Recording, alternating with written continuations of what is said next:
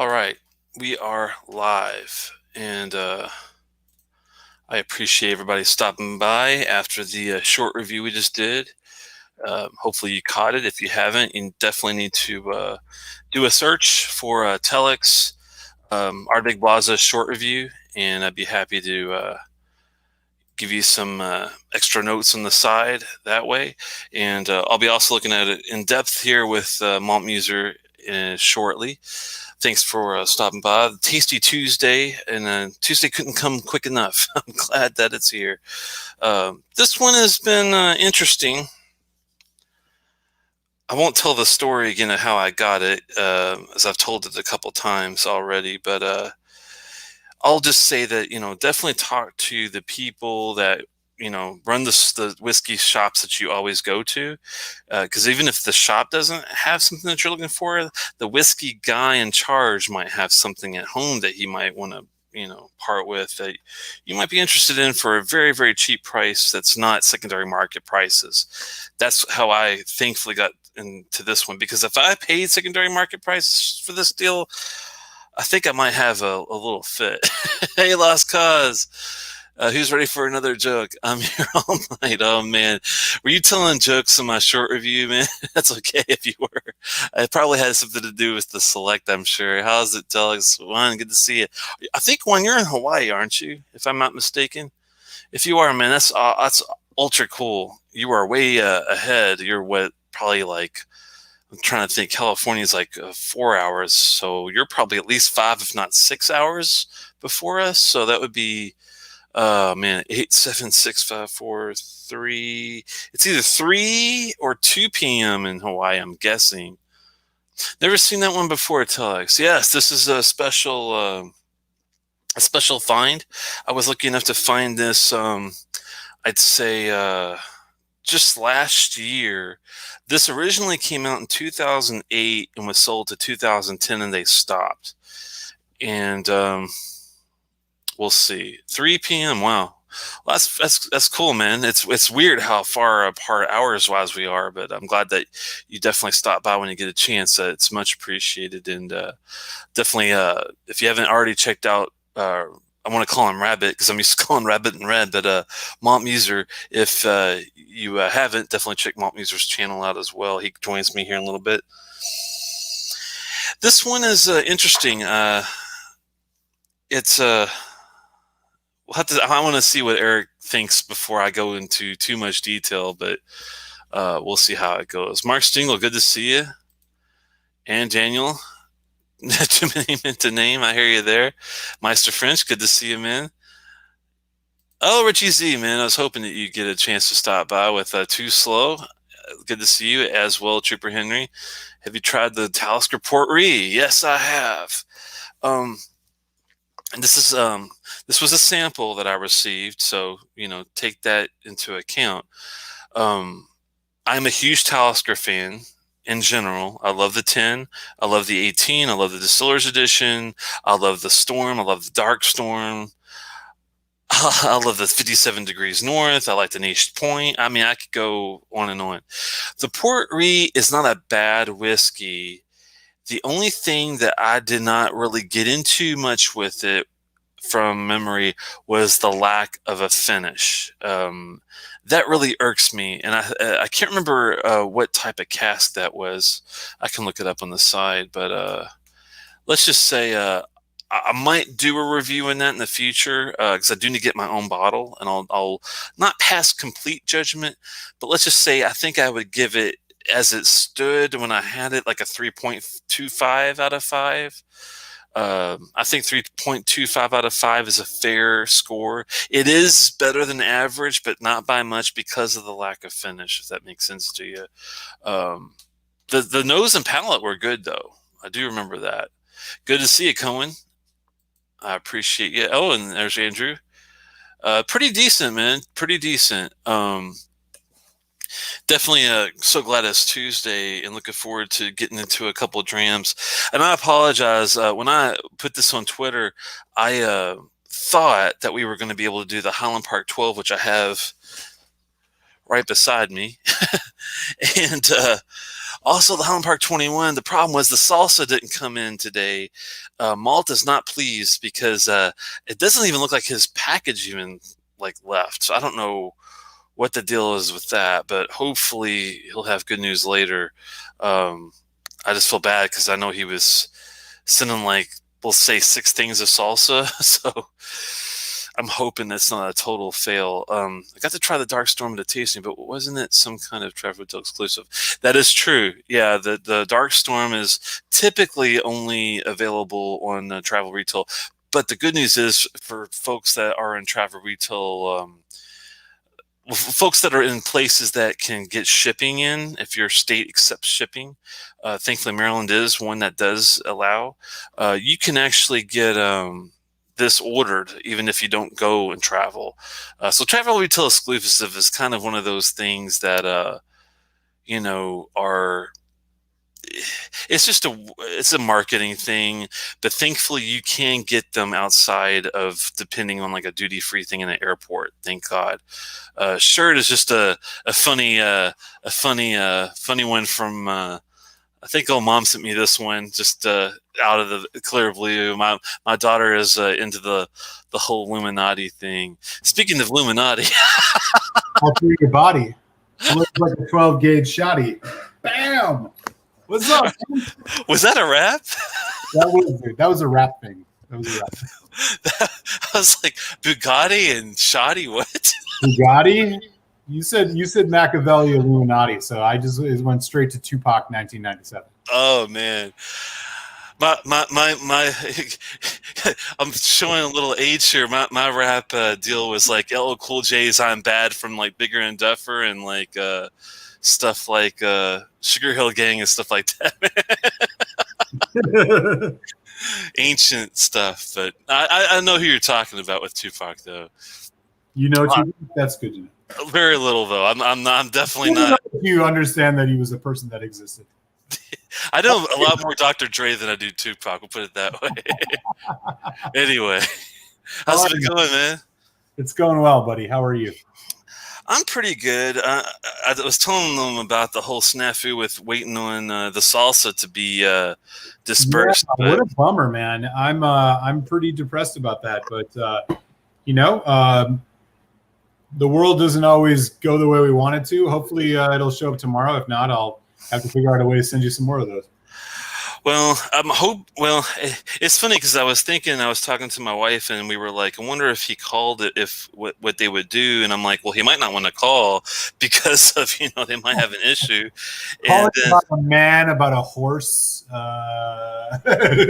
Yeah, it's like, how do you get them to look for something without? But I think they would just, look in their records and try to figure out what happened. Yeah, it's weird, man. It's really weird. I use a drop-off site, and so the first time it was no hitches, and so this is a little bit unexpected. But we'll roll with the punches, my friend. There's no shortage of good spirits to drink, and we got 2 interesting ones to share tastings on tonight. And as I was telling everybody in the chat, on the happy hour,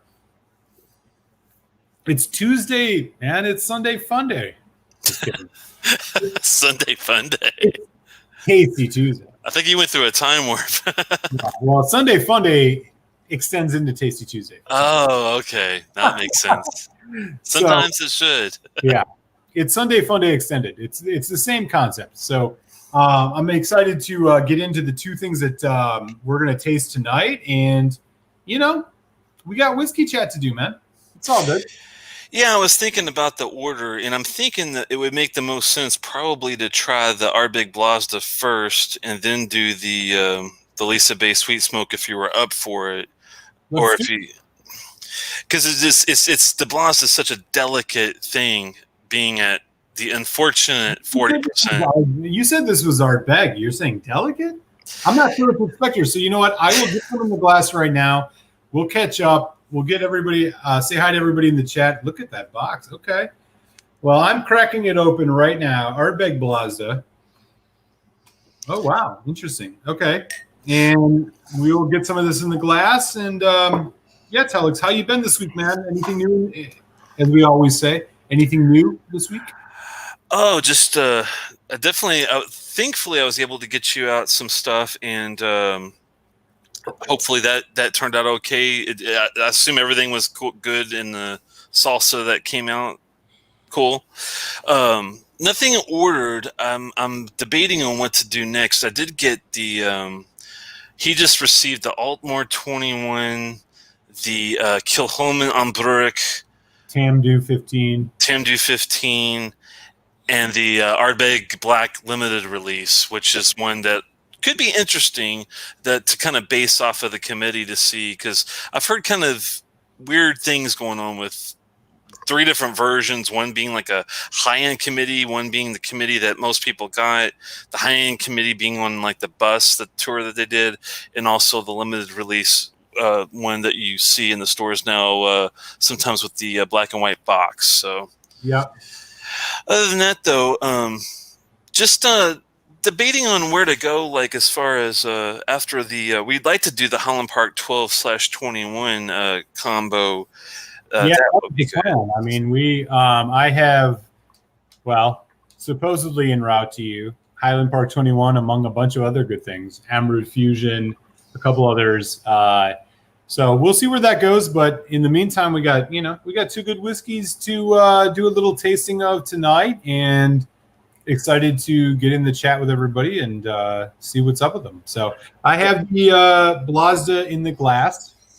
So whenever you want to kick that off, you just let me know, my friend. I'm gonna have you go because I don't want to. What's the word for it? Influence your tasting. I just did the little short review before we went on, so I'm gonna let you go first, and then I'll give kind of a. We'll do like a nose, and then I'll do a nose. You do a Yeah, palate. I totally. do a palate. Yeah.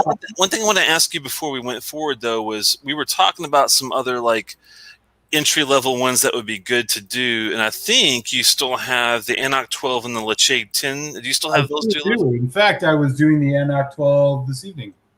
Gotcha. Okay. Have Yeah. you already done a recent review on that one? I have not done a full review, so Okay, good. we can definitely do that. We can definitely do Lecheg 10. All right. I'll put those on my radar for the next, for my little side pickup that I do and see if I can, Side hustle? say again? It's called a side hustle. Yeah, the side hustle. And, try to see if I can snag at least one, if not both of those. That way we can combine them with all the really good stuff that we've got floating on the side. That'll be kind of a nice comparison, I guess the word I'm looking for there. Yeah, that sounds good. Before we get into this Blasda nosing and Oh tasting, yeah, let me give you a little background on that. will you give our good friends a little background on this? Yeah, basically this is Ardbeg we know is a greatest Isla distillery. They're known for their peated offerings typically, not so much their low to unpeated. And the only time they've ever done an unpeated whiskey that I could trace is one called Kildalton. I'm not talking about the Kildalton from 2000. I think it was 14. I'm talking about the one all the way back to 1980. There was a Kildalton release that was an unpeated Ardbeg. It's kind of like one of those unicorn bottles that I would give my left testicle to taste, but I'll never probably find it. Anyway, I'll so be interested to hear in the chat where everybody was in 1980. I was 5. I was watching hopefully Star Wars in the theater or something. Yes, you were. You were. Yeah. Let's just say you were. But this is interesting because it's not only is it a lower P, this is like an 8 ppm versus Ardbeg's typical is 55 ppm. So we're talking a huge difference when it comes to 55 to 50 is Lefroy. I'm sorry, Ardbeg. 45 to 50 is usually Lefroy. This one's only like an 8 ppm, and it's only 40% ABV, which is kind of frightening to me. 40% ABV. What do you know what the aging is on it? Is it all ex bourbon or? Well, that's what they don't really tell you a whole lot, other than they do tell you it's X. It's not X. It's just a flat sherry hogshead deal. It's not like it doesn't say anything about a certain amount of years. It's NAS, unfortunately, but they do tell you the sherry hogshead. Sherry hogsheads. Okay. Well, there you go. That is the tail of the tape on the Ardbeg Blasda. And Let's dive in. this was released in 2008 and was only available for 2 years, 2008 to 2010. There was 18,000 bottles on release. Sharp, floral, Oh yeah, perfumey. Wow. isn't it so different than like your typical Ardbeg 10 or Ardbeg anything? Wow. Okay. I'll tell you, for the folks in the chat, this is an Ardbeg like I've never nosed before. It is sweet, almost like Smarties candy, if you know what those are. Confectionery. Oh yeah. Not much smoke at all. It is very, very sweet. It is floral. We're talking like a fresh bouquet of random flowers. There's a little bit of, ooh, wow. Okay. There's a little bit of vanilla. There's a little bit of almost like marzipan and a lot of just menthol. Yeah. You pretty much nailed it, man. You pretty much nailed it, the nose. The only thing I might add, if anything at all, and it's very little, is maybe a little malt and a little pencil shaving. But other than that, it's like pencil shavings. That's interesting. You nailed it, I think, pretty much across the board. It's very assertive and very sharp, despite, you said 40% ABV? Yeah. Incredibly floral. This is one of the most floral whiskeys I've ever nosed. Huh. And like slight vanilla, slight chalkiness. Yeah. Okay. It's like Smarties candy. You know what I'm talking about? That it's like the combination of tart and like sweet fruit. All right, I'm gonna give this a taste. Okay, my first notes honestly were confectionery sugar. So you nailed it with the Smarties.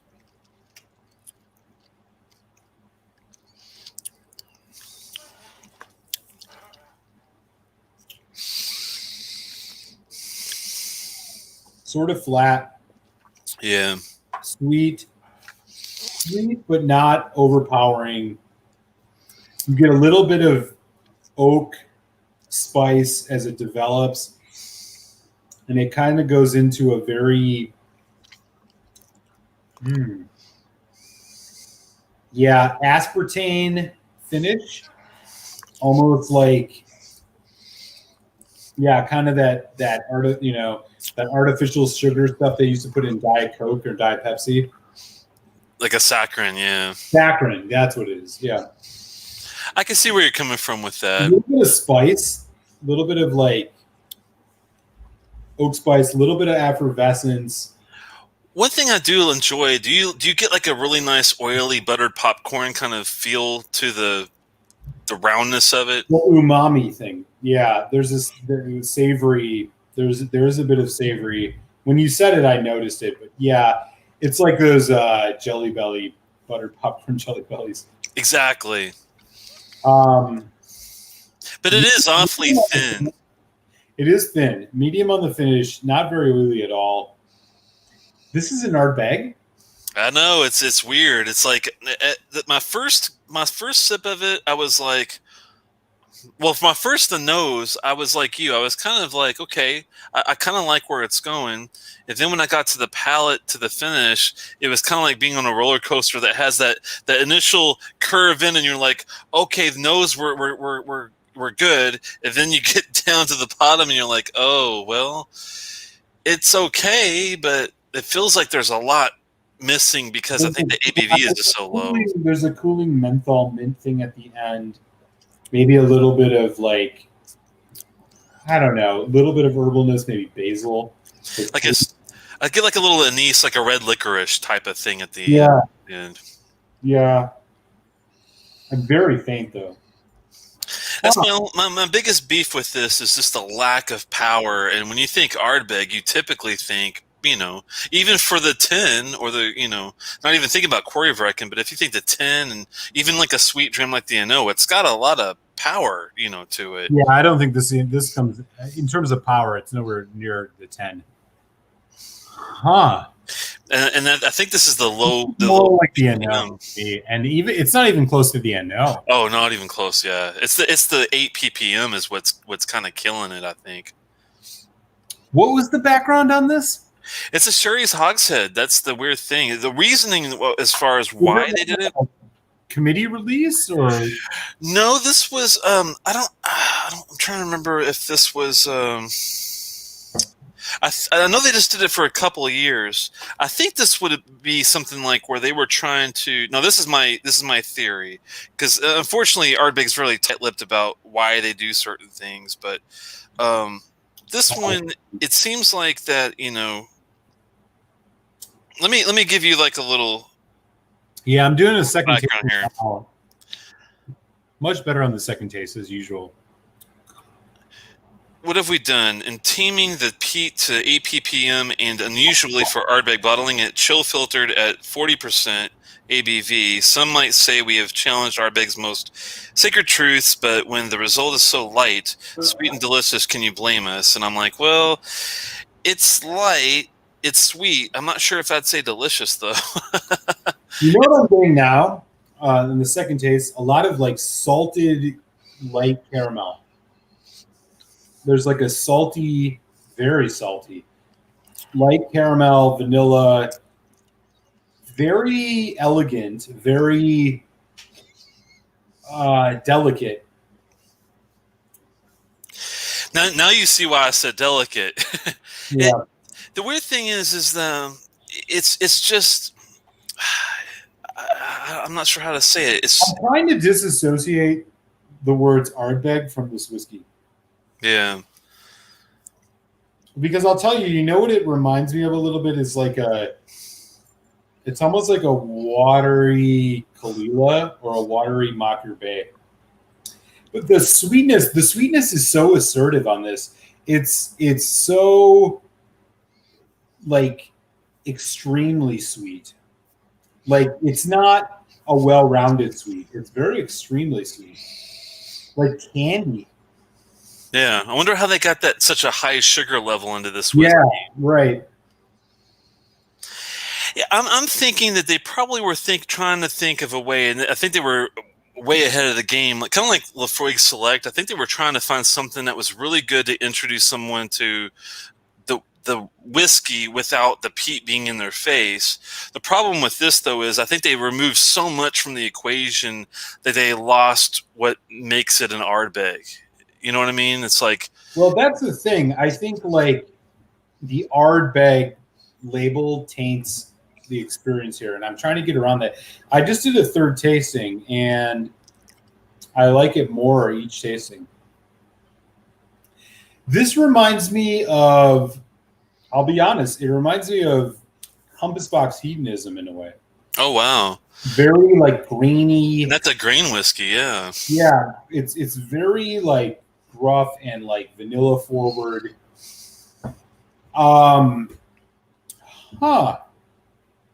This is interesting. Yeah, the saccharin, you said saccharin earlier, and that's what I mean, like that fake sugar is hanging on a bit at the end here. This is not a whiskey to be judged on first tasting, no doubt. And nor should any whiskey really, but this one especially. It's like cotton candy a little bit. Yeah, it does have a little marshmallowy. You're right. The more you get into it, it is complex for what it is. Even though it's a young NAS whiskey, wow, it's got a lot of complexity to it. I'm surprised at how they get that out of such a weak whiskey, being 40%. You know what I mean? Must be a good Sherry's Hogshead cask, I guess. I don't get much fruit sherry notes at all. I mean, it's white apple. Doesn't this taste like an ex-bourbon cask to you, basically? Oh yeah, that's what I thought too. And I looked it up again just to make sure. It doesn't have quite enough to be ex-bourbon. I would say yes. It's like ex-bourbon in a Wild Turkey way, where like Wild Turkey has that kind of that kind of cherry cotton candy note. I get a lot of that from this. This is, it's like powdered sugar. Mm-hmm. It's definitely to me closer to the ex bourbon than it is a sherry like influenced whiskey.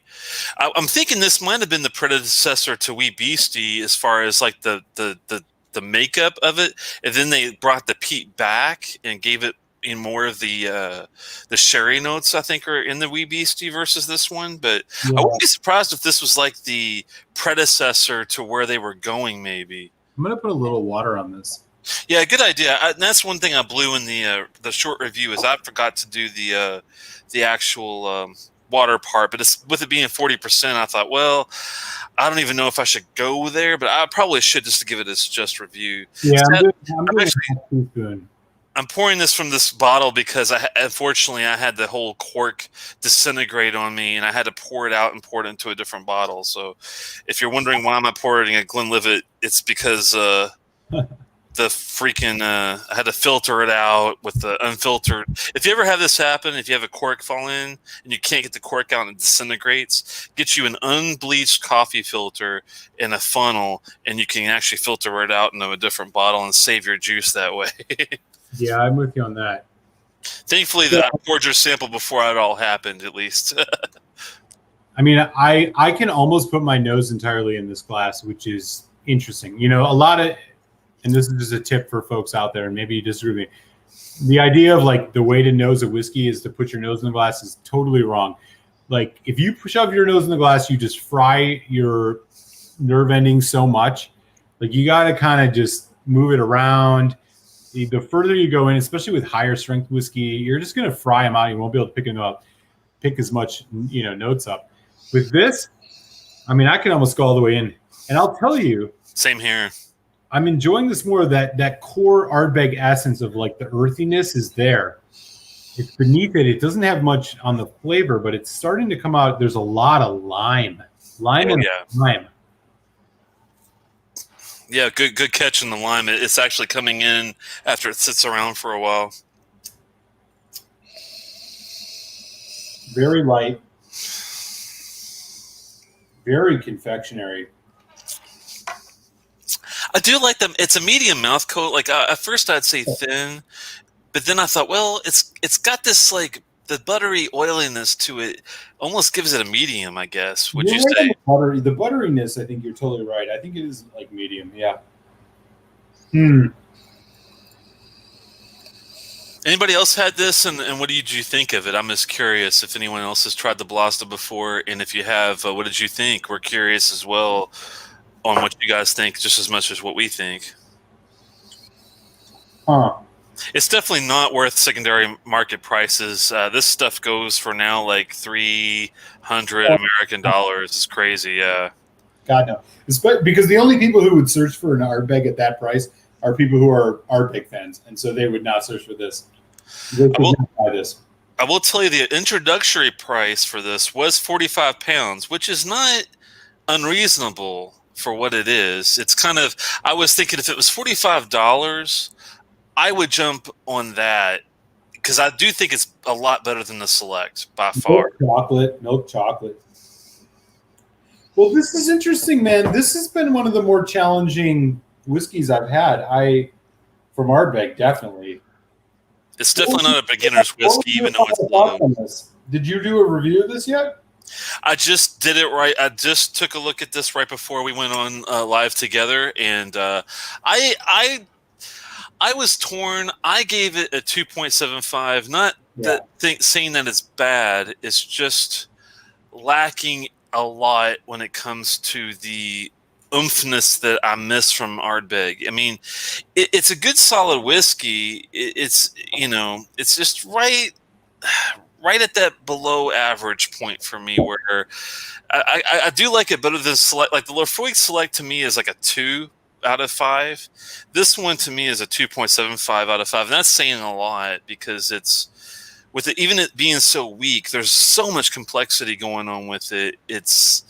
It kind of makes up for it a bit, but it's hard to give it a high score because if I had my choice between drinking this or even the Ano or the 10 or the Korivrekan, the Ugadal, you name it, I would go for something else. You know what I mean? That's where I kind of thought, well, I'm going to have to probably give this something like a 2.75. What'd you think about that? Yeah, I have to admit, the first taste I was expecting an Ardbeg, and what I got was something much more refined and essential. In that, I think this is like an Ardbeg spirit. Like, to me, this is like an Ardbeg without peat smoke. I think this in a blind tasting would fare okay with other whiskeys comparable, specifically like Sauternes cask whiskeys. Oh, yeah. Go really well in a flight of Sauternes cask. How would you put this up against the Glenmorangie 10? I think the Glenmorangie 10 is kind of a really comparable whiskey. Yeah, I think this is better. I think it's way creamier. Yeah. In my tasting, like our Glenmorangie 10 is good, but it is what it is.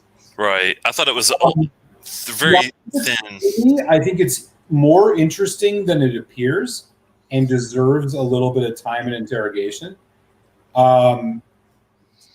If you separate out what you expect as somebody like me from an Ardbeg, from what this is, I think you could be pleasantly surprised.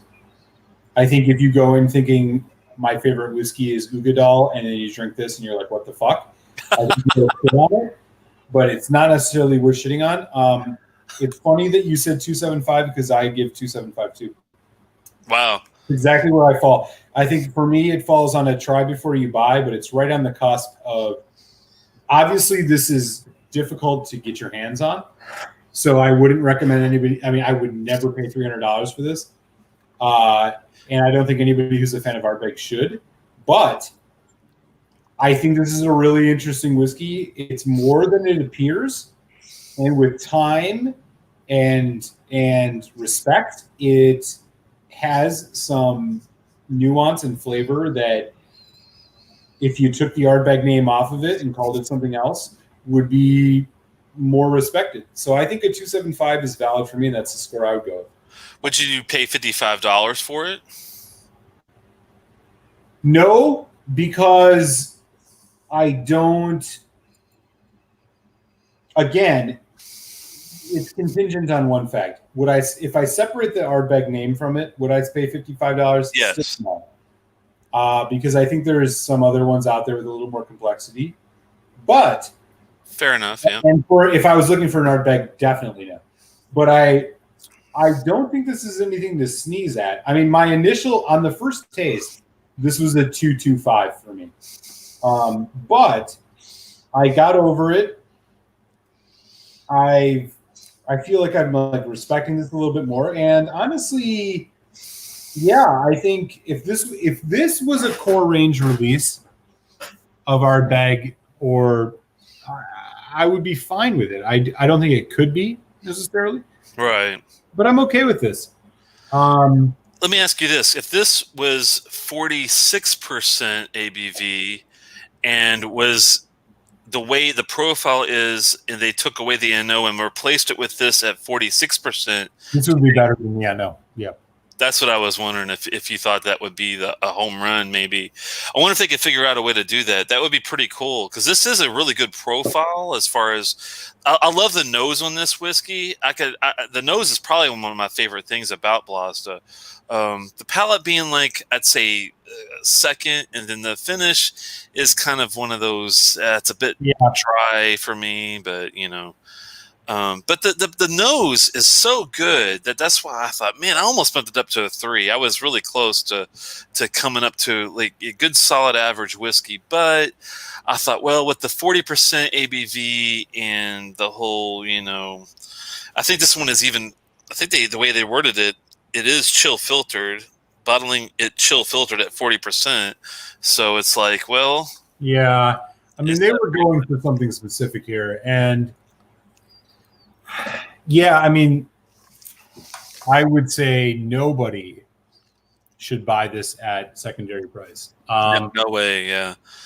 I'm thinking if you found it for like $50 American, it would be worth your. It would definitely be worth just giving it a try. I think at $50. Yeah, if you can disassociate it from Ardbeg, like if this and this is what I was alluding to earlier, Telex. If this was poured blind for me, I would have thought this was Glenmorangie Cadboll Estate with a little bit of sharp smoke.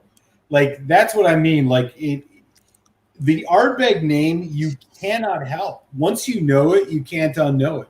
And once you know that it's Ardbeg, you have a thought in mind, which taints your thoughts. This is a really challenging whiskey for a whiskey reviewer because of that reason. But I think it's decent on its own. I just don't think this is something that certainly it's not anything that any peat head should be chasing. But I also think it's, unless you are a diehard Ardbeg fan and you just want to have the Ardbeg, you can buy it. Otherwise, I mean, it's fine. But I mean, this doesn't hold it. I mean, if we're talking strictly about what you expect from an Ardbeg whiskey, Ardbeg 10 destroys this any day of the week. Well, I don't know if I go that crazy. I'll go that far.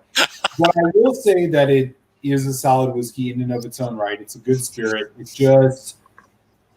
It doesn't. Its intentionalism almost like gets in the way of like what is a good spirit. Like they could have bottled this at 46%, and it would have been really something. It would have been like a freaking creamsicle. That's true. It definitely does have that creamsicle-esque nature. It's funny that you and I aligned so quick, like on the score. I was thinking 275 even before you said it, which is hilarious. But yeah, I'm a 275 on this, and that's with cost. I mean, well, with cost, I maybe would go to 2.5, but I wouldn't.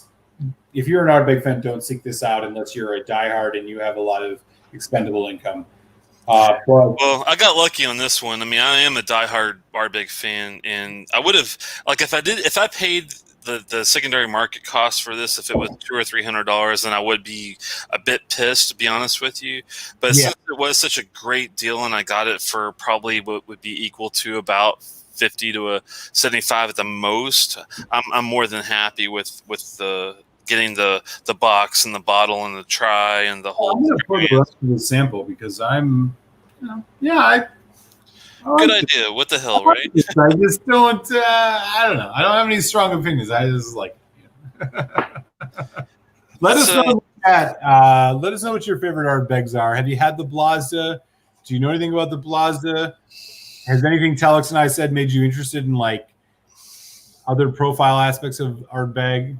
Let us know in the chat. Yeah, I'm trying to figure out. I mean, it's a limited release, 18,000 bottles. I mean, which 18,000 is a lot. So you should be able to find it. You would think pretty. I mean, I guess it's 10 years ago is the reason why it might be so hard to get. But with each sip, man, it really does. Yeah. Water to this. Don't add water to it because I never did give it its just due with that. Did you get anything from the water at all? No. You just ruined the palate, which is actually the saving grace of this whiskey. So I thought about adding just one drop to see if I can get like one minuscule. I didn't even get a shake off that one. Let's see if we can get a little bit of a drop on that and see if we can get anything different out of it, just for giggles. Because you never know, even with the 40% water on it, it was more lime.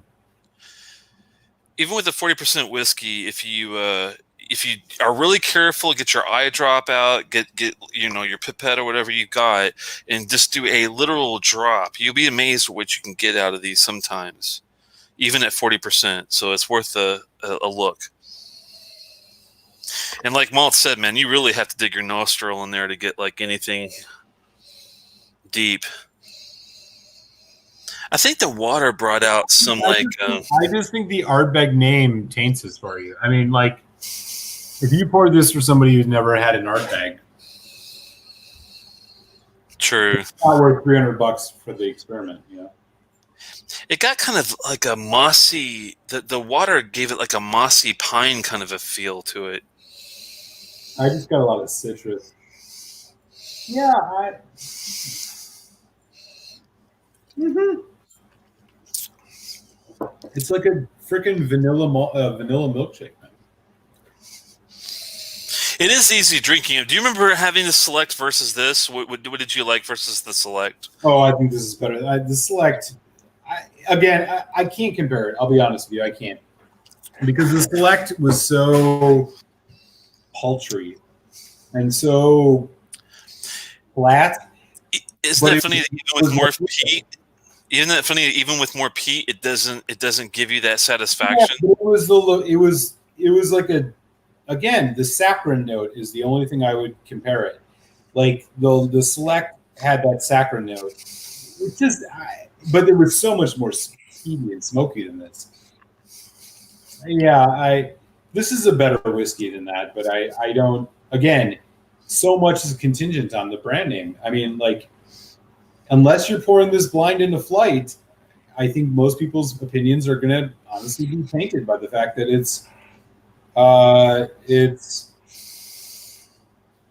well. You know what else? You know what I should do? I should probably send this out as like a blind sample to a couple people and just see what the reaction is, and see. Yeah, that's a good idea. This is a classic blind sample whiskey because I think it's better than it is, which is why I gave it 2.75.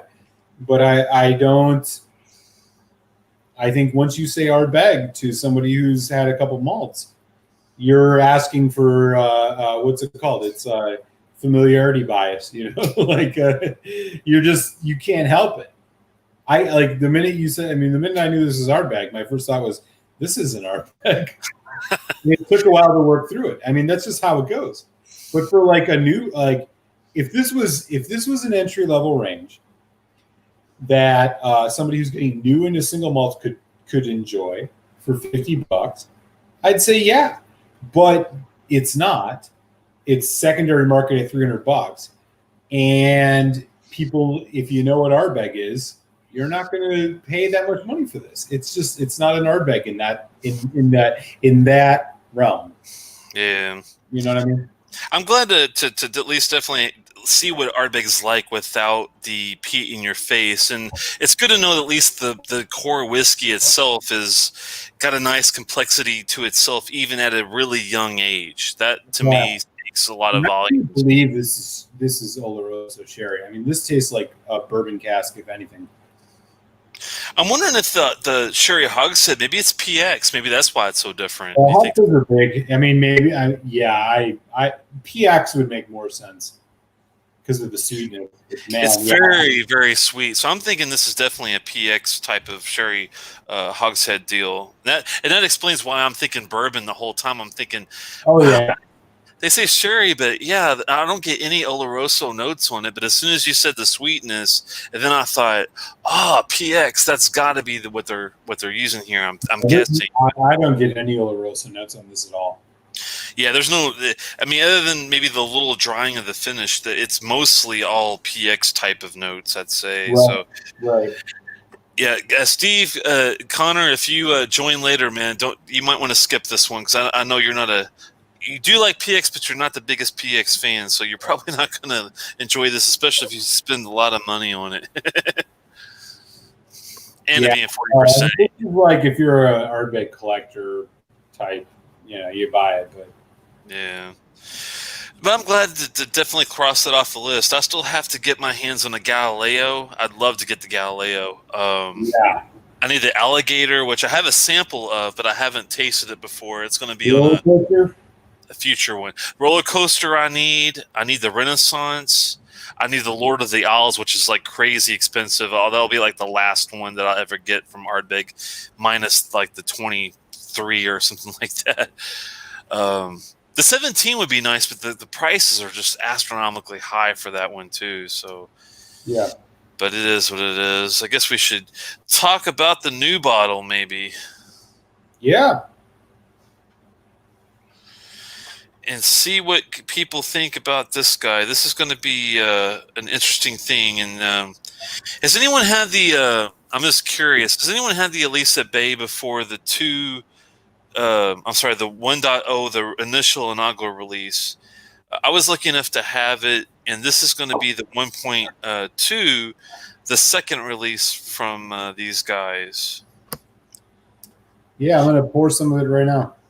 And if you've had it before, what did you think of it? I liked the inaugural release a lot, so I think that it's going to be interesting at least to check it out and see what they're doing, because I did like the first one, and it was without the smoke. So I'm interested to see what they are able to do with the smoke aspect of the whiskey. Hey, Silver Luck, good to see you, man. I love that avatar, by the way, too. The supernova. It's one of our Yeah. favorites. I'll be right back, man. Sure, no problem. The supernova was a great one. I like that Stella release was awesome. I need to get my hands just on a sample of the 2015 and the new one to see how it compares. It's probably very similar, so I'm not going to like spend a boatload of money on trying to get it, but that should be interesting. I've handed and I've still never seen a Wrongrow nor a Hazelburn person in slide. Wow. Where are you at, Daniel? If you go to, I mean, it might be hard to find a specialty store in the state you're in, but if you go to like a special, like the best, the store that has the best Scotch selection, you usually can at least see a Hazelburn or a Longrow, and even sometimes both. Thankfully, we have it here in, we do have it, that in Maryland, but not so much maybe in other states. What state are you in? Hey, good to see you, Dustin. Steve loves PX. If it's 25 years old, yeah, this is far from 25 years old. This is, I'd say 5 to 6 years old, if I'm guessing. And but the taste is good. It is a good whiskey as far as what it is, but it is one of those niche 40%. Here's what we taste like without all the hoopla. And I think the core stuff by itself at 40% is actually tasty, like Malt was saying. But it's just a shame these secondary market prices are so crazy, because I'd love people to try it to see what they think. But I mean, who's going to want to spend that kind of crazy money on it? It just doesn't make sense, really. Oh, Louisiana, East Texas, yeah. Most of the stores have a problem getting Springbank, and I'm lucky when that happens. They must have a shitty distribution inside the internal Americas, because I've had some really good stuff from California from Springbank, as well as the East Coast, Longrow, Hazelburn, you name it. So it sounds like they're not being well represented in the middle of the country. So maybe write to their distillery and say, hey, I'm a big fan of what I've had by you guys. Unfortunately, I can't get my hands on any of it, and therefore, could you boost your distribution in the middle of the country? That would be awesome. Haven't tried it. The sherry finished Longrow. I've heard good things about it, though. Yeah, Longrow's no joke. I've only had Lisa Bay samples from a couple Master Malt's advent calendars. Looking back at my notes, they were good in the top 10 out of 24 samples in the set, the 2 times I've tried it. Good to know. I remember when Ardbeg was making these young and too young, and now those would be their old bottles. Yeah, they had the very young, the still young, the too young, the almost there, and finally to close it out was the Renaissance. And that's when, if you're a fan of like the Lagavulin 8, if you like a nice, just peated in your face basic whiskey, I bet you that Ardbeg Renaissance would be worth it. Have you tried that, Dustin? If you haven't, you should probably, give it a little look to see. I'm thinking, oops, let me add Malt back here. Sorry, I'm getting my bearings back. You're good. I was talking about we were chatting about the the old ones where you go.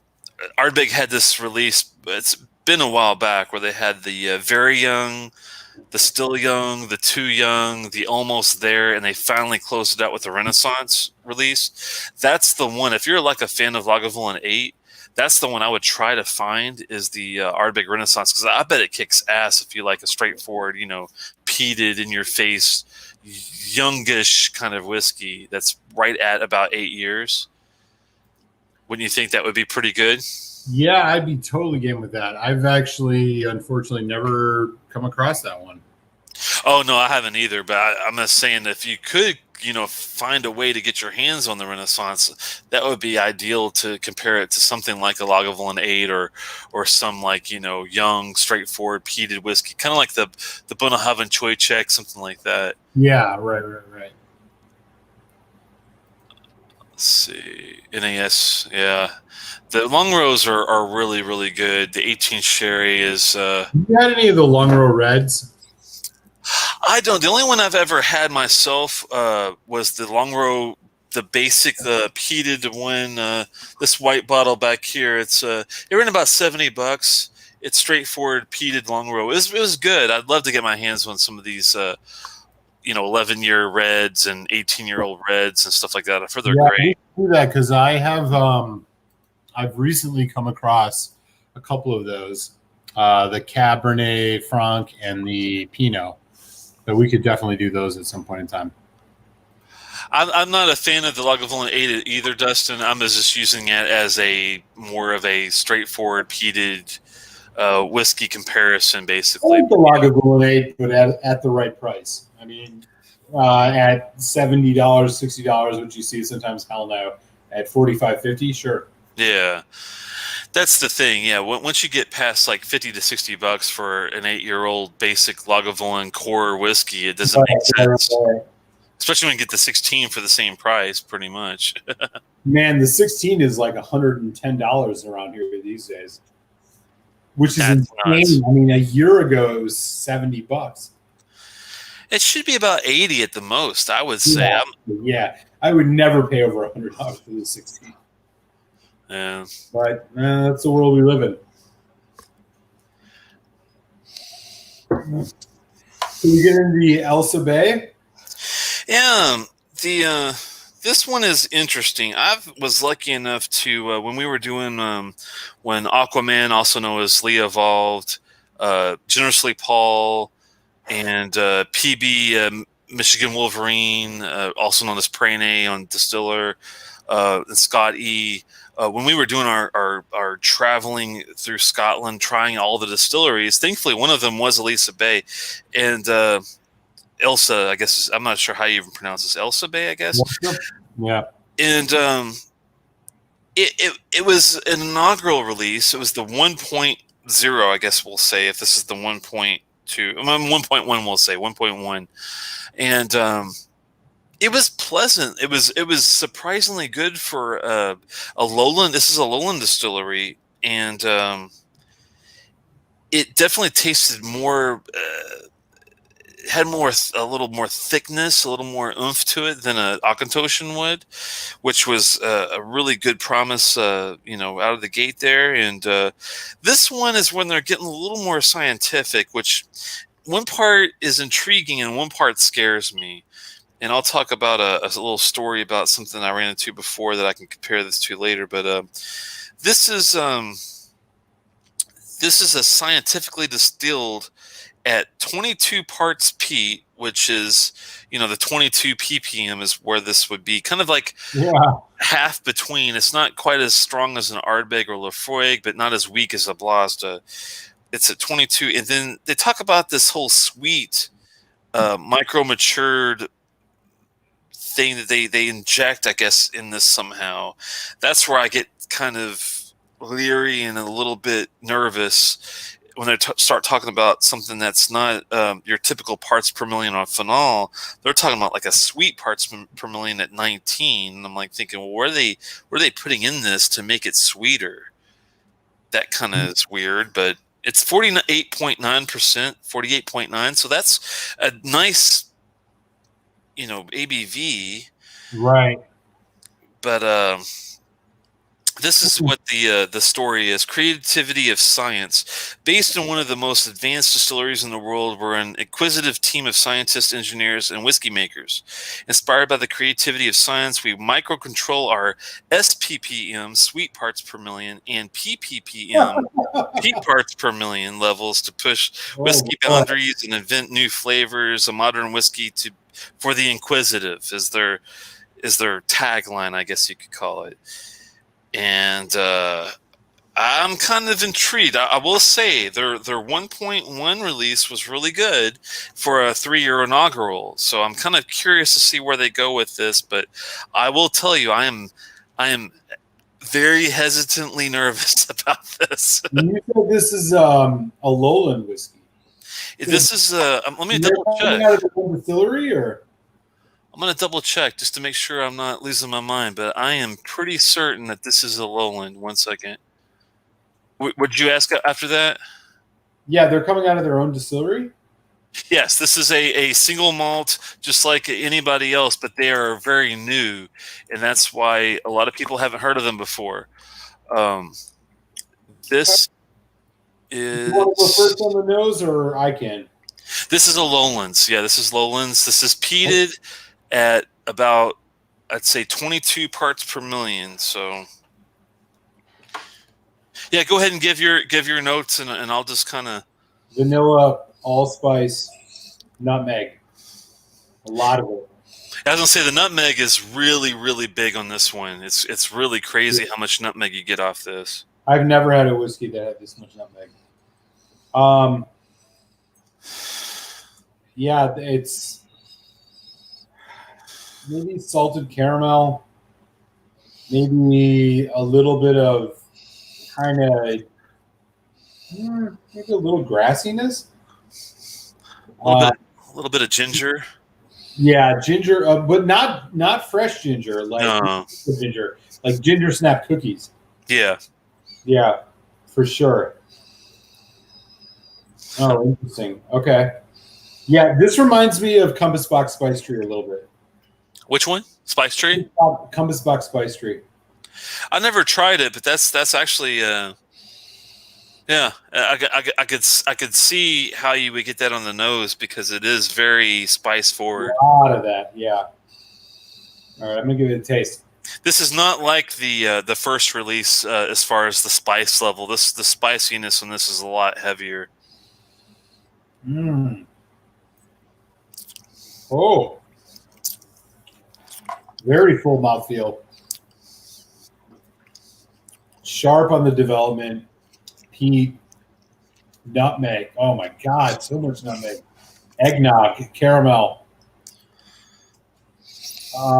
cinnamon. So baking spice. Medium, short, medium on the finish.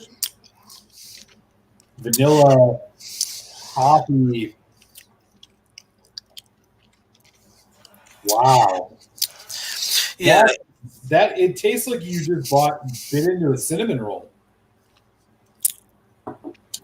This reminds me a lot of if you ever had the Glenmorangie 2 sale, it's got kind of no.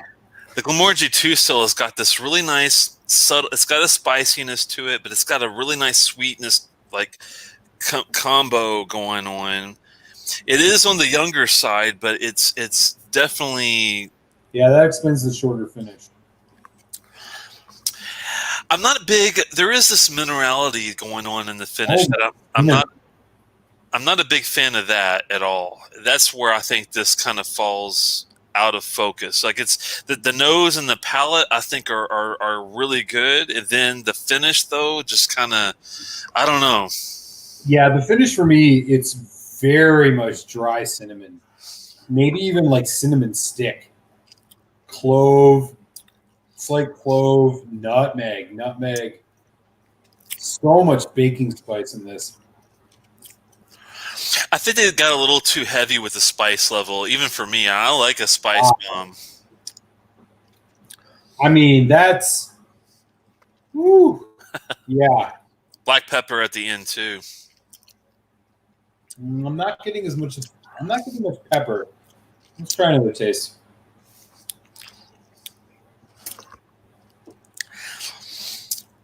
It's it's funny. It's like I'm trying to remember back on the inaugural how different this is, and it's similar, but the spice level. I don't even remember there being even a spice level. So I'm wondering this whole like sweet thing they're adding, if it has something to do with adding like something that has to do with spice to it, because this wasn't there before. It's full body, but it's short.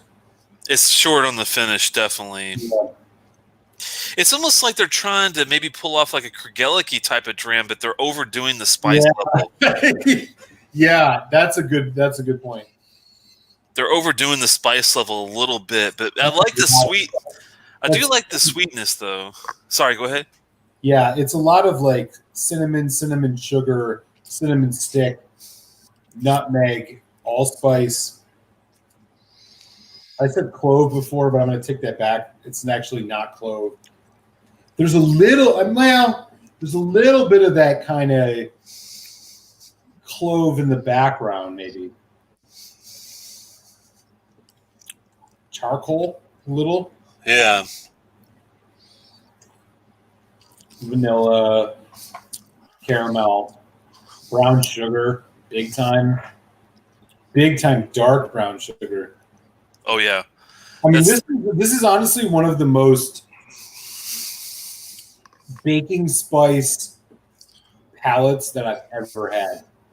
And I mean that in terms of something very specific. Cinnamon, brown sugar, nutmeg. Yeah. Huge. If they had a way to get more of a creaminess that would give it more of like an eggnog kind of feel to it, I think it would be. That's what it's missing. It's missing some sort of like creaminess, like lighter. It's almost like a liqueur. It's almost like here's your eggnog liqueur. Like put this in your eggnog and it will give you all the spices you want. I bet you this would be damn good in an eggnog. I wish I had some to try it with. I can almost taste the like grainy, chalky cinnamonness on this in my mouth. Wow. Huh. Gingerbread. I'm a fan of the sweetness, but the spice level is so intense. That's where I'm kind of like, wow. I appreciate what they were trying to do, and they almost got it, but they just overspiced it just a tad to me. And that finish, it definitely needs like a better base to give that finish some length. It doesn't have the length that it needs. Yeah. It's not a bad taste, though. I mean, I do like the taste of it. It's just something's just missing in a couple ways. Yeah, I'm with you on that. I think this is really good with a little bit more age.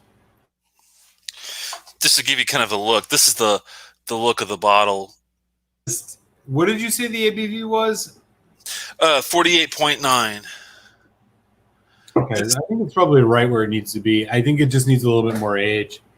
This is the look of the bottle. It's interesting. I can see what they're trying to do. I'm wondering if they're almost overdoing the whole we're scientists and engineers, and that. I mean, in some aspects that's kind of cool, for us geeky tech kind of people. But there needs to be some sort of like natural progression to whiskey. It's more of we want it to be more natural, not so processed and overly engineered. You know what I mean? Yeah, no, I hear you. It's kind of like this tough balance you got to find. I'm all for using tools and making the whiskey as best as you can. I don't know if I would market it that way, though. That's where I'm kind of like, well, it's almost like overplaying your hand. It's like saying I've got like a whole, I've got 4 7s here, but I really only have 3. Yeah, I generally agree. I think my general vibe, if I was going to put a score on this, is in that. I mean, honestly, and we said this about the Alisa Bay, I think this is a 2.75. I think there's a lot of promise here. I just think a little bit more age, a bit more balance. maybe 2.5. Yeah, 2.5. I was, you just stole my thunder. I swear to God, and you said 2.75. I thought, well, This is like a damn cinnamon roll. I was like, I was thinking, I agree with him, but the mineral finish is what kind of, there's this like menthol minerality weirdness going on after it. Like menthol, but I know what you're saying about the minerality. There's something about, I guess it's the youth of it, and this will hopefully dissipate over time. I think Elsa, I should say, Elsa Bay has a good core juice, and I wish to God you got to try the 1.1 before this guy, because I think you would have liked it more. I like the 1.1 more, to be honest with you guys. This one to me is a 2.5 out of 5 because of the 1.1 to me was like a really great 3-year release. This is like probably like a 4-year release, and I think they just got a little too heavy-handed with the spice level. I mean, I'm gonna try.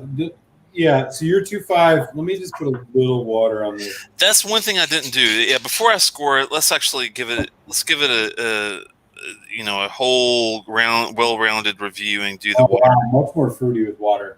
I apologize for jumping the gun again on that one. I have a bad habit of doing that lately. Apple cinnamon. This might be really, really good with water too, because it is 48 point.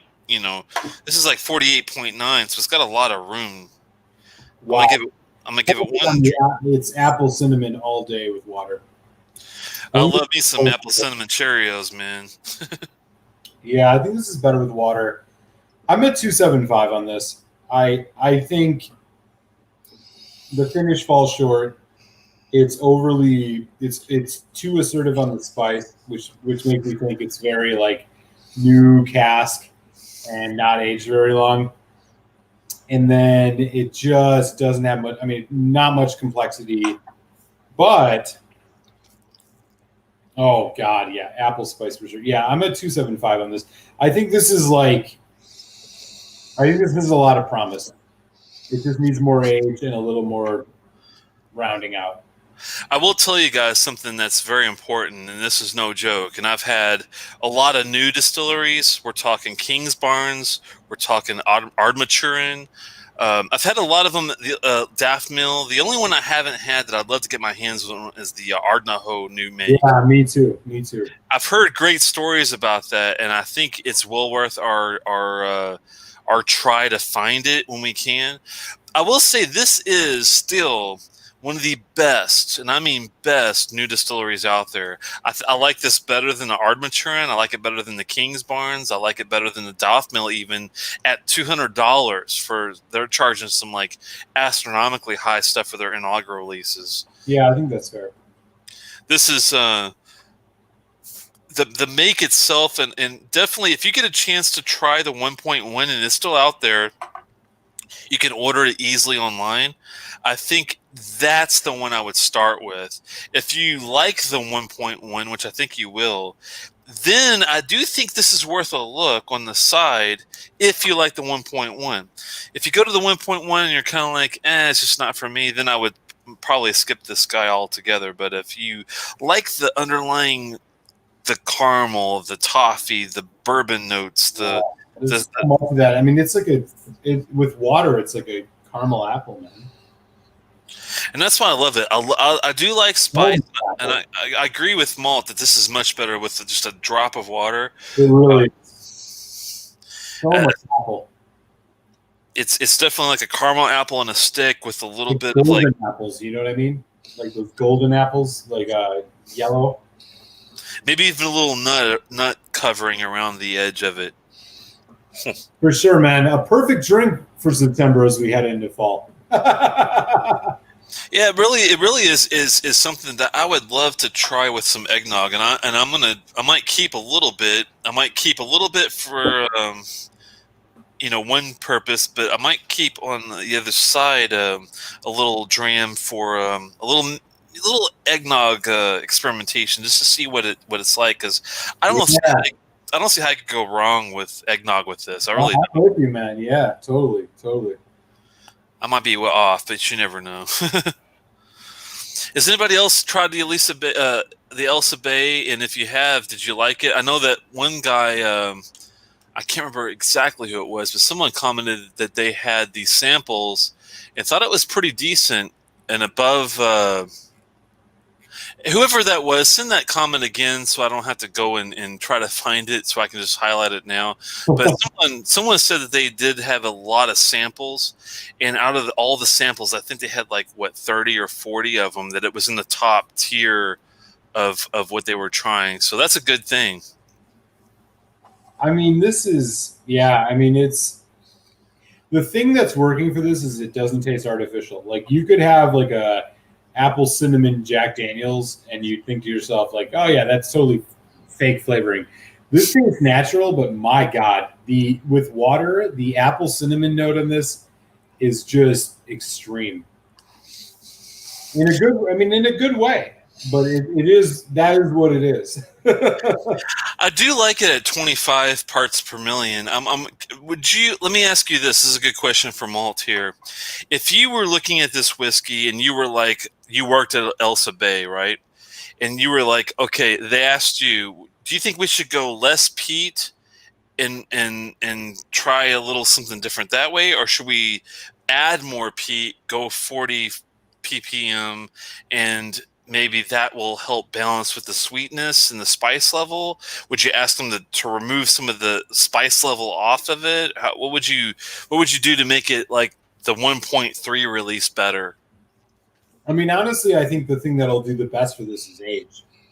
Um, Peat level, like I don't detect a lot of it. It's there. There's a little effervescence. I honestly think just a couple years. To be honest with you, just to like round this out a little bit and see what else we're working with. Like this is very young and assertive. It's good it's good in the sense of that apple cinnamon note. Like it's very strong and profound, but like it just needs a I think it just needs a bit more time to rest, honestly. So I'm kind of falling right in the middle there, man. You Maybe, think it's just time, basically? yeah. I mean, if time isn't an option, I would, I would probably go with a little more peat and a little less on the spice. You know, like I'd probably up the peat a little bit, maybe just to like try to like. I think that's the only thing that can round this out. I agree with you. For me, I would probably add a little peat, but I would keep the spice level because I actually do enjoy it. But that's Yeah. if you do add a drop of water. For the people that don't like to add anything to their whiskey at all whatsoever, and there's people like that out there, then I would say, yeah, I might just add a little peat and take away some spice. But for the people that don't mind adding a little drop to it, Yeah. and, I would probably keep the spice level and add a little peat. And I think you're right. I think you're dead on. And that's the funny thing about Elsa Bay is I think, and mark my words, and you can take this to the bank. I guarantee you, in by the time these guys have like a 10-year-old release, which we're still talking 5 years, unfortunately, I think this will be the next big distillery out there. I think it's going to be one of the big players. You heard it here first, y'all. I think that Elsa Bay is going to kick the shit out of Kingsbarns, Ardmaturin, but the one that's going to be the big one, I think, to watch is Ardnaho. Is going to be the Big Daddy Kane, I think. Right, yeah, I mean the Jimmy Kewen stuff. Yeah, definitely. Ardnaho is just sounds, even just based off the reviews off the new make I've heard, is like, wow, that sounds really damn good. And they're in the best place you could be to do new whiskey, that's for sure. Yeah, I mean you have one of the best in the biz working that place. Oh man, I do love the caramel and apple notes on this. I could nose this all day. So much, man. It's like candy.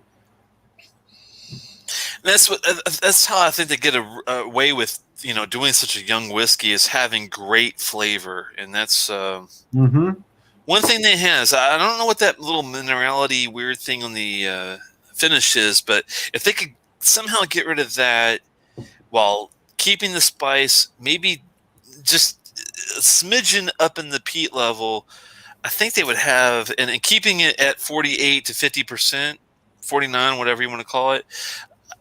I think they've got something really good coming. Yeah, I'm with you on that. I think this is a good start. Have you had the Armaturin or the King's Barnes at all by I chance? have not. No, I have not. And that's a sad thing. Like it's basic, 2.5 out of 5 whiskey. This is the one I agree is with the water and oh man, it gets sweeter and sweeter the more I nose it. I'm thinking 2.75 too. Really, it's crazy. Yeah, I'm right there with you, man. I mean, like I think I'm solid on 2.5, but I think just because of the candy-ish nature of it and the youth, but I think, yeah, I think wait until there's a 10-year-old of this. Oh man, a 10 or a 15. I mean, a 15-year-old of this dude is going to be fucking righteous. Yeah, for real. For real. Let us know in the chat if you've had this before or if you're interested in it all. We'd love to hear from you. If anyone's had any recent, oh, here we go. Start out for being something different and interesting. We'll pick a bottle someday. Yeah, he was the one that had the samples. It was a Christmas Advent calendar for Malt, which I wish they still shipped to the United States. It really still pisses me off to this day that they don't. Right? I used to get. That's where I got my Uncle Moore from. I think was Master Malt. Come to think of it, and the bastards like cut us off, man. I don't get it because there are states here in America that will accept shipping. I don't understand why this is such a big deal to some of these people, but Yeah. Look who's late to the show. On there. What's up, buddy? Oh, Steven, man. Yeah, it's probably wasn't the ideal show for him, but I think he would. I think if you did give him a 15-year-old version of this, I think he would definitely like the fact that I don't think this is chill filtered or colored by any means either. Let me see if they talk about that at all.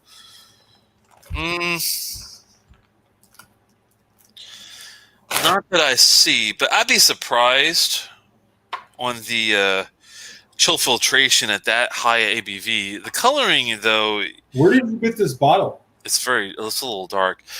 Oh, man, where did I get this one? This has been a while back. Let me look and see if I can give you a quick. Going back in the archives. Yeah, I have to go back in the time machine to do a little look to see. This was a Whiskey World. Telex and Malt's Bogus Adventure. Yeah, this is a Whiskey World, I think, grab. It was 45 pounds. At 45 pounds, I think it's, it's reasonable. I don't think it's out of shape for that. $55, something like that. Yeah. It's, it's one of those. I mean, great to try. It's definitely one of the better the new try. If you're interested in thinking, okay, what does a new whiskey taste like? That's from a new distillery that's just getting their feet wet. That's just getting out of the gate versus like all the ones I mentioned. That's one of the ones I think to put your eye on because I think they are going to be something big here in the next, I'd say 5 to 6 years. I think you're going to start seeing more from them. I could see that too, totally. Huh. You thought they shipped to PA? You might be surprised. Take a look and see if they don't.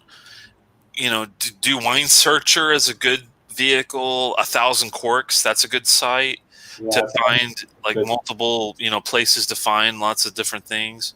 California is a great place to get whiskey shipped from because they are the first to get a lot of offerings.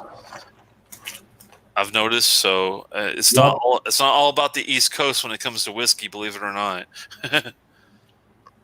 Have you seen that before? Have you found I've found Lafroigs that I can never find on the East Coast that I could easily find on the West Coast? Yep, same here.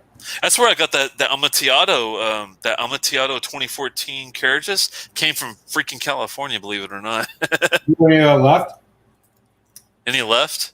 Yeah. I wish, man. I brought. That's the one I brought to when I went to the DC Whiskey Fest Expo with Lee Evolved, also known as Aquaman. Yeah, I remember that. I was supposed to come with you guys. And Generous Paul. That's the one I brought, man. You could have had a whole big huff plume of that stuff, man. Yeah. Oh, I messed up. I bet you won't. I bet you won't not come to the next little get together. I'm only 3 hours up the road now. Guess what? Also, we had besides that one that I brought, we had the Macallan Fine Oak 21. We Oh, had we had the Black you're Arts 4. killing me, Smiles. You're killing me. The Black Arts Bloccolotti 4.1, and we had the Macallan Oh, Birdcats God. Black. The Brook Lottery 4.1, man. God damn. We had the Glendronach 8 Highland, which is a really great 8-year-old Glendronach. If you've never had it before, it's worth seeking out. I would even pay $100 for that damn 8-year-old. Is that more than the Allard, like above and beyond the Allardyce?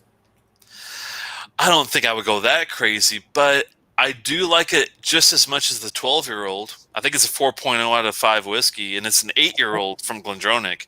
It's called the Highland. It's really good. 18.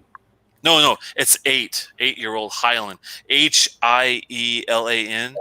It's very, very, very, very, very good. It's that's the one that Lee Evolve brought, Mr. Aquaman, and it's like having a Danish pecan roll, like one of those big rolls in a glass. Man, it's that good. It's pastry and strudel and freaking apples and pecans and cashews. I mean, it goes on for days, and it's a freaking it's the best 8-year-old whiskey I've ever had, period, across the board. Any distillery, it beats the shit out of the Lagavulin 8 by far. And it was very limited. Unfortunately, you cannot find it easily anymore, but I would say it's worth, a lookup if you can find it. I've tried to find my own bottle of the Highland. Unfortunately, I cannot find it anywhere. It's sad. But a couple bottles. Speaking of Glendronach, I have a couple bottles of the Glendronach Allardyce that are, because of the stunted age thing, that are 24-year-olds. Ooh. Yeah. We should get into that one of these days.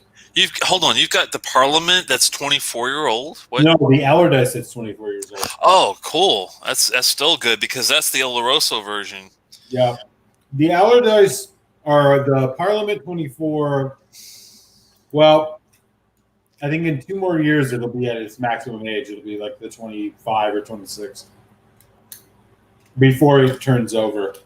But I have 2 bottles of the Allardyce that are 2019 releases, which is the last year before they turned over to being straight 18s. So they're the 24-year-olds. I hear you. This brings up a good question. If you guys had Malt and I go in on a bottle, like let's say we had to come up. We probably had to come up with like a little money on the side, but let's say we were able to throw in a couple $100 and put it together, maybe $250 at the most. What would you like to see us pick up? Because I was going to ask Malt this question on the side. Might as well ask him now. If you had your way, like if you had your eye on that bottle that was like around $450 to $500 that you never really could get on your own, but you could go in with somebody to get, what would be your top? For me, I think in Bunnahabhain 25, man, would be really nice to take a look at. But yeah, man. I don't want to drive the car. I want you to drive. I want you to have a hand on the steering wheel with me. Where would you like to go if you had your eye on it? Dude, Bunnahabhain 25 would be their Ball Blair 1983. Oh yeah, man. I also, like a Lagavulin 25. Hold on. I'm writing this down. 1983, a Lagavulin 25 would be ideal. 20s of a Lagavulin. A Lagavulin 25 that one's like more like $1,200 though, man. Old Pulteney 35. Old Pulteney 35. Or 25 for that matter. Let's say for now we'll say 25 and look and see if we can get like a 35. Bark 25? I don't know. It depends on what price. Those can get kind of gnarly. Hold on. I'm kind of writing some of these down. And we talked about the Buna 25 already. Let me see something here. I'm kind of getting my bearings straight. All right, so far, just as a preliminary, we've got the Ballbler 83, the Lagavulin 25, the Old Polteny 25, and the Bunahaven 25. Now, I think DHS has got a good one with the Lefroy 25. I don't know. I could pour you that. You've already got that one, so we'll keep that one as a side deal. Yeah, the 21 is definitely on the cheaper side there. I'm just trying to see if I don't see anything there on that one. I already have the Ardbeg 19, so I can cover you on the Ardbeg 19. Thankfully, on that one, I haven't even opened it yet. That one's on the horizon as being a possibility as a really good one. I also have an unopened bottle of Lefroy 18, and I have an unopened bottle. I have unopened white tube and green tubes. Oh wow, you got me beat on the green tube. What we should do is I'll send you my white tube if you send me your green tube. Oh yeah, totally. I know you're kind of, and I know it's not as maybe intriguing as the green, but I'll try to. We could do a sample swap. I can open a green tube. I'll try to make it worth your while in a different way. But I would love to try the old. I can't believe you have an old green tube 18, man. That's like 3 of them. That's insane. Yeah, I got a whole bunch. Insanely cool. We can do that for sure. But what do you guys think? I don't see. I think Trooper said Glengoyne 25. I think you already have that one, don't you? I do. Yeah. I'm just writing down some what of these. What about I also have. I forgot to tell you a Lefroy 18 Fischl that's unopened too. I have that. Ooh, okay.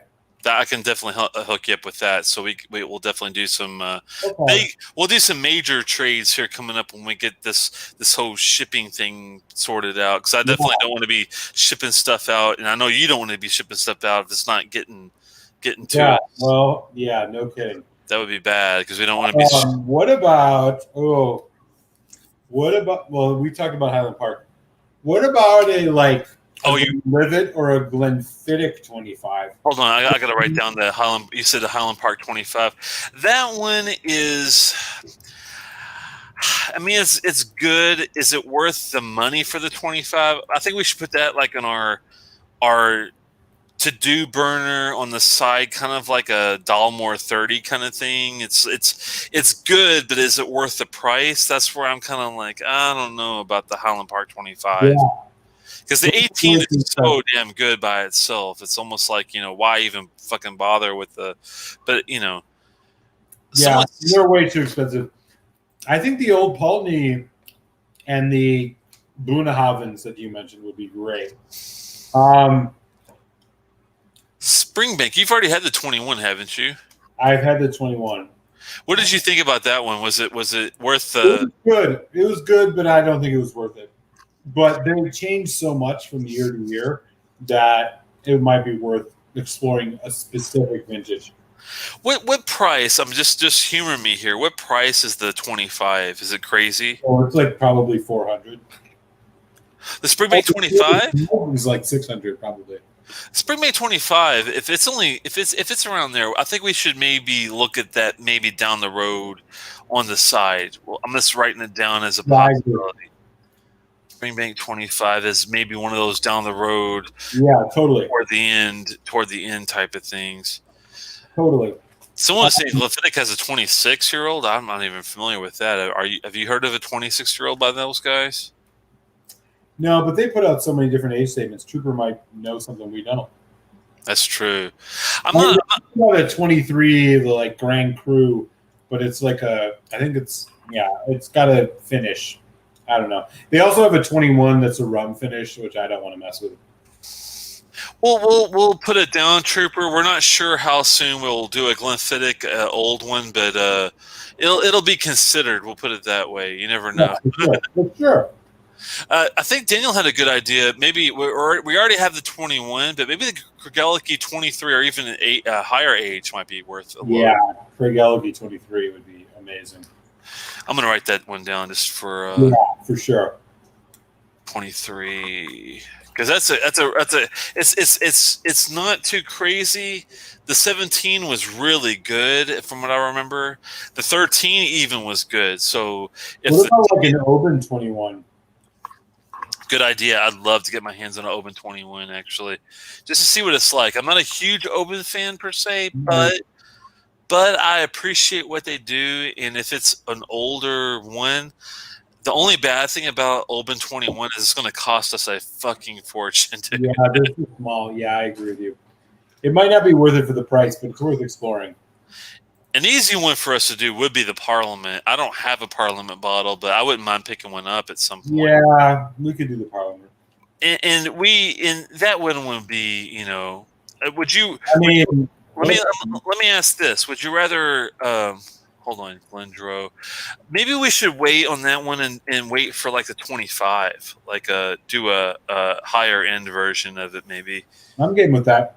I mean, let's talk about a knock, man. I have a knock 24, but like there might be a knock above 24 years old out there. That's a good idea. I bet that's a good price too. I'll put a knock and I'll put a question mark next to it just to see if we can find like a really, really old bottle of it to see if we can get our hands on something like that. That would be cool. Because that wouldn't be like if there's like a really good Enoch 27 or 30, yeah, if it's halfway affordable, like if it's around $500 to $600, that would be maybe a possibility in the future. Yeah, I agree. I totally agree. Talisker 25. That's a good idea. A good year. If we found a good year of that would I've heard the years vary a lot. I think DH Silv might have mentioned that to me. There's a place that was selling them for like $250 a piece, and I was like, "Oh shit!" And he said like the year was really bad, so I backed off. Yeah, and he wasn't the only one. Somebody else mentioned that to me. Lee Evolved is a good connoisseur of Talisker. Lee Evolved, also known as Aquaman. Yeah, he is the other one that he got a 25. And he was lucky to get one of the good versions of the 25, but there are some out there that I've heard that are real misses. So you got to be really careful with what you get, what version, I guess, or hopefully someone can clue us in on what we need to look for when it comes to 25 Talisker. But that's on the list. And with that said, also let us know on. We're also looking at trying to get a lot of these 12-year-olds. And under, some really entry level stuff. Say again? Glencadam 10. Which one? Glencadam 10 and Glencadam 21 would be a lot of fun. Glencadam 10. And the 21. 21. One second. Let me get this down so I don't mess this up. 10. And for the 20 up list, I'll put 21 on that. Glencadam. Whoa, Glen. I don't know if you've had like Glencadam 15 or Glencadam 13, but those are freaking great whiskeys. And the Glencadam 10 is stellar, despite it being a 10-year-old. It punches way above its weight. Well, there you go. He's already going to send us a sample of the older 25s that he's going to ruin the new 25. So we might have the 25 already covered, which would be awesome. Thank you, Stephen Connor. You are the man. Thank you. I'm doing my kowtow. I can't stand up and do it, so I'll do it sitting down. But yeah, that's. I think 90% of my future whiskey will be bought from the UK and sent to me. It's just so much cheaper. Yeah, I agree with you, Dustin. It's really hard to get it outside of the UK anymore for a good price. That's the catch. And the 25 cast strength Talisker is epic. Yeah, that's the one if we can get our hands on that one, that's the one we. Andrew Page brought up Springbank 10. This used to be a cult whiskey, but lately hasn't been doing much for me. Yeah, that would be fun to do a Springbank. The prices went up so much on that though. It's so weird. Like we could still probably pull off like a Springbank 10 and like maybe something older than that. But the Springbank 10, man, they used to be a $65 whiskey. It's like $90 now. See, I cut it off at 75. I think the Springbank 10 was worth 75, but that's when I drew the line. I'm like, no more. Same thing with the Cast Strength 12. I think it's worth 110 at the most. If it's above 110, I have to draw my line. Yeah, I don't like the fact that it's more than $100 now, but I think I would pay upwards of 120 for it.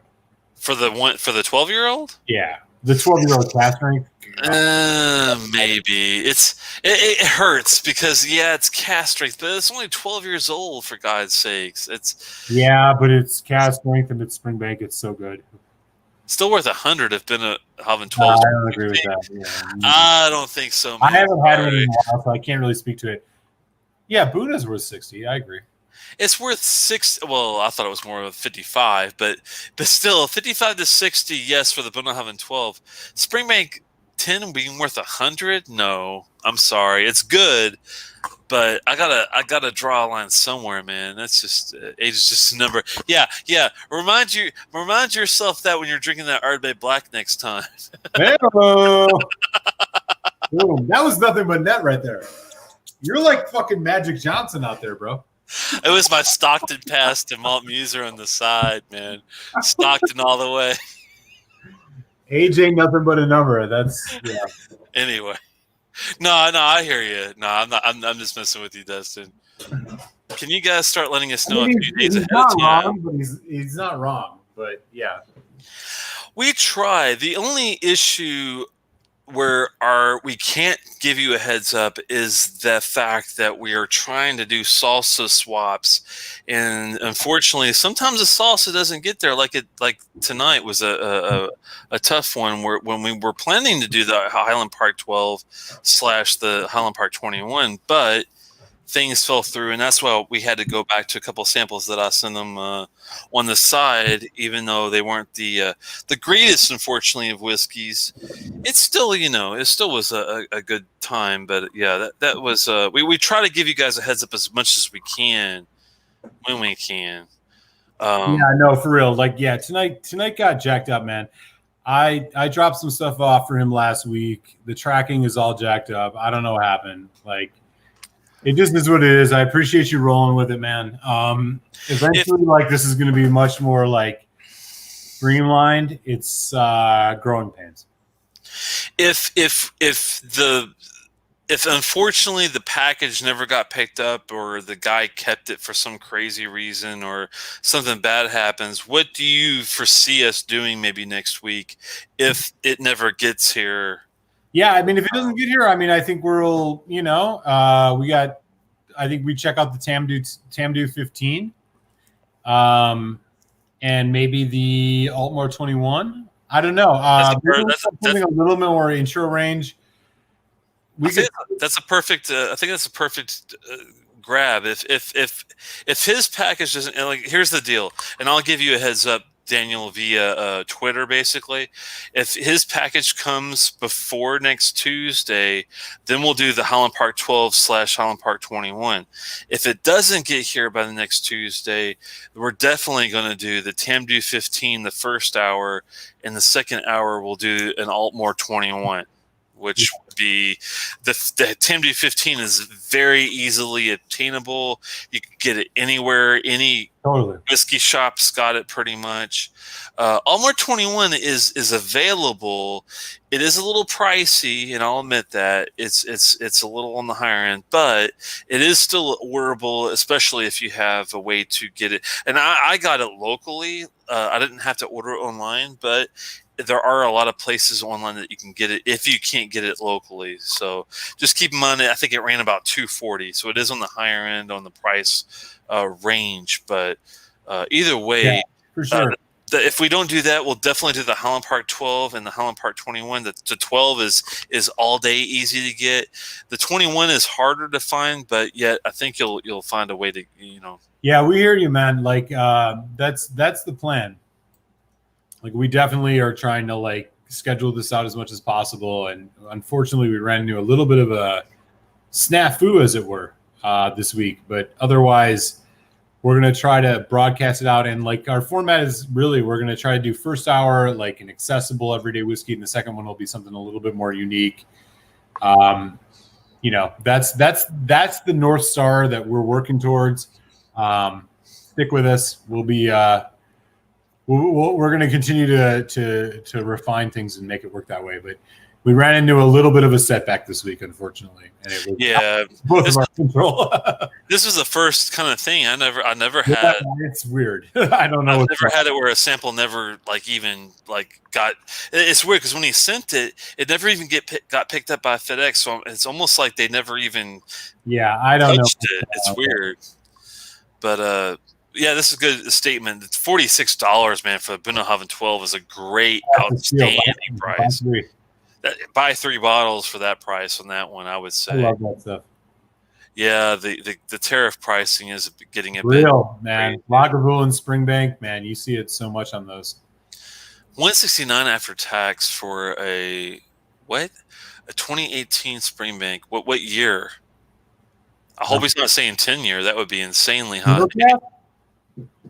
Hopefully a single cask, like I don't know, but what year age statement we're talking about? Maybe we can plan a couple of weeks ahead of time. I understand stuff can get messed up. I have no problem with stuff happening. Yeah, it doesn't bother me. It's been a super fun week. Same here, man. Oh, the Spring 18. Okay. Yeah, that makes sense. Spring 18 for 170. Yeah, I would like to go for the 25 though. Since he already had the 21, I'm thinking we can maybe. Yes, Tamdu is going to be fun. The 15 is good. Yeah, I'm looking. I'll go ahead and grab the Altamore 21. Then, yeah, if you can. There you go. I think it's worth a pickup. I'm not going to spoil the review, but I think that I think you'll be, in for a little, somewhat of a treat, in some fashion. We'll put it that way.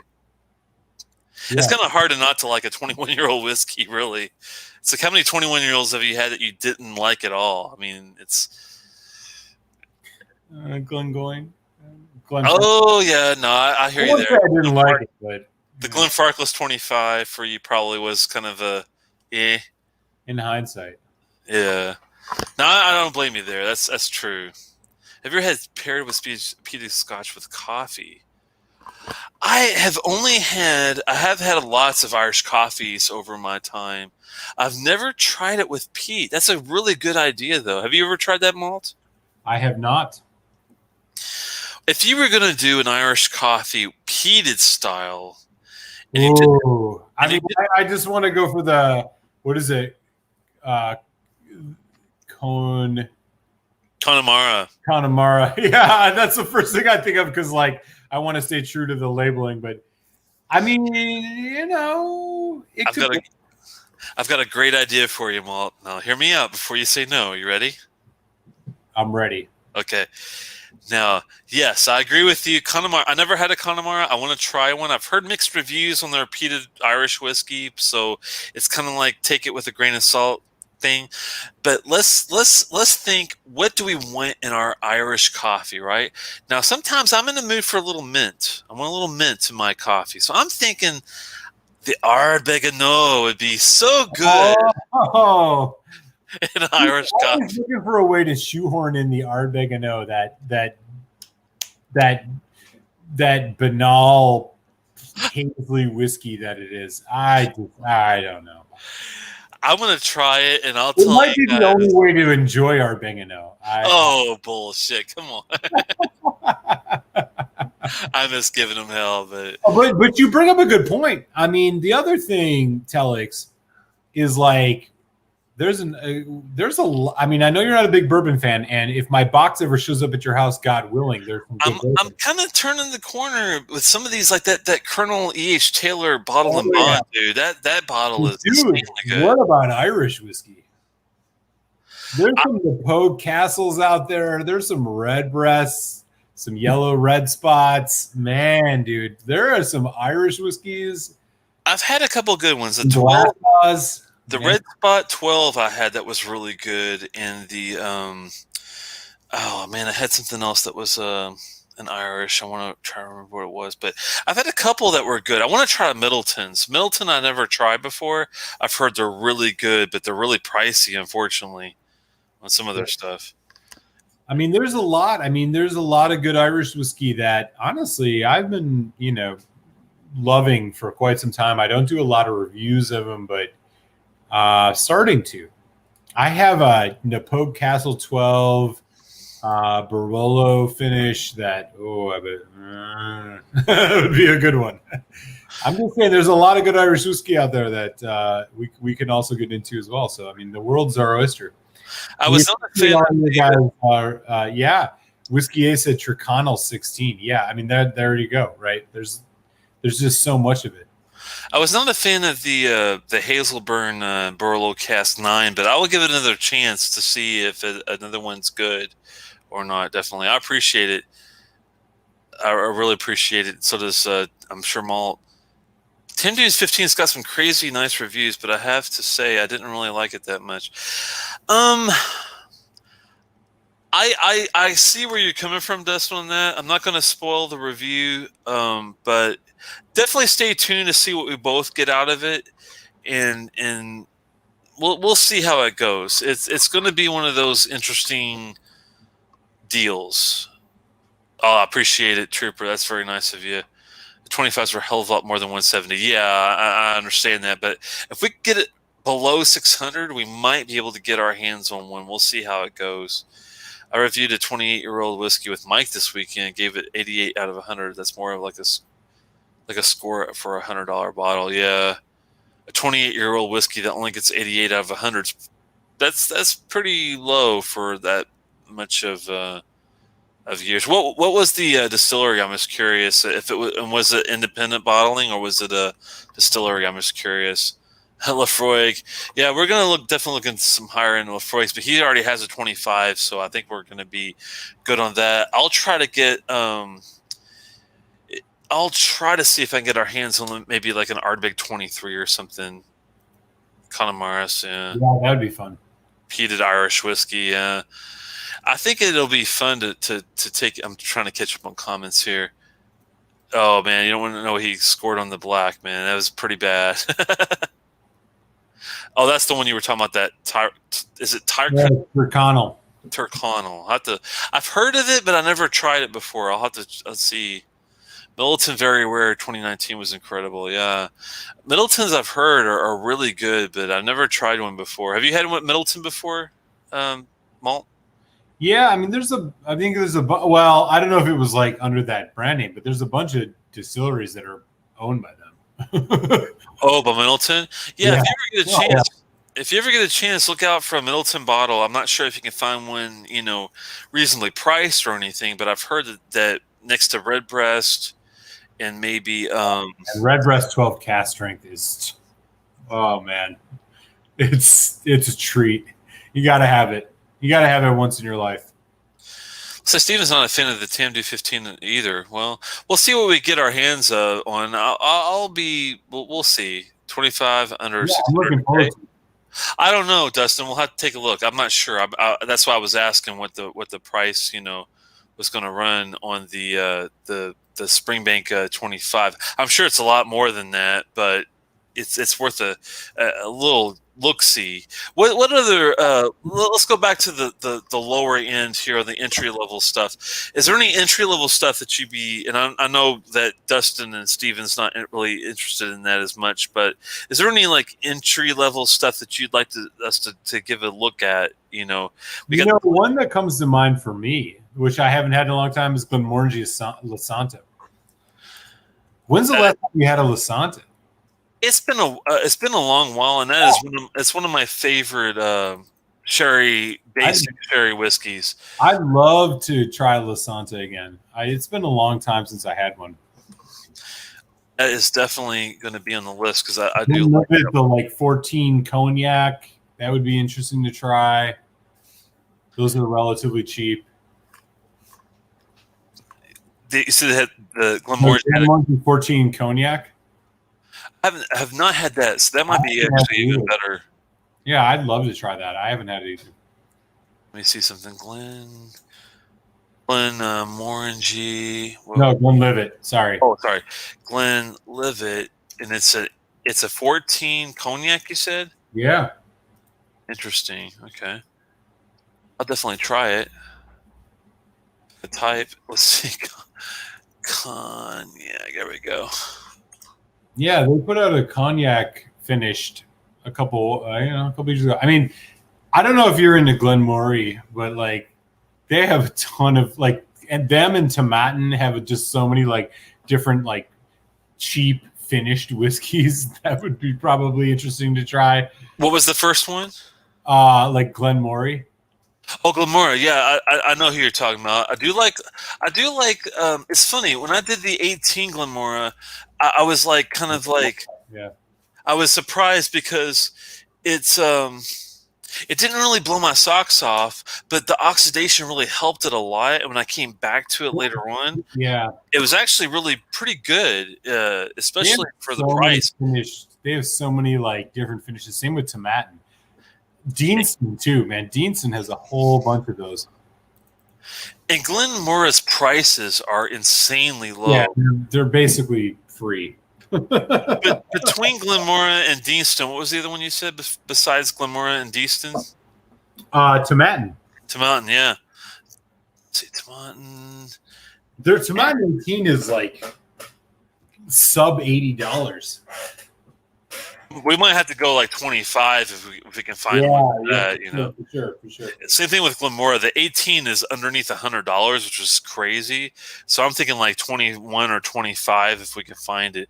Deanstons are kind of iffy on I mean, I love the distillery. They're a little higher on the price, but we could probably find a 21 for a decent price, I would think. I love the 18. It's a straightforward bourbon influence. I really, really like the 10-year-old PX cask as well as the 20-year-old Oloroso cask. So I'm thinking if we could find like a 21, I'm not sure if they have a core release around 21 or 25, but that would be really nice.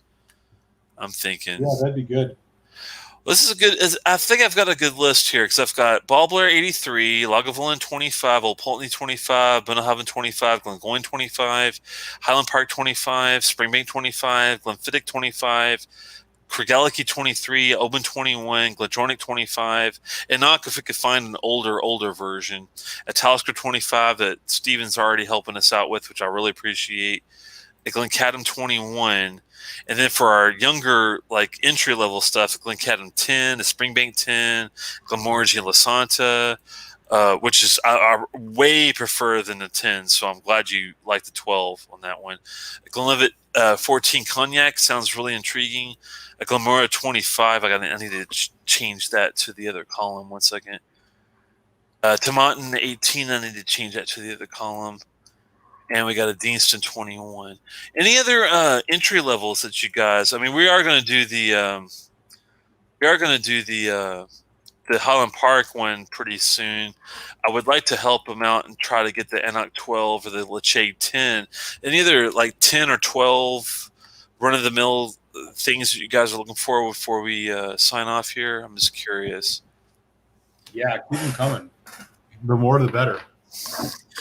It's hard to find. I mean, like for me, I think the Enoch 12 and the Lachey 10 are really good, solid ones with the Highland Park 12 that we already mentioned.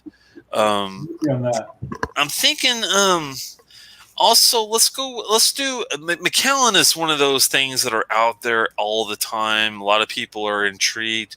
I'm thinking of picking up like a Macallan like Sherry Cask 12 maybe on the side at some point. Just to get out there, but I don't know. What do you think about that one? Yeah, we could totally do it. I mean, God, I haven't bought a Macallan outside the edition series in so long, but yeah, we could do it.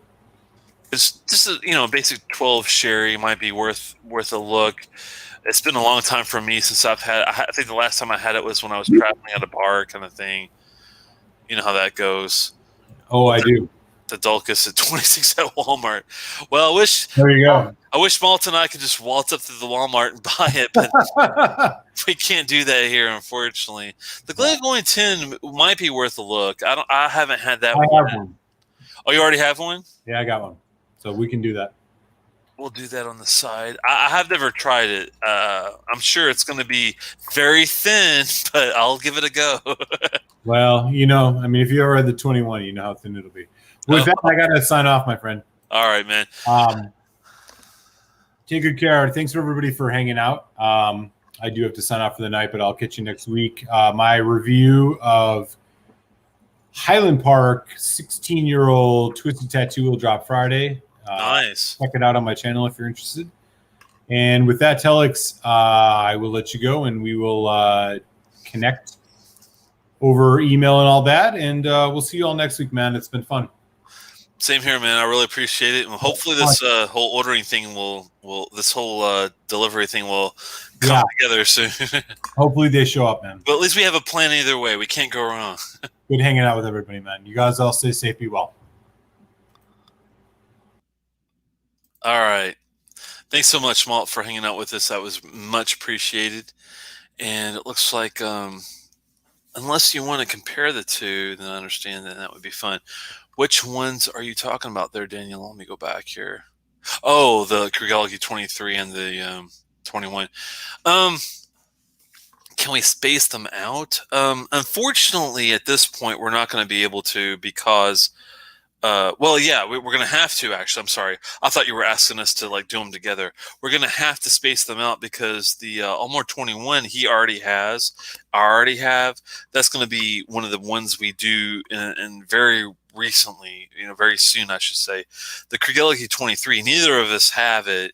So that's going to be one that's going to come down the road a bit. So you should be, okay with that. Don't review 40% whiskey. It's a crime against whiskey drinkers to even do that. Oh, man. I have to disagree with you, Dustin, because of one thing, and that's because everyone has to start somewhere. And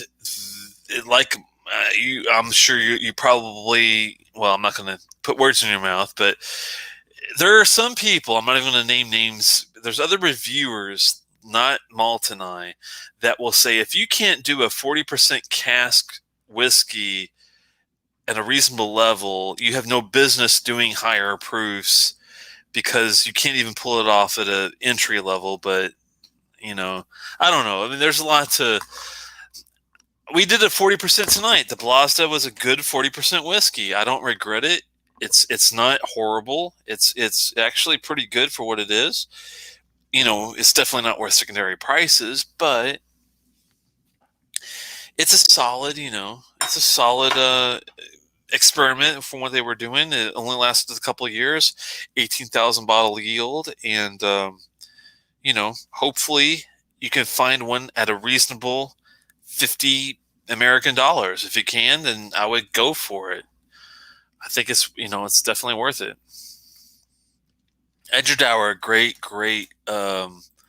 distillery, and I don't know if Malt had Edgedour. I like their stuff. Balakin is their peated stuff. I'm just gonna write Edgedour down here because even at 10 or a high-end version would be absolutely, positively outstanding. I like Edgedour a lot. It's one of the most underrated distilleries, I think, at this point. Glengoyne 10 I've got down already, I believe. Yep. And we'll be good with that. Sorry, I'm going to catch up with some comments here. I'm way behind. The Tomatin 18, yeah, I'm hoping we can get a little older than that, but we'll see. Glengoyne 10 would be a good one. Okay. Well, I'm surprised. This is a surprise that you like the Glengoyne 10, Dustin. I'm actually surprised at that one. I already saw that one. Sorry. 40%, 43. It doesn't matter. I mean, we're looking at entry-level stuff for people that, are looking to get their feet wet. Deanston, yes. Deanston 12 and the Kilcullen 12 are really good. And I had done the Kilcullen 12 already, but it might be worth another look at some point down the road. Deanston 12 I have not looked at myself, so... Glengoyne Legacy Chapter 1. Legacy Chapter 1. I'll have to keep that on the radar. Yes, Edgedour 10. We already have that on the list. Blessings. Cheers. All this is when Malt was taken off. Let me get past this. 23, yes. I love the 17. I love the 13. The 23 is probably not that far off. All right, cool. 21. but it's obviously expensive but buyable. Yeah, that's where I was looking at, but I thought, well, what the hell? It's worth a try once in a blue moon. It was only in the last few years that 40% scotches even became a thing. It was almost all 43% at least. And as more and more brands are dropping to 40%, I say screw them. Now I agree with you. Now this is where Dustin and I will have a huge agreement. When I recently did the Glenlivet 18, is a great example of this. I've had the Glenlivet 18 before, and I'm a fan actually. I have a little soft spot in my heart for Glenlivet because it was one of those whiskeys that my he's not around anymore, but my father-in-law enjoyed was Glenlivet, and he had an old bottle of 12 just kind of lingering around after he passed, and I thought, well, hell, this has probably got to be a pretty decent, whiskey. I see it all the time. Might as well pour me a dram and see what we got. And thankfully, my mother-in-law was like, "Sure, you can have it." I sat down with the bottle, and I tell you what, even though it's very fruity and sweet, the pineapple and the savory notes with, I mean, it's just a really all around good taste. And so I was excited to get my hands on a new 18. Well, I did not know that they went from 43% to 40% on the damn 18-year-old. I'm like, are you freaking kidding me? That's crazy. It's asinine. It's absolutely asinine to go from 43 to 40 on an 18-year-old whiskey and think it's just going to be fine. It just doesn't work that way. So a 4 out of 5 whiskey became a 3.75 out of 5 whiskey. It was really sad. So that brings up a point where I'm kind of like, eh. But I'm talking about the old 40% whiskey, like this Blasda. I mean, it's not old, but we're talking like 10 years ago. It was worth a look at. It really was. Even though it's not, going to blow your socks off. It's not for the people that are, buying 20 to 30-year-old cast strength whiskeys. It's not. No, it's not that. But for what it is, it's actually pretty good. So just saying that on the side. But I agree. I don't like digressing. Digressing is a horrible thing that we all should not want to do. They were a thing, but far less common. Yeah. No, I'm with you on that. I don't like seeing what is a 40 or 40, 43 or 46% whiskey digressing to a 40%. That doesn't make sense. But if you're doing experimentation, a one-off 1 year release, and that's 40%, then I can understand. Or if it's a 10-year-old, or NAS entry level, I'm not sure what the I'm just pulling something out of my head here. The Old Pulteney Huddart, the new NAS release from Old Pulteney, is probably 43 or 40%, I'm guessing. That's something that we need to take a look at just because there's some people that are looking for that kind of stuff in the first hour. So there you go. Lots of super cheap stuff at Total Wine, but I never had any of them. At least 10. Wow, $20 to $30 a bottle, but 12-year stuff at 40%. Yeah, unfortunately, it's happening more and more. Hey, good to see you, man. I think you're new to the channel. I'm not sure if I've seen you before, but welcome either way. I really appreciate it. Glenmorangie J14 Kinder Bourbon. Yeah, that is a good one. I think I would prefer to look at the Lasanta, but I did recently pick up the 14 Kinder Bourbon. I do like the old 12 as well. It's good. It's a good hazelnut. I think that's the port one, right? Port influence. It's a good, whiskey. I'm just thinking like ultra entry level on our first hour, and then hit them with the high end one in the second hour kind of thing. But we'll see. Never had that 10 actually, but I've been told multiple it's better than the 12, which I don't care for, but don't hate for what it is. And that's the Glengoyne. Okay, that's interesting because it's such a thin mouth coat, man. I can't.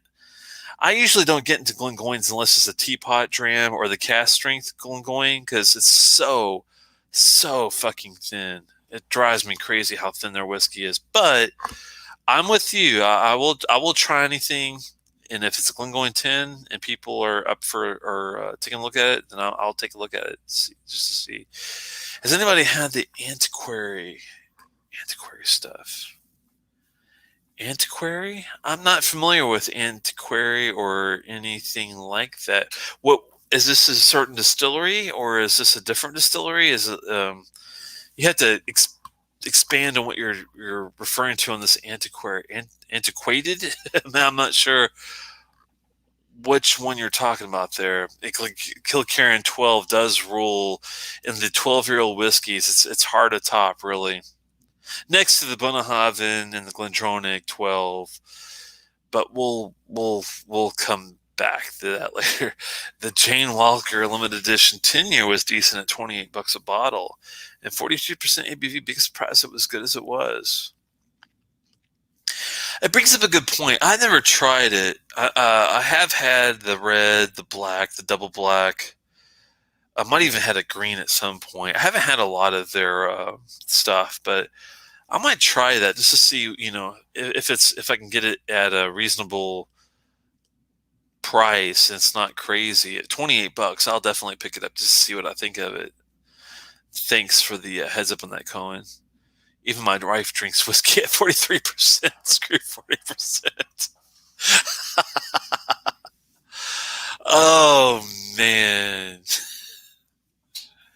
Even Swami says that if you can't pull off a whiskey at 40%, you have no business doing whiskey. But I'm just going to put that out there, Stephen.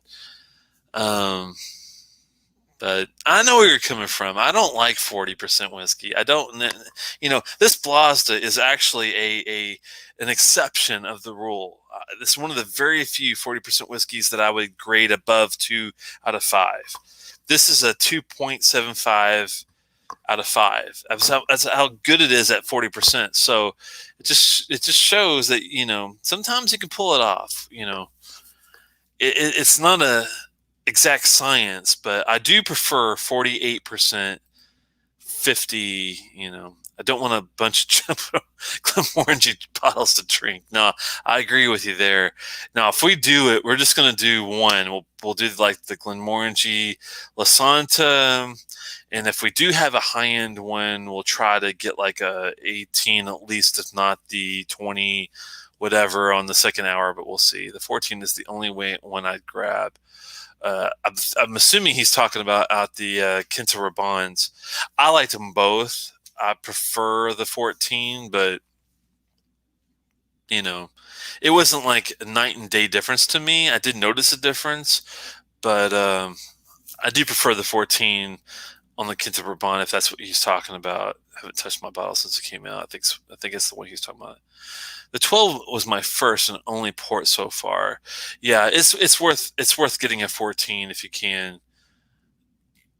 Dude, the Quinta Raban is way more flavorful over La Santa. Both 39 bottles in my area. Is it different in your area or something? All I'm gonna say is, to me, I guess, if you set me down and was like, okay, Telex, you've got the Quinta Raban 12 or 14, that Quinta Raban port, or you've got the Lasanta Sherry at 12, which one would you rather have? To me, I like them about equally. I love the sherry in the Lasanta is no joke. It's really good, but I also like the port cask on the Quinta Raban. So to me, it's not gonna kill me. I would just buy both. I would buy a Lasanta bottle for 39. I would buy a Quinta Raban at 14-year-old at 39 and call it a day. I mean, I think they're both solid. But I recall thinking, hey, this is pretty nice, and it's 46%. Yeah. Antiquary is a distillery that I never hear much about. I've never heard of them, period. Let me do a little side view on the I guess it's Antiquary Scotch, 12-year-old. Huh. This is Scotch? I've never heard of them. This is not a distillery. What distillery is this out of? A rounded, smooth blend. Okay, it's a blended Scotch. Okay, who's the the main deal behind this? I see a 12. A smooth, well-balanced deluxe blend with the mellowness expected of a top-quality brand. Each whiskey has a minimum of an age of 12 years, selected to combine all the strengths and subtleness of Scottish whiskey at its best. Well, that's marketing for you. It doesn't really tell me who does it, though. Who is the actual company behind it? Wow, they even sell this shit on Amazon, for God's sake, if you're in the UK. God, I wish I was in the UK, because you can order whiskey on Amazon, for God's sakes. Why can't we do that shit in America? Amazon, if you're listening, please find a way where I can order scotch via Amazon. That would be beautiful. I'm telling you. It'd be cheaper, it'd be easier, it would be faster. There's so many good things about Amazon introducing whiskey, and especially scotch, to the American market. I'm telling you. Here we go. Let's see. Oh, it's Tomatin. Okay. The Tomatin Distillery Company Limited has given its premium blended Scotch whiskey brand, the Antiquary, a new look and a move to give a new lease of life while still retaining the history and provenance of one of the oldest Scotch whiskey brands in the market.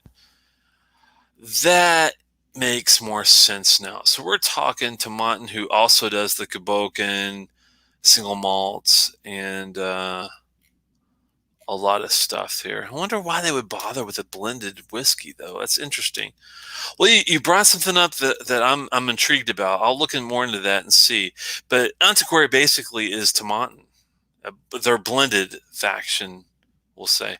Tilling small batch finished in Florida Clona. Wow, rum is good. 25 bucks. Wow. And if it's good with cigars, that's a no-brainer right there. That's like the best warm-up whiskey you could probably get, it sounds like. Teeling small batch finished in Florida Cana rum. Wow, it sounds good. 50 to 55, yeah. Quote the great Swami. Swami is wrong. No kidding, they're the same at 39. Wow, because what you chill filter watered down stuff is. Yeah, man. Kids Brown at the 18. I agree, minus the fact that you left out the Lasanta. I think the Lasanta is a good whiskey. How much is the Net Noir? That's another good one. I like the Sauternes of that one a lot. The Kids Bond 12 was better. Yeah, I do hear that some people do like the 12. Are you sure you had the Kids Bond 14 and not the older 12? I've had both. I've had the 14 and the 12. I think they're both great. I do prefer the 14 over the 12. Um, but barely. I mean, I didn't think it was like a huge difference, but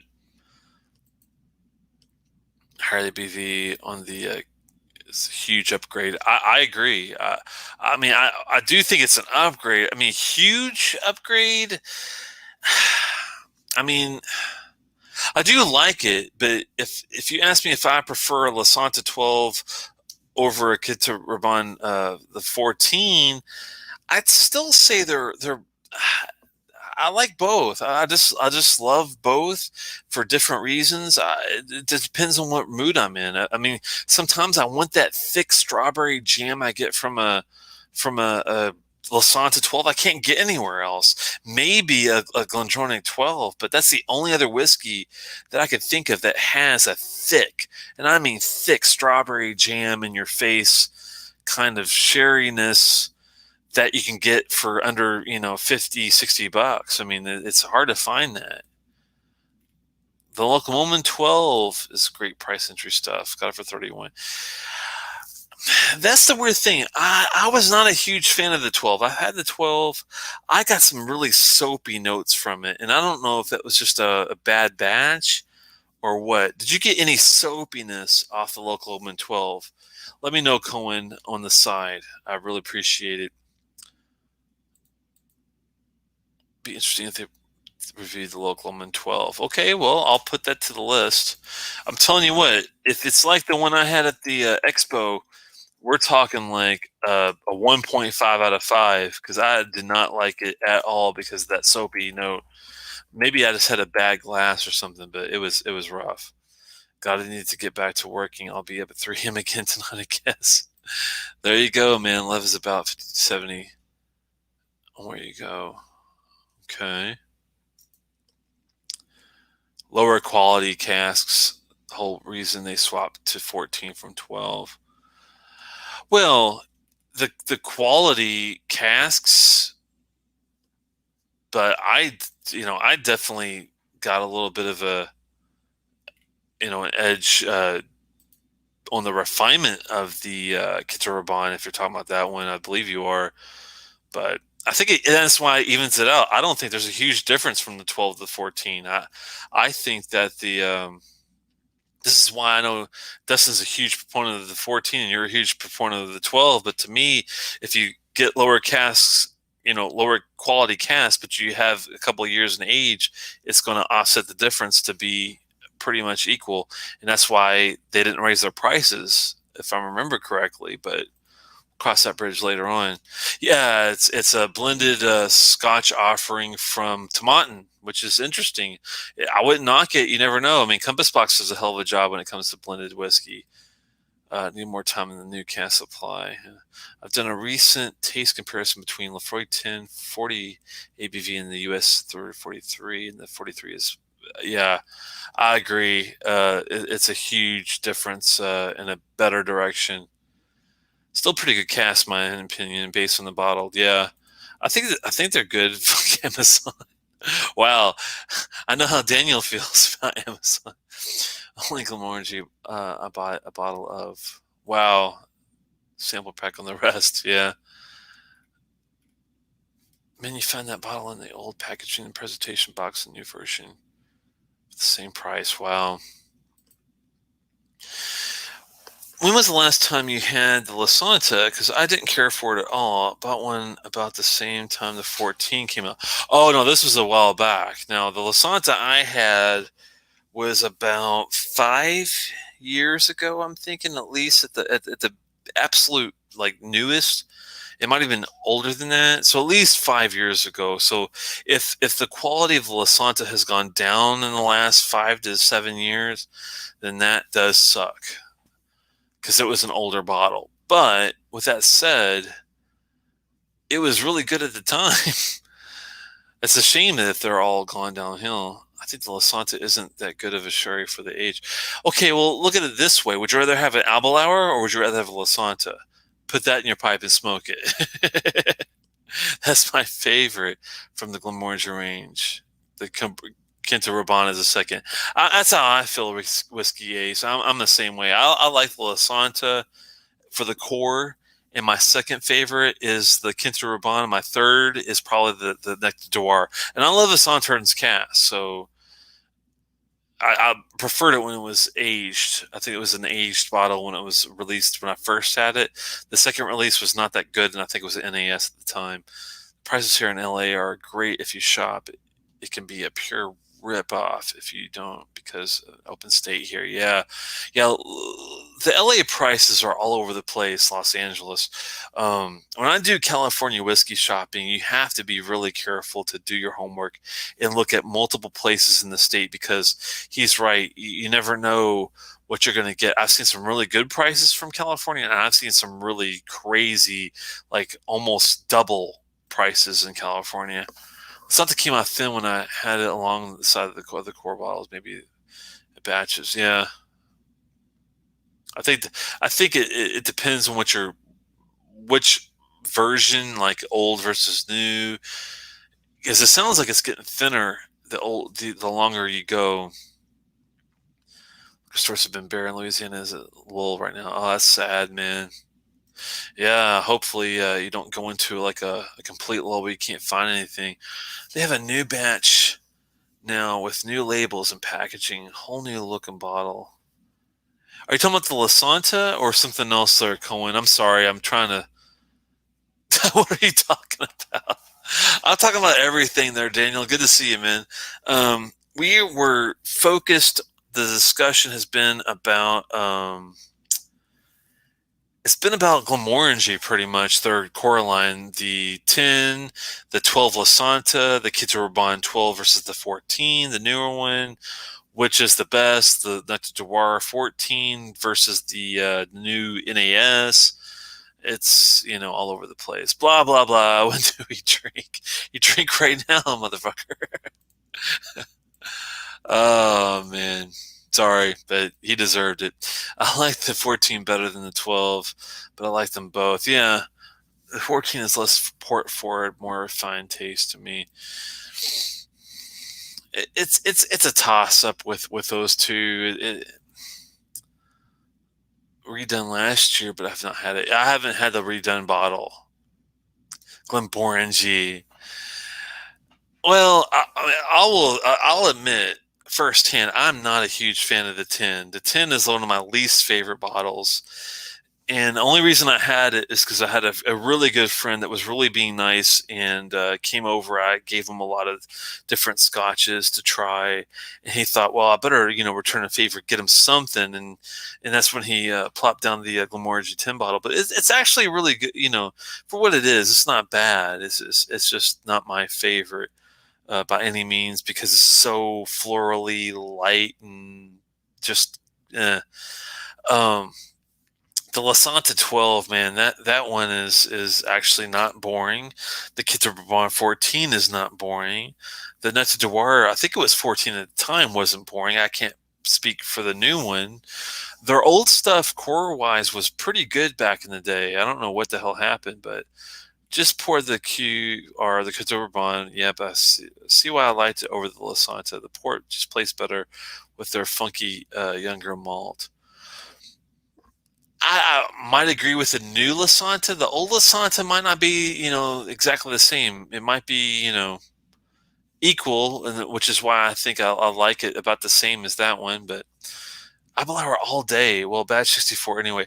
Oh, well, you're talking about the Abana, man. The Abana, yeah, I'll agree. But I'm talking about the Abelauer 10, the Abelauer 12, the Abelauer 14, the Abelauer 16, and even the Abelauer 18. I would much rather have the. Here's a thought for you. If you held a gun to my head and said, "Okay, you got to drink one or the other," you got the Abelauer 18 or the Glenmorangie Lasanta 12, I would drink the Lasanta 12 all fucking day in your face before I would even touch the Abelauer. The 18 is okay, but it's not as good, I think, as a lot of other things. The Abana, though, is a good whiskey. That is my favorite Abelauer, I would have to say. Oh no, no, no, God, no! The Abelauer 12 over the damn the Lasanta. I don't know about that, man. We might have to come to war about that one. The Glendronach 12, the Balvenie 12, yes, I'll agree with you there. But the Abelauer over the Glenmorangie 12, no.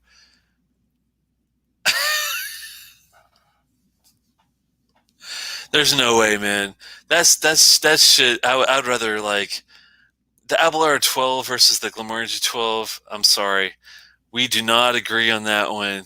The Abelauer 12 to me is an absolute joke. I'm not confusing you with that, Daniel. That's another Daniel altogether. Yeah, skip the Abelauer 12, Glenmorangie, and go straight to Abana. Yeah, well, yeah, if you can handle the ABV and you can handle the cloves and you can handle the tannin, the headaches factor that you get from a really long night of drinking the Abana all night long, then yeah, but I'd say go for the Glenmorangie 12 Lasanta before, but maybe I'm screwed by the older version. Maybe the new Lasanta is crap. I don't know how to put the malt on these. It's kind of like crayons. There's some sourwood in their malt. Oh, the tin is really good. Well, if you're talking about the Glenmorangie, man, that's not one of my favorite whiskeys. I'm sorry, but sorry, I'm clicking all over the place in this one. I'm trying to find his. There we go. The tin. If you're talking about the Glenmorangie, man, I mean it's okay, but it's definitely not one of my favorites. Gitzerbron is not boring. No, I'm not. I never said that was boring.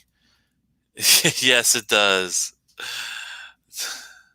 to be a total hypocrite, boss of mine bought me an Abelard 16 2 years ago. I kind of liked it flavor wise, thin as crap, mind you. Yeah, that's why I cannot get into it, man. I just can't do it. Abelard, if unless it's the Abenau, I won't even fucking bother anymore. What should I pour, Mr. Daniel? Well, have you had anything yet? If this is your first dram, then it's going to affect my advice. If this is like your second or third, it's going to affect my advice. Tell me where you are in your nightly journey. Open a bottle throttle. Yeah, let's see what you got here. Glenmorangie is just too unoffensive. Even their expensive stuff feels like top shelf under shelf. I'm not saying you're wrong there. I do think they are on the more unoffensive level, but some of their stuff's okay. I do like their private edition stuff, like the Two Sail was one of my favorite ones. On the side, the Spias was a good rye like whiskey. The Estar I thought was pretty good. If I held a gun to your head, you would drink Sierra Waddle, piss yourself. Actually, you might be surprised. I might say go fuck yourself just for the fun of it. There you go there. You're right. Me too. I was thinking Abena. Yeah. Abena is a whole different story compared to the other Abelhours, man. Not even close. Peace out, Steve Connor. Good to see you, man. Hope to see you again soon. I find it kind of offensive. Weird notes from me. The 25 doesn't have that, or the Signet. Neither drink like top shelf whiskey for me. Yeah. Yeah, I was underwhelmed by the Signet. I thought it was okay, but it just didn't like surprise me as well as it did for a lot of people when it came to how well people thought it was. We're on the same side it is. We just need to decide on the start of the word. Skip both the Abelard 12 and La Santa and don't feel bad. Now I hear you there, man. Glendronach 12 is where I would go to beat both of those. Glendronach 12, maybe the Glenallachie 15, the Bladnoch 15. Now you're talking sherry whiskeys that blow both of those out the water for the same price. Glenmorangie 14 over all those you mentioned. I think you were just a whiskey newbie when you had to listen to it. Yeah, I mean, I might have been a newbie, but I think the old La Santa is better than the new La Santa, if that makes a bit of a difference. I think this was a while back. I need to. This is why we want to reapproach it, see if we get the same feeling that we did. This is a really good reason why Malt and I want to approach and go back to some of these 10 and 12-year-olds, because not only do we want to not alienate half the audience that's out there, we also want to see when we did give it a 3 or 4 out of 5, was it justified? I'm thankfully I did the Glendronach 12, because even though I know you disagree with me, I still think it's a 4 out of 5 whiskey. I think the Glendronach 12 is one of the best 12-year-olds that you can get. I'm talking Benhaven 12, Kilkerran 12, Deanston 12, they're all good, but I think the Glendronach 12 is up there with that. I'm sure that you're going to hate me for it, but that's okay. Everybody in the chat is telling Los Santos went downhill. No, I agree. I'm not saying that it didn't. It's just a shame because it used to be really good. You might find that you hate Abaddon now too. The new batches suck. Yeah, I've heard that even the Abana has gone down in the newer batches, which is really sad. If you send me a link, I will pour it in from. I think you've had a bit to drink tonight. If you send me a link, I will pour in from of you. I will send you a link to join. I need a bio break real fast, guys. This is unheard of. I never do this on a live stream. Give me like just a couple minutes. I'll be right back. I've got to drain the wizard before, the lizard before I explode. Just give me 1 second. I'll be right back.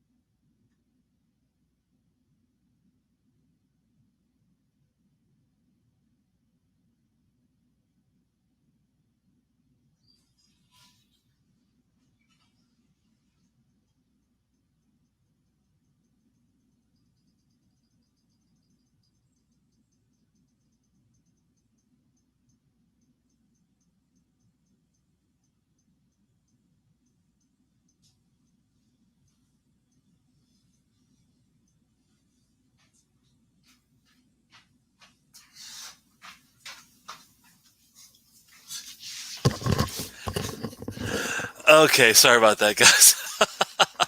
I just couldn't handle it. I was about to like explode. I'll come back to you on this one, Daniel. No problem. Let me catch up real fast. Please give me before the 46. Big fan of Glenmorangie B, very affordable. 43%. Oh, that's multi-natural. Oh yeah, sometimes I might let it roll, dude. That's my least favorite. Royal Broccoli? Oh come on, dude. Now you're really getting crazy. That's just okay. Let me wow, I was way behind.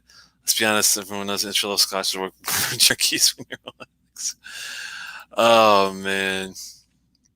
Go take a quig, yeah. Sorry about that. I had to. All right, let me send all right, Daniel. What hell, I don't even know if I still have. Let me see if I still have your address in here somewhere. God, let's see. Throttle. If I look up whiskey throttle, I'll find it. Maybe not. All right, let's look up Daniel and see if we can find your ass that way. Daniel, you're not Daniel Holcomb. Are you Daniel Hamill? No, that's not you either. Are you? Let's see. Who are you? Who are you? Who?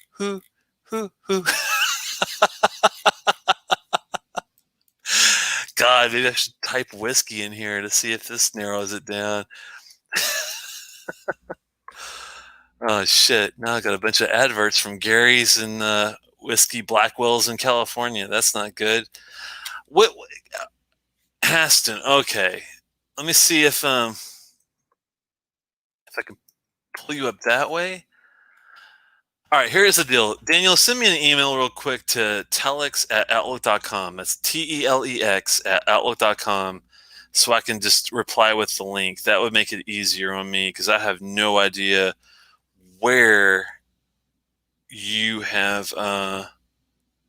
Wow. I don't see where you've gone as far as your email. So send me a quick deal to telex at outlook.com so I can send you a link because I am not sure what is going on with your address. I don't know. I've sent you an email before. Maybe it came up a different name or something. That's weird. Let's do try something here. It's not junk. It's not anywhere. What the hell, man? It's been a while since we've got the chance to talk. I do know that, but I could have sworn I've sent you email before. I know we've been on live streams before, so I don't know what the hell the deal is there. Have you sent the email yet, there, Daniel? You're slacking, man. Come on. Nothing's received yet, at least. Maybe it's in junk. No.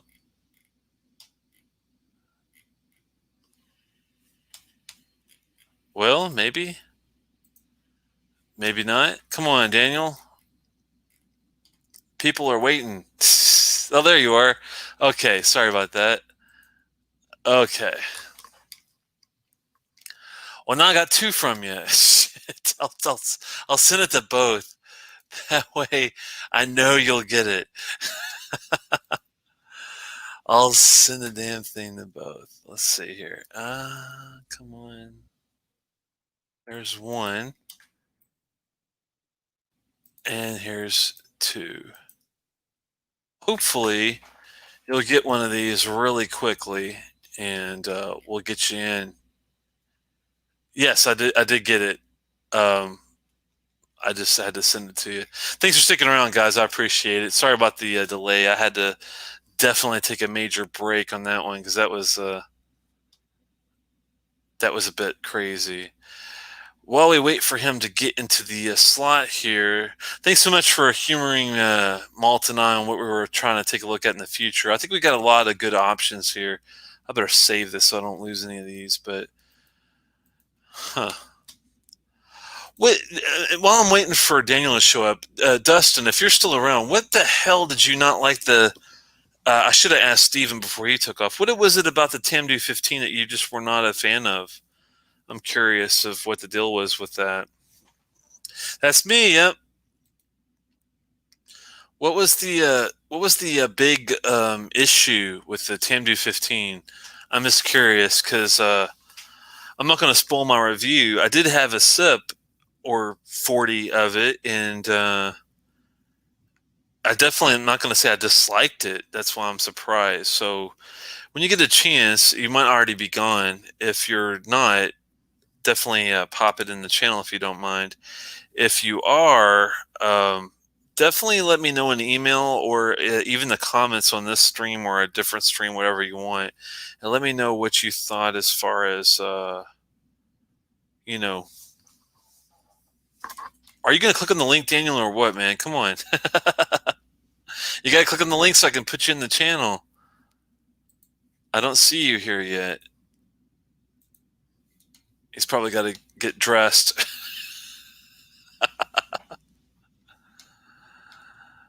Oh, man. Anyway, I'll give him a couple minutes. If he shows up, I'll bring him in. But if not, then we might have to call it a day. Let's see. The price. Well, I don't factor price in, so that's out of the question. Okay, body was thin and just didn't live up to the hype. It's good whiskey. That's the thing. It's like, yeah, I mean, that's cool, Daniel. No problem. Get on Chrome. Um, hmm. That's the thing with the whole hype thing. You got to leave price and hype and shit out of it.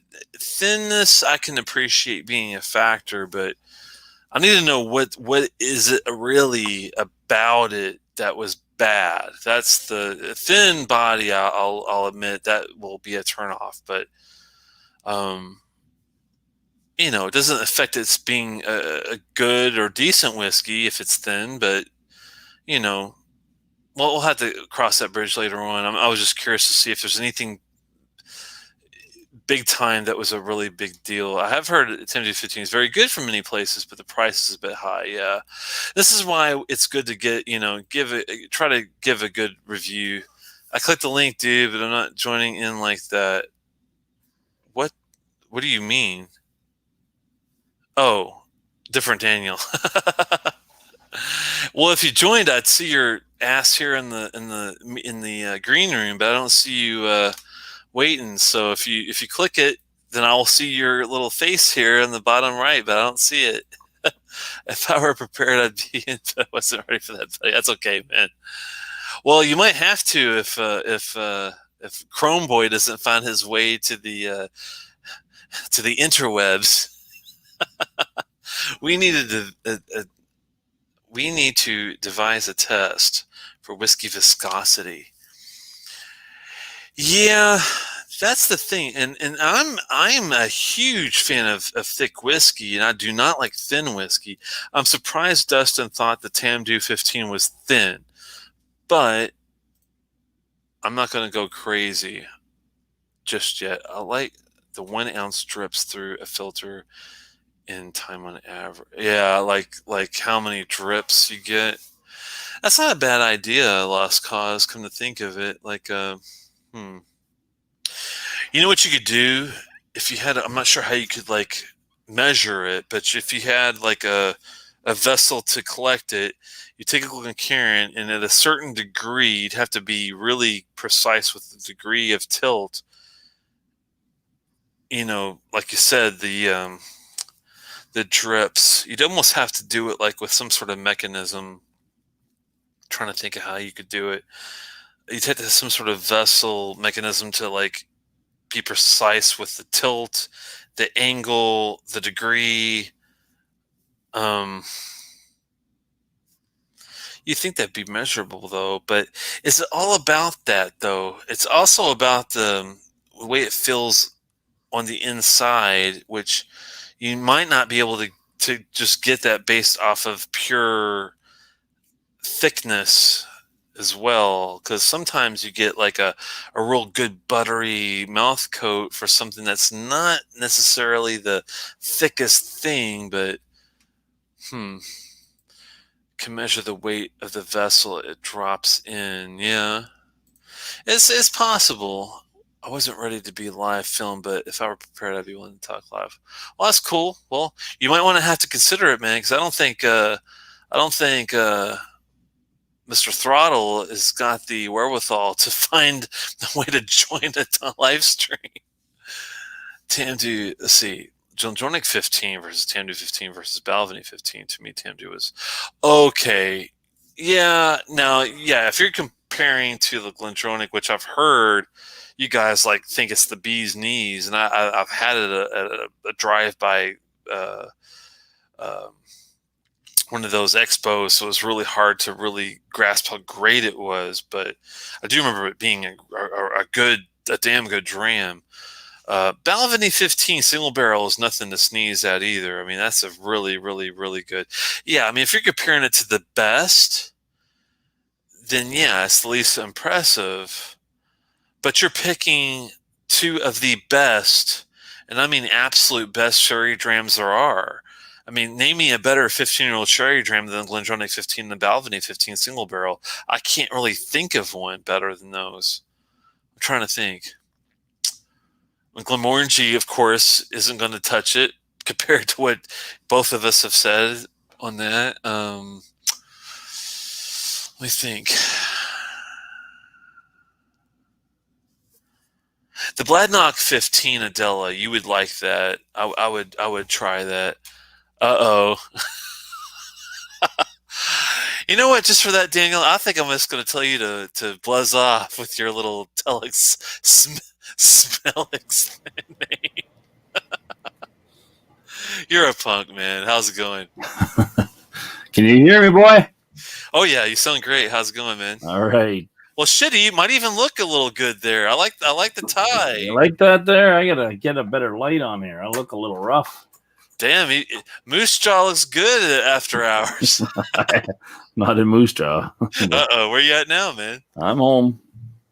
I thought you were in Moose Jaw. Or didn't you? I thought you lived in Alberta somewhere up there. You typical freaking Yankee Doodle dandies down there wouldn't know your freaking backyard from your front yard if it fell on you. Did you just call me a Yankee dude? I do. Did we have this discussion before? Just to get you going, I'll call you Yankee. Oh, shit. How's it going? Good, hopefully? Well, I lost audio. Are you still there? Moving the computer. Oh, there you go. Sorry for the delay, everybody getting on there. It was the my motherboard in my Mac crashed. Oh, no. So I had to... thankfully, under warranty, have Apple replace it. If you're not in Moose Jaw, whereabouts are you? Sorry, I missed all that. I'm in Alberta. Well, that's in Alberta, isn't it? Isn't Moose Jaw up there? No, that's in Saskatchewan. Oh, sorry. Big difference. There's a difference. I'm in Alberta. This is like Texas of Canada, you know. Oh, my fault. Yes. So Alberta Pride is there. Alberta Pride versus Saskatchewan. I actually like Saskatchewan and Moose Jaw. It's Al Capone was there. He used to run moonshine through Moose Jaw. Are you close to Calgary? 3 hours. Oh, 3 hours. Wow. They're 3 hours. North or south? They're 3 hours south. Oh, okay. So you're closer to the border of the United States, it sounds like then. No, I'm they're south, I'm north. Right, but I mean, so you're between Calgary and the United States border. No, other way around. So you're north of the Calgary. Do you have a globe behind you? I do. Well, you just said, hold on, you just said that you were south of Calgary. I meant Calgary is in south of us. Oh, so you're north of Calgary. Okay, gotcha. Yes. That's cool, though, man. You must be really cold up there. we just went through 30 plus Celsius. I don't do Celsius, man. Sorry. You need to go on. If you got, do you have Amazon Prime for videos? You need to join Liberia and Burma in the United States and go Imperial, man. You do realize that those are the only places. That's why I said those 3 countries. It's Burma, Liberia, and the United States are still Imperial, baby. Okay. You wussies drinking frickin' sherry when your thing advertises that you're talking about Ardbeg, and you have Ardbeg sitting there. I am going to pour an Ardmore that was aged in a Lafroig cask.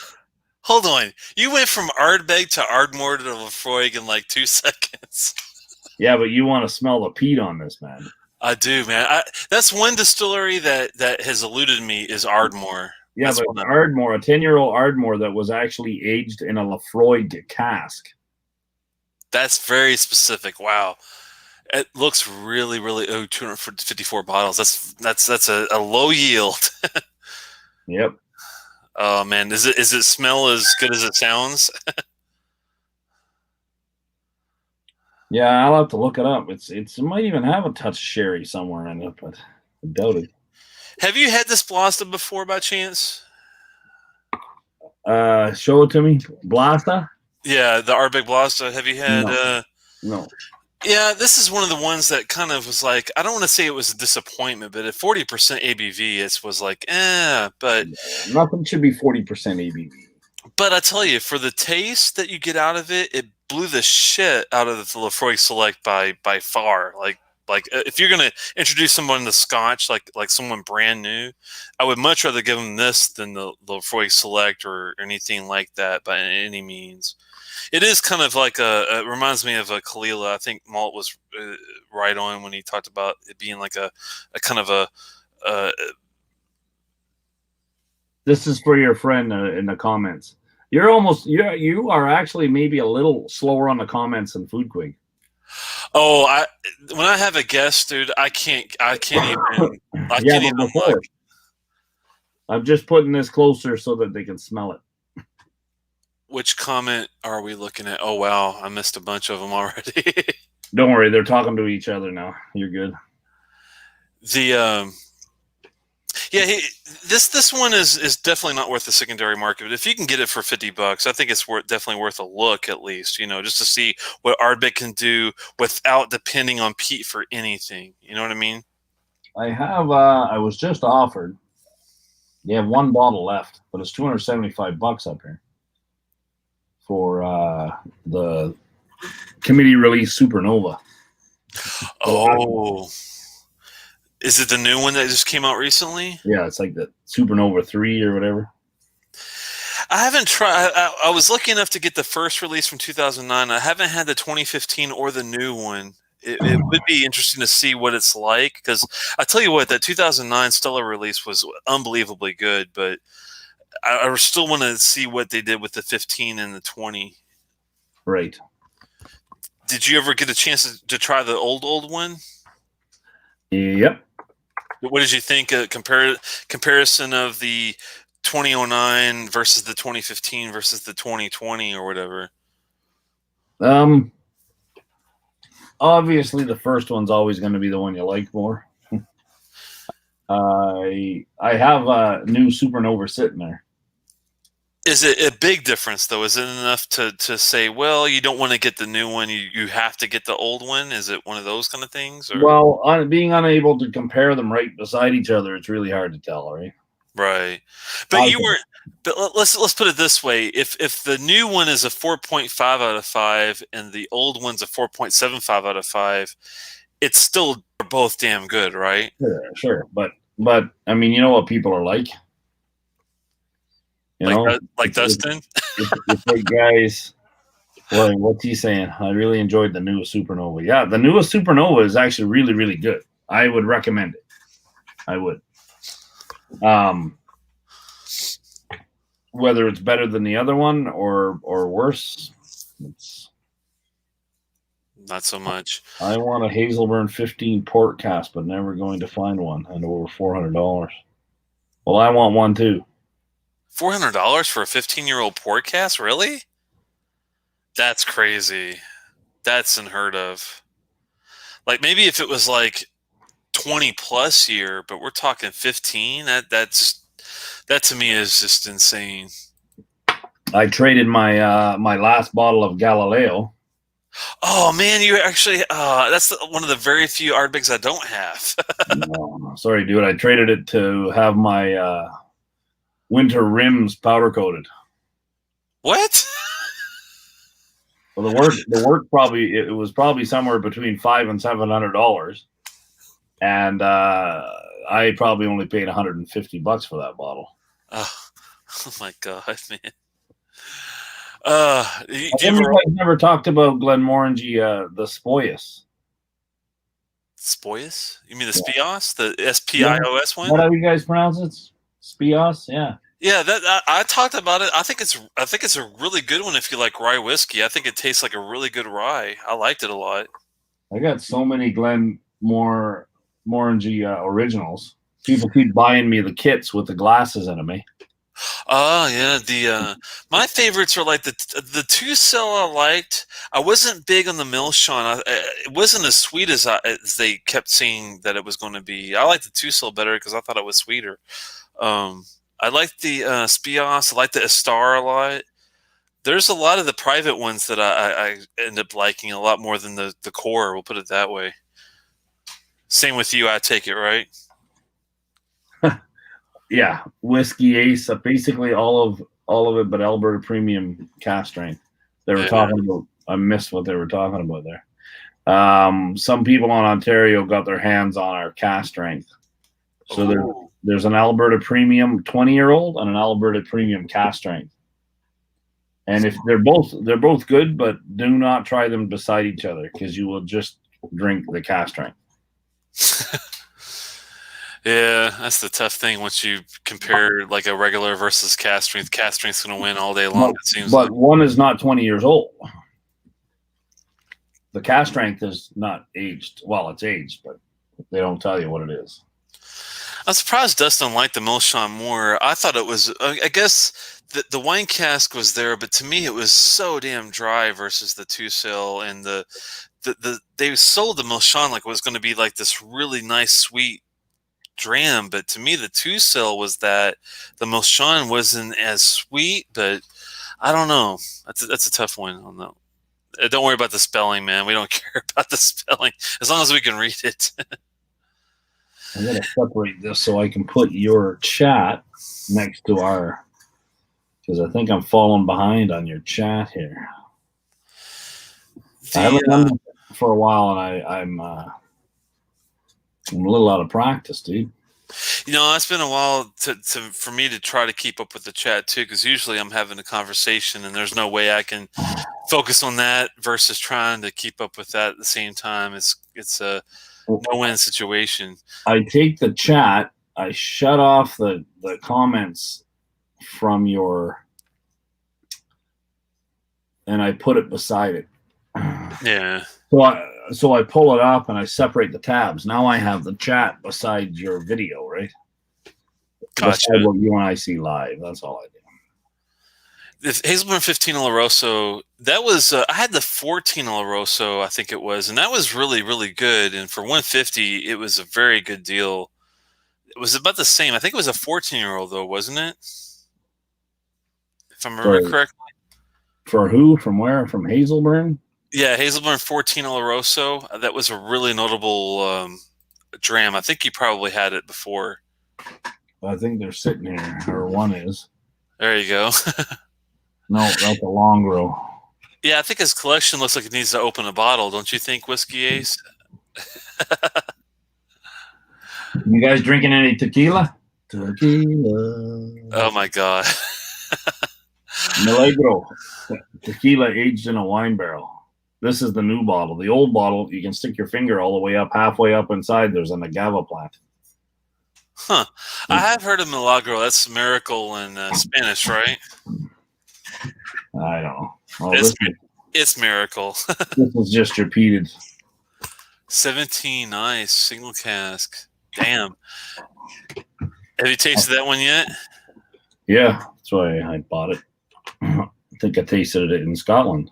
Oh man, I bet that was pretty damn good. This was really good. Too bad you can't get it. You've never had tequila, man. What's the matter with you? Who, Okay, me? so we have a store up here called Wine and Beyond, which is kind of like they actually used to be owned by the same corporation. And then when Canada legalized marijuana, there was some sort of a separation.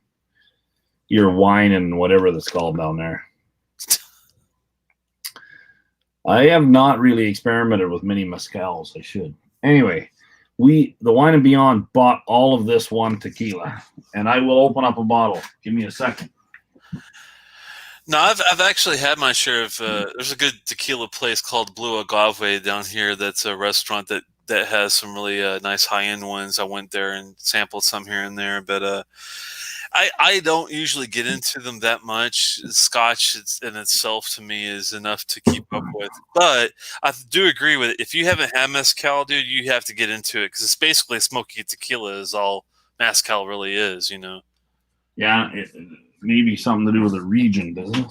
That's a beautiful bottle. Wow. So they're talking about not having them here anymore, that the powers that be might stop them. Oh, no. Because it's ceramic and they don't want to get mixed in with the recycled glass. But this is nothing. There are other bottles, same style. They're hand done. Some are black. And some of the extra aged ones are like $2 to $3 grand Canadian. Wow. And people are paying more money for these empty bottles. They'll pay you. So this sells here for $160. Big giant metal lid. Oh, wow. Right? Just the bottle itself, right? Yeah, and then the bottle. Yeah, that's what. But no, people are spending. They'll buy the bottle for like $100. Oh, wow. Right? Whatever, you want it for $100. But one of our liquor stores here bought every single bottle. So we're going to pour some of this. Man, that's crazy.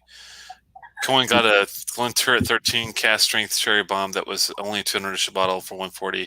Bought two because the price was decent. I bet that's a good buy, man. Because I like Glenturret. I've had a couple of theirs. I had a peated version, and I had a more of a sherried version. It was kind of reminiscent of a Ben Nevis. So if you like Ben Nevis, I think you'll enjoy it. $20. That sounds like a good deal. But anyway, this is $150, and people in Ontario are willing to pay $400 for it. But they have a black bottle as well, as Whiskey said. But they have another one that's more. Man, this stuff, you'd like it. You gotta. I mean, I just came from a peated whiskey to this, and it's quite. Whoa, my nose just said, "What the hell are you doing to me?" But oh wow, I opened this bottle up. You can see a picture of it on my Instagram. On a 1957 Bel Air convertible. Oh wow! A buddy of mine has it. It was given to his son from the grandfather. It is original, everything, even the rubber. That sounds good. I'm debating on what to pour myself. I'm kind of. Oh, that's so sweet, man! Wow, compared to that tequila or that Ardmore I just drank. I can imagine. Did you like the Ardmore that you brought out? Yeah, that was good. You'd like it. I'm trying to debate on You'd what like to. it. I've got a few things that I'm kind of eager to maybe. I might just go like old school basic though. I got stuff in here somebody's giving me, and I don't know if I should just show it to you or not. You might as well show it, man. I'm just gonna pour a simple classic Highland Park 12 just to. Here's the remainder of a sample of a 46-year-old Bunnahabhain. Oh my God, man! 46 out of a $20,000 bottle. That's what I have. Oh man, that is insane! 46 years. How did you even get your hands on that? I'm afraid to ask. Well, we all bought into it, and the brand ambassador here in Canada shipped it all to us in a nice package and everything, and we did a live with them on. Nice. That's a good idea to like find a bunch of friends to go in on like a high end bottle and at least get like a good sample from it. That's Yeah. not a bad idea. Not at all. That tequila is really sweet, man, today. It wasn't that sweet when I opened it. It's probably just probably after having that Ardmore, I bet, like affected your Oh, yeah, definitely. I deal a little guarantee bit. it. Little book. I didn't like the little book I had up here. Well, what should I pour? I'm trying to think. So you started with the Ardmore. You've had some tequila. Did that Ardmore? That Ardmore had some peat in it, right? Ardmore had peat in it. Yep, it peated and as well as aged in a Lafroy cask for whatever reason. Do you prefer peat or sherry if you had to pick one or the other? I prefer virgin oak. Oh wow, okay. Well, that tells me a lot. Do you have any Krgelikis at all that you haven't opened it recently? The last one I have open right now is a 13-year-old. That's out in the other room though. Okay. In the throttle. Do you remember having a 23 at all? No, I haven't had a 23. I have a 17-year-old I've never opened. Have you never opened the 17? No, but since we want to do sherry a bit with you, we'll open up a 17-year-old sherry. Oh, that's a great one. I have that one back here, matter of fact. Yeah. If you are going to open a bottle that you haven't opened yet, you will definitely be very, very, very happy with the Krgeliki 17. That's definitely a 4.25 out of 5 easy whiskey. It's What's great. the ABV? On this, oh man, let me look and see if I can find it real fast for you. It's not crazy, but it's not low either. I remember it's kind of like right in the sweet middle. I'm going to guess that it was around 46, but let me see if I'm right or not.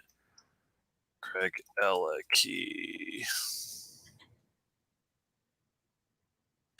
One of my favorite underrated distilleries by far, especially that 17-year-old. It's 46%. It's oak cask, but I tell you what, it's spicy. It's got the wood. It's got fruit out the ass. It's got cream. It's got everything, man. Almonds, marzipan, coconuts, pineapple, white pepper, creme brulee, butterscotch, ginger, meaty, sulfuric, maybe even a little bit, blueberries, for God's sakes. You can't go wrong with that whiskey. It's that good. I don't think we've had it here yet. Then the ones I got the cast strength 10-year-old. I got them all when they first came out. The 25-year-old, but I don't think I saw the 17. Yeah, 17 is the one I'm talking about. That's a 4.5 out of 5 whiskey, hands down. Really damn good. And I've heard even it could be better than the 23. I haven't had the 23 yet. I'm gonna try to get my hands on it, but I've heard the 17 is actually even better than that one. Believe it or not. Well, I'll grab another glass. And what should I pour? Oh, what do you have open right now that you're kind of thinking about? Oh, well, I do have a Glenallachie. Is that what you were just talking about, right? No, the Krgeliki was when I was talking about. Yeah, Krgeliki. But Glenallachie is good too. Their new stuff is actually pretty good. I could pour this out of the case. What is it? The 89. Oh wow, 50.1. I think it is. That sounds damn good. Yes, I would. If you already have that ready to go, I would pour you a big slopper of that one. I don't see how you can go wrong. Bottle number 385 of 485, and it's 58.1. Oh, 58.1. Jeez, man. It is a 29-year-old, and it is batch 1. Holy shit. Damn. You want to read that again, son? Yeah, that's 58.1. Sorry about that, sir. That is unreal. I would love to have a little taste of that. I love the 18. I love the 15. I love the 10 PX. I love all their shit that's new. It's good. And that's Billy Walker, isn't it? Billy Walker, son. Billy Walker. You talk like that down there. You say it like that, Billy Walker. Whoa. I'm a speaking normal. I don't know what you're talking. Man. All you Yankees talk. Oh my Lord. Oh man, it's Oh, I think my nose just fell in love.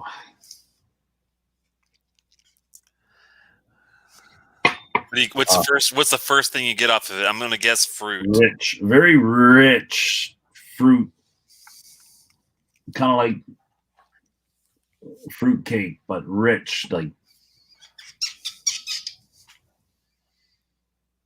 you have a 1989 60% what? De Silva.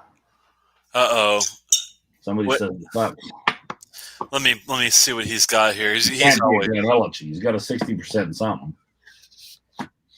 Country ham. He may not be talking about this. I don't know. 1989. Anyway, this one here was bought as a gift. Nice. If he's talking about Glenelg, I'll be surprised because they're after everyone raved about country ham. I don't know what that's about. I don't know what he meant. All he said is an 89, 60%. Are you talking about Glenelg, Dustin, or are you talking about something else? He's talking about. Oh yeah, he's talking about Glen. No. Yeah, he's talking about this one finished. 100%. There's more than one cask, right? They did different 89s. This is a 29-year-old. What age was the one you had there, Dustin? If you remember, I'm just curious of what the age on it was, because 23 is like unreal. I would give anything for 21 plus. He says I hate it for the price anyway. Well, what was the price? My price was great, free. It was a gift. Yeah, you can't beat free. That's for sure. I mean, my buddy, we did some work with the buddy that he was not expecting it, and I kept telling him your price is too low. I had to bump the price up. Oh man, that's if you had to I'm curious here because you like a lot of the similar stuff that I do, I think, to a point, but I'm not sure what your top favorites are. If you had to pick 3 distilleries and that's all you could bring with you on your deserted island somewhere, what 3 distilleries would you go for? It's almost one of my hated questions. If I was on a deserted island, drinking out whiskey would be my last concern. Finding a volleyball that I could cut open and make a friend to talk to would be my first concern. My first concern would be bringing the whiskey. Well, you might need rehab. I would take your room, Steven's room, and any other room I could find. I would transport it to my deserted island. Dusty, this is a different cask. 1049, right? Yeah, no, there are some other casks out there where people were not that, and the price wise, I mean, a buddy, I didn't even know. I went to the shop and he said, I got something, called me and he says, I got something for you. No, I've left lots of whiskey at his place, right? Open bottles and whatnot.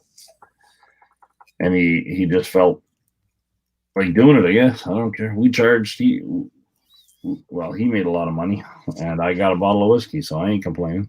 There you go. It's all. And he did another job and saved our ass. He did something that everybody else says couldn't be done. And he did it. So that makes up for everything. Well, if you don't like that question, like what are a few of your favorites, like above all else? If you were like, if I didn't know you at all, and I'm like, hey, Daniel, what I'm thinking about getting some scotch. What are the first 3 things I should probably get? What would you shoot me at? I hope you and Juan get stuck on an island together.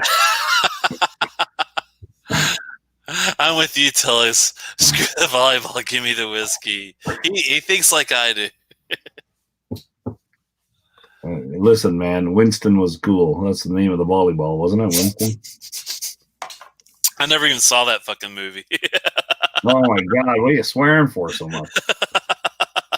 Godless Yankee. Sorry, man. It's the Yankee shit that drives it out of me. Oh, Richard, a purple box. What do you mean purple? Uh-oh. Oh, yeah, I know what he's talking about. The Longmorn 16. My box back here is the old dark blue one, And then after this one, they released it into a purple box. Yeah, I have the same one Daniel's got. Yeah, well, I just found these, and the guy had taped it, so it's got the stupid packing tape on the case. And then I found another one in the shop he didn't even know we had. Hardest negotiation I ever did for the best bottle I ever had. You've had that before, haven't you? Yeah. I love the 16 for a savory dram. It reminds me of like a Ethiopian sambusa, like in a bottle, man. It's like spicy, savory. I like it if I'm in the right mood for it. I bought this at my great niece's wedding. When I took my dad home, I stopped at the liquor store because their bar had nothing in it. And I wish I'd have bought more because they were only $75 then. Oh my God, that's a steal. It was. Try to find one though, man. And that was the last place I knew anywhere, and he wanted a $275. Oh gosh. Yeah. That's crazy.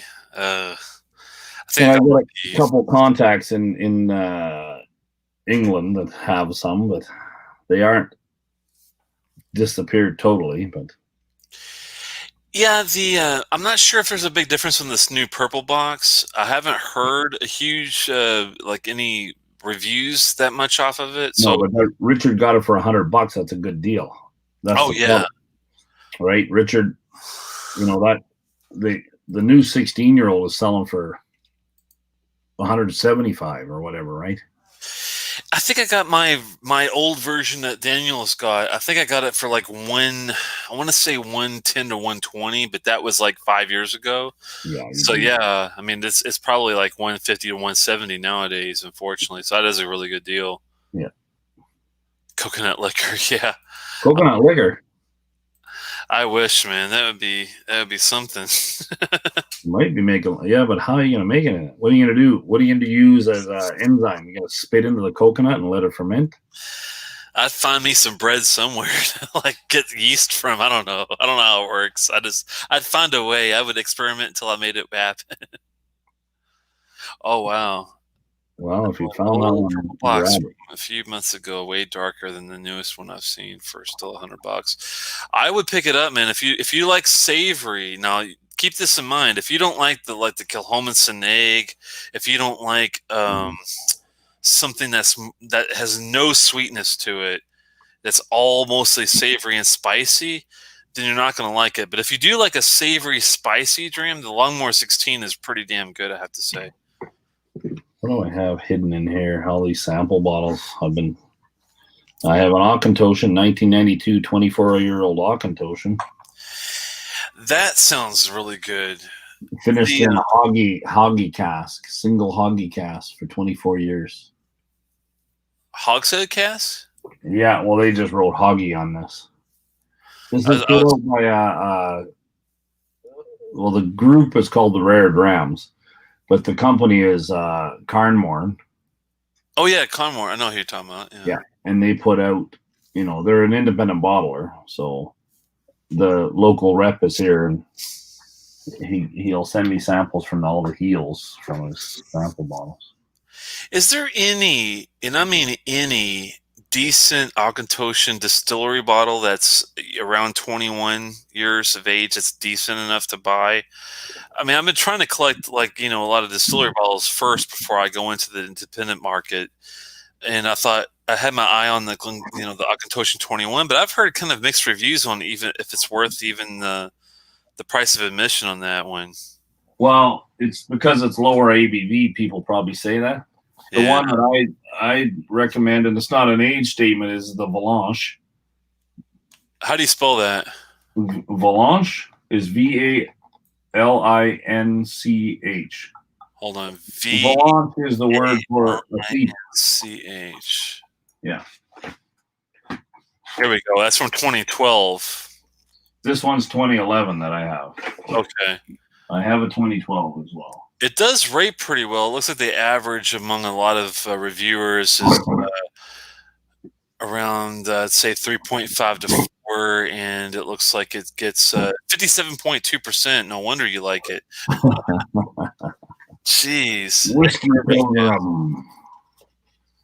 The Pilgrim's here, son. Good morning, my friend. How you doing? All the way over there and Hey, good to see you there. waking up. He's just waking up, man. That's funny. I have some 21-year-olds. They're buried in the back here, but they're older releases. Eh? I don't mind, trying to find that particular 21 that's good. I just want to make sure if I'm shelling out that kind of money that I get the Akatoshin 21 that's a good version. This is 43%. Ooh, okay. Let me see if that's the one I'm And this is an old. You won't get it now in this fancy case with a felt in the side and all that stuff. Why won't I? And do you want me to tell you how much these were when I bought them? Maybe. How much are the ones you're looking at? I think it was around 250-ish, something like that. US. Yeah, 250 US, something like that. I'd sell you these ones for $350 US. Jeez, dude, that is a little high. Is it higher than 43%? No, this is only 43. It's 43. Okay. But you can't. It's $100 extra for the felt box and lining inside. It's soft. Oh, I see how it is. You like putting your hand up there in the soft felt box. God bless. It's worse than a porn show. You're lucky Swami's not here. That's true. That is true. Way back, this is when I first started collecting whiskey. These were like $89. That's the ex-bourbon, ex-sherry one, right? Should be ex-bourbon and ex-sherry, 21 years, 43%, right? American bourbon and Spanish sherry cask. Okay. That's the one I had my eye on. I just didn't know if it was worth the craziness to try to get it.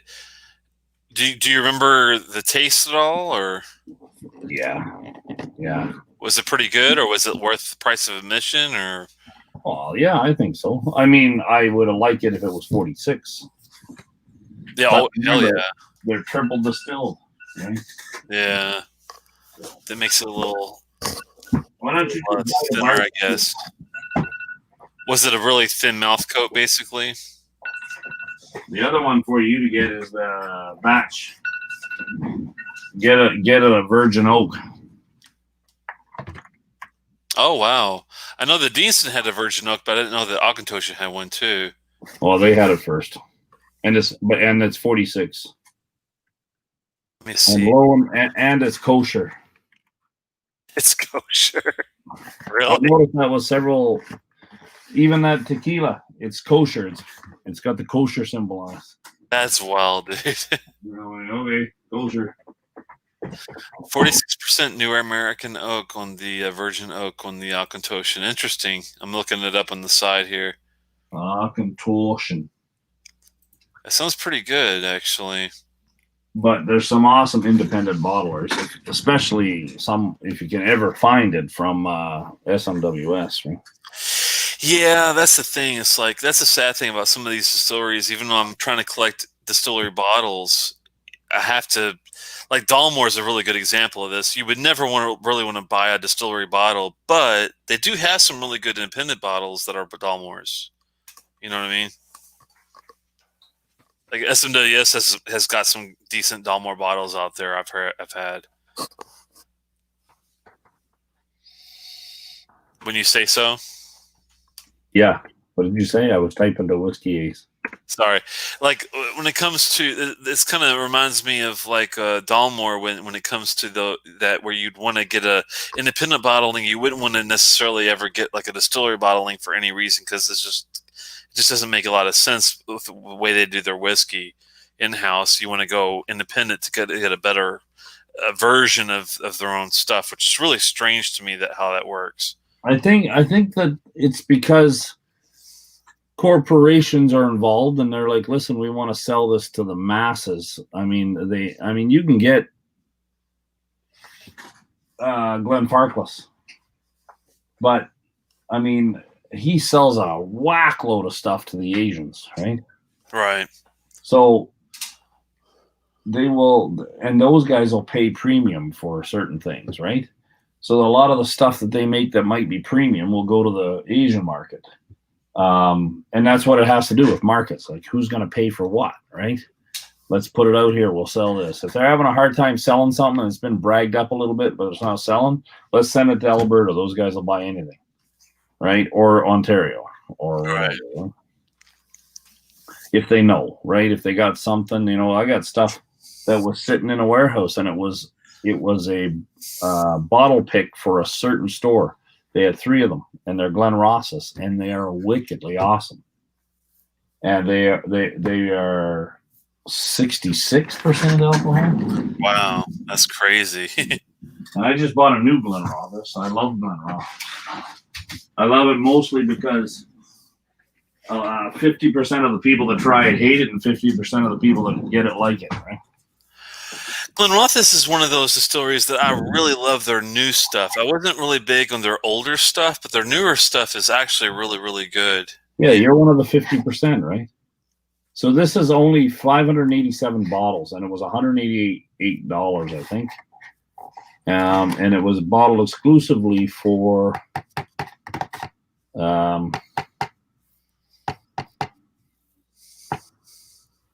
what are they called? Willow Park Wine down in Calgary.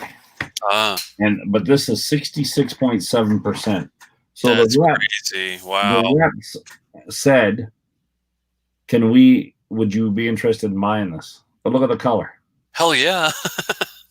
I'd be on that, like on flies on shit on that one. Yeah. And Willow Park is pretty good, but they bought this exclusively. 587 bottles is all they got. That's crazy. And they only bought one of their 3 allotments. Wow. I don't know if it's I don't know about that, Ben. These guys are definitely in my new most underrated distillery department next to Bloodknock. I'd say Glenrothes is definitely in there, because when I had their 2014, their 2004 bottle, that was, I'm trying to remember what the age on that was 2004. It was like a basic bourbon cask, but I tell you what, man, it was really, really damn good. Was it? I like the, let's see if I can get some more light here. I look like the Darth Vader of whiskey here. That is you. Dun, dun, dun, dun, dun, dun. I am your father. God bless. They all ran. Select Reserve discontinued. Uh-oh. You take care, Whiskey Pilgrim, and you behave at work, all right? No, he's asking. I don't know. I honestly have not been paying attention to the whiskey world much, boys. I was working 15-hour shifts for the last 6 weeks. So. Oh man, was the COVID thing a ramp up for your industry that you had to get more involved in? It's it slowed things down, or the jobs were delayed, and then they're like, well, we still have to keep running, so we have to put all these steps in, and so you just had to wear a mask all the time, which we wear masks all the time for our work anyway. We either wear a full face or a proper half mask, not all the stuff everybody else talks about. Wearing a diaper over your face would actually be better than wearing some of these cotton things people wear. Well, if you don't mind me asking, what do you work in again? I go to places like refineries and pulp mills and power plants and so forth, and we climb into boilers and sulfur units, anything that shoots fire. Oh wow! And we line the inside of it to insulate it, right? Okay. So it's called refractory.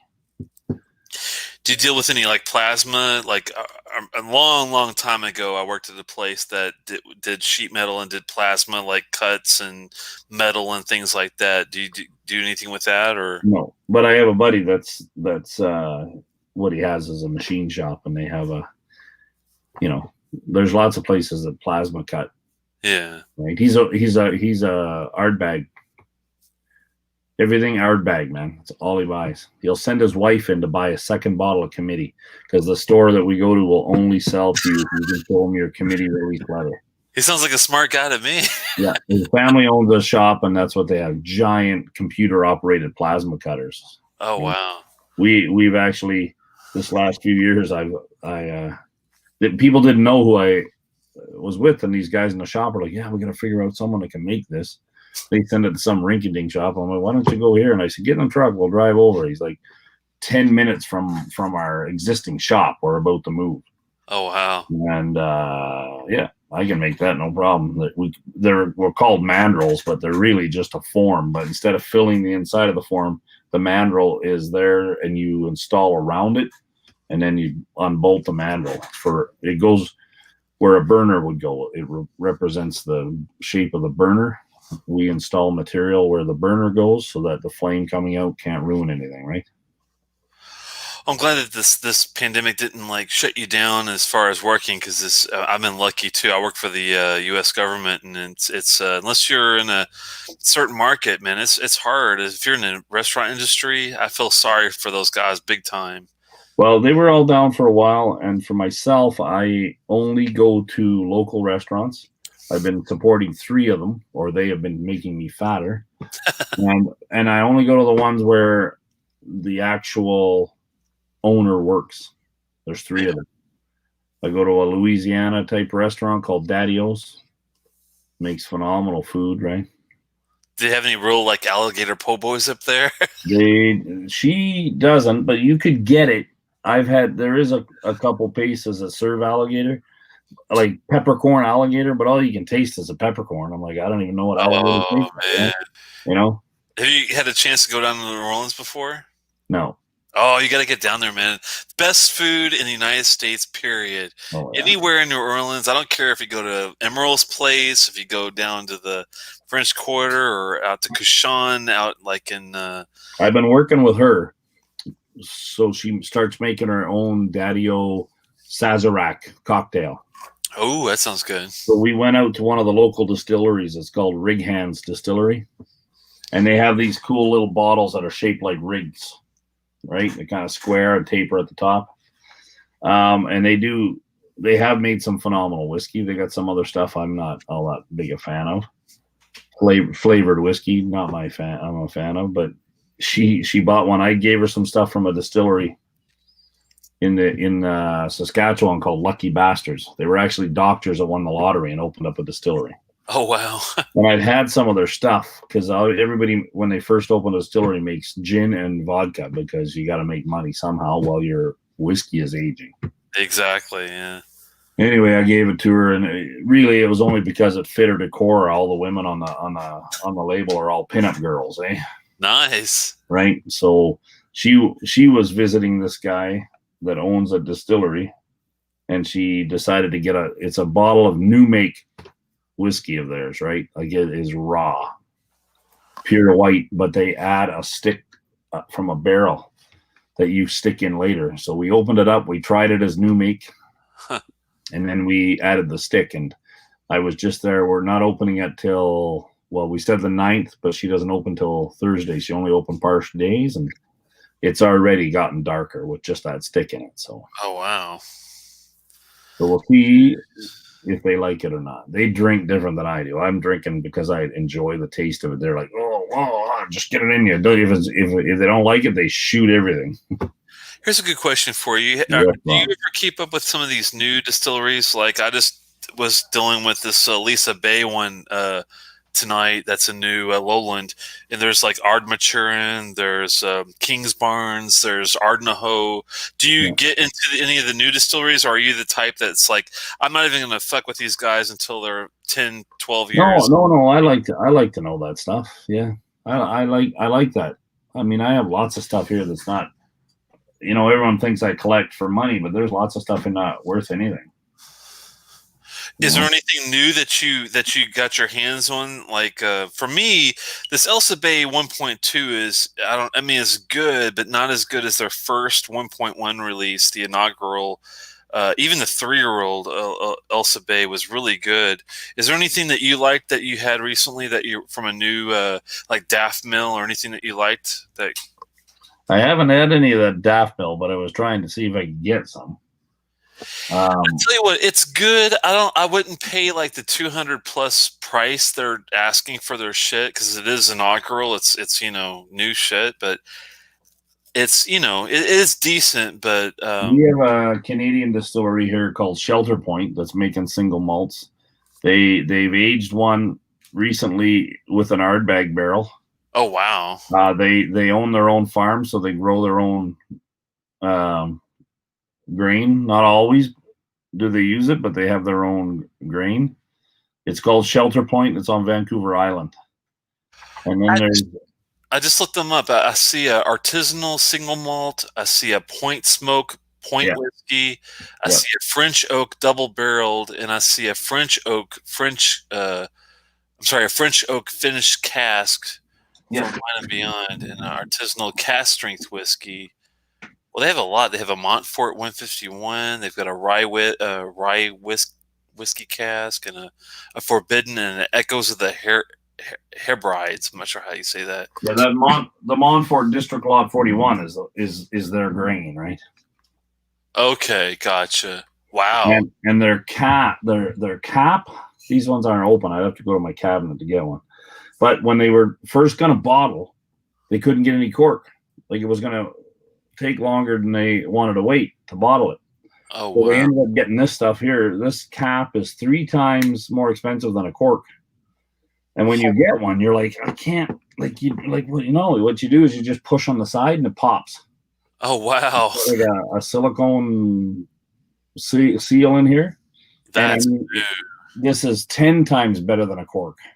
Oh, wow. That is insane. And it's still cool to open. How do people not know about this? This is crazy. This is actually really cool. I never even heard or saw that before, but I'm glad you mentioned that because that's like a new thing that people probably should get into versus corks. Because corks are a pain. Because I recently, and a good example of this is this damn Blasda. It's, it is 2008 to 2010, but as soon as I, got halfway through the bottle, the damn cork disintegrated on me, and I had to, filter it out with an unbleached coffee filter and the whole 9 yards. And it's like, why don't you? So when you're getting down that low, put it into a smaller bottle. Get yourself like some 500 ml sample bottles or whatever. I mean, and then you can save yourself a smaller sample, which is exactly what our buddy Roy or Ralph told people. You want to store your whiskey like smaller amounts, decant it into something smaller so there's less error. It's very true. Thankfully I usually am a drinker, so I don't. This will not last very long. But I think maybe you're hard on the cork. Yeah, I'm hard on the cork. And High Coast, I think I tried High Coast before it was called High Coast. Was High Coast not the one that somebody made them change? Compass Box, I think, made them change their name. Oh wow! Am I getting that wrong? You're probably on there. I missed that one, but I'll have to look that up. Somebody had to change their name. I'm glad you mentioned the Shelter Point. They get really good scores: 3.6 out of 5, 3.8 out of 5, 4 out of 5, 4.5 out of 5. So they really do well on their. It's British Columbia, which you don't really see very often either. Well, you should, man. But I'm just saying. I mean, honestly, as an American, it's like the last place I'd ever think of when I think of whiskey is British Columbia. I'm just, Well, then now look up Caledonia Distillery. If I'm saying the right name now. It sounds right. Let me see if I can find it. Edward Dower has a Caledonia. Oh, here we go. Caledonian the Sovereign. No, that's a grain from Lowland. 1 second. Caledonia. Let's see. Do you remember how to spell it? Because I did Caledonia, and I didn't get. I don't think the right thing. Yeah, why I'm not remembering their name. Hold on a second. I know what to look at now. I'm going to just have to turn around here. Hold on. So to make money, they started buying whiskey and bottling it. Macaloni's And I have two of them here. Hold on. I'm going to lose all my books now. Macalonis? Well, that's one of the owner's names. So what they did to make money, besides they also do beer called Trois Dogs, meaning two dogs. This is called Trois Casks. So the distillery, the company is, well, Macaloni, not macaroni like the Yankees like to eat. Macaloney. Yeah, say that again one more time. MAC? They were buying bottles and then casking them. Victoria Caledonia is what you want to look up. There, I finally found the full name. So that's Victoria, Cladonian. Victoria Caledonian. I see it now.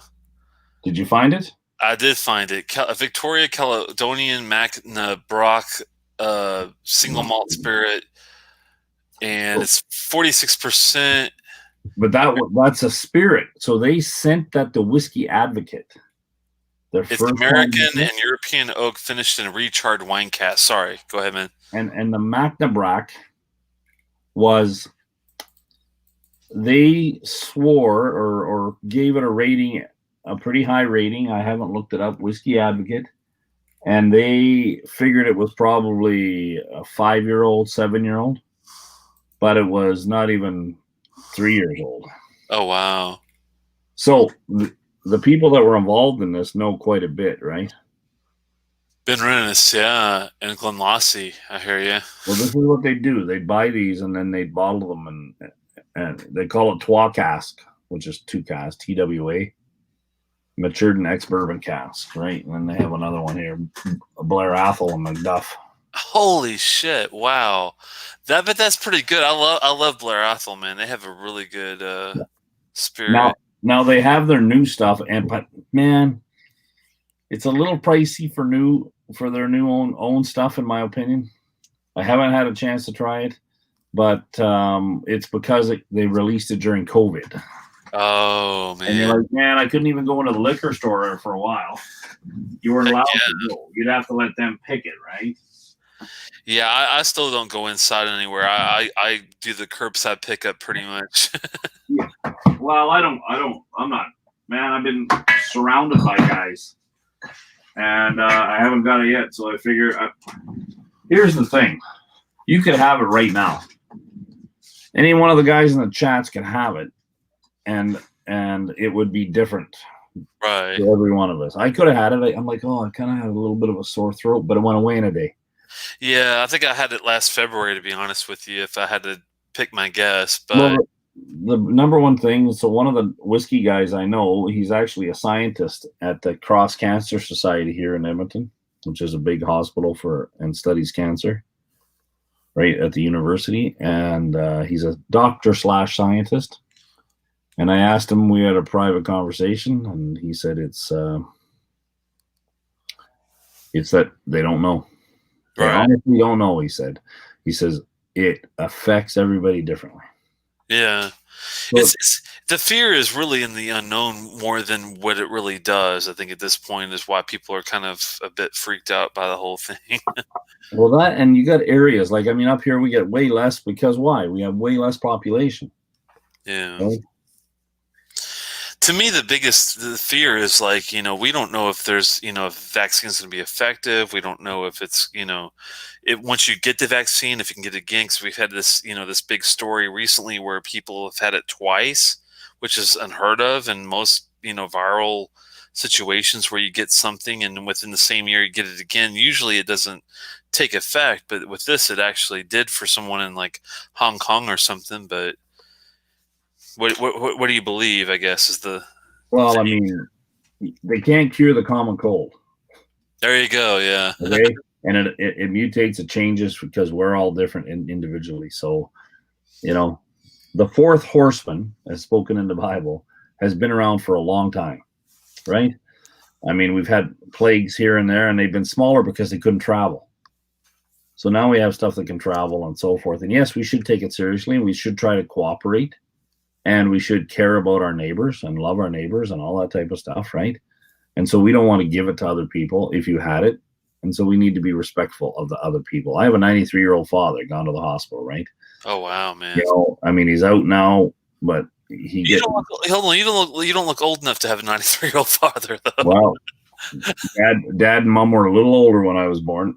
I was gonna say I'm 44 and my dad's like 65, so I'm like, wow, man, that's crazy. I have a sister that younger than that, but dad was joking around and mom took him seriously. Oh man, Don Holland has a good question there. What do you think of Roy's, Ralph's, anything? I have not seen it yet. I have not seen it. I saw somebody posted something on it. I've been doing good, buddy. I do watch his stuff from time to time because he is the original gangster, basically. But I have not seen anything Balvenie related recently. And Balvenie is one of those things where it's hit and miss for me. Like, I'm not a big fan of the 12 double wood, but I do love the 17 the Euro that Daniel showed earlier. That's a much better whiskey to me, and I do love the 15 single barrel. I like a lot of this stuff. I think the tune is overrated for the one I had. I thought it was a little bit kind of like, but it was 1509. It was one of the newer ones, so you never know when, you know. Well, yeah. Yes, they were, Dustin. They were 20 and 19 when they had me, so there you go.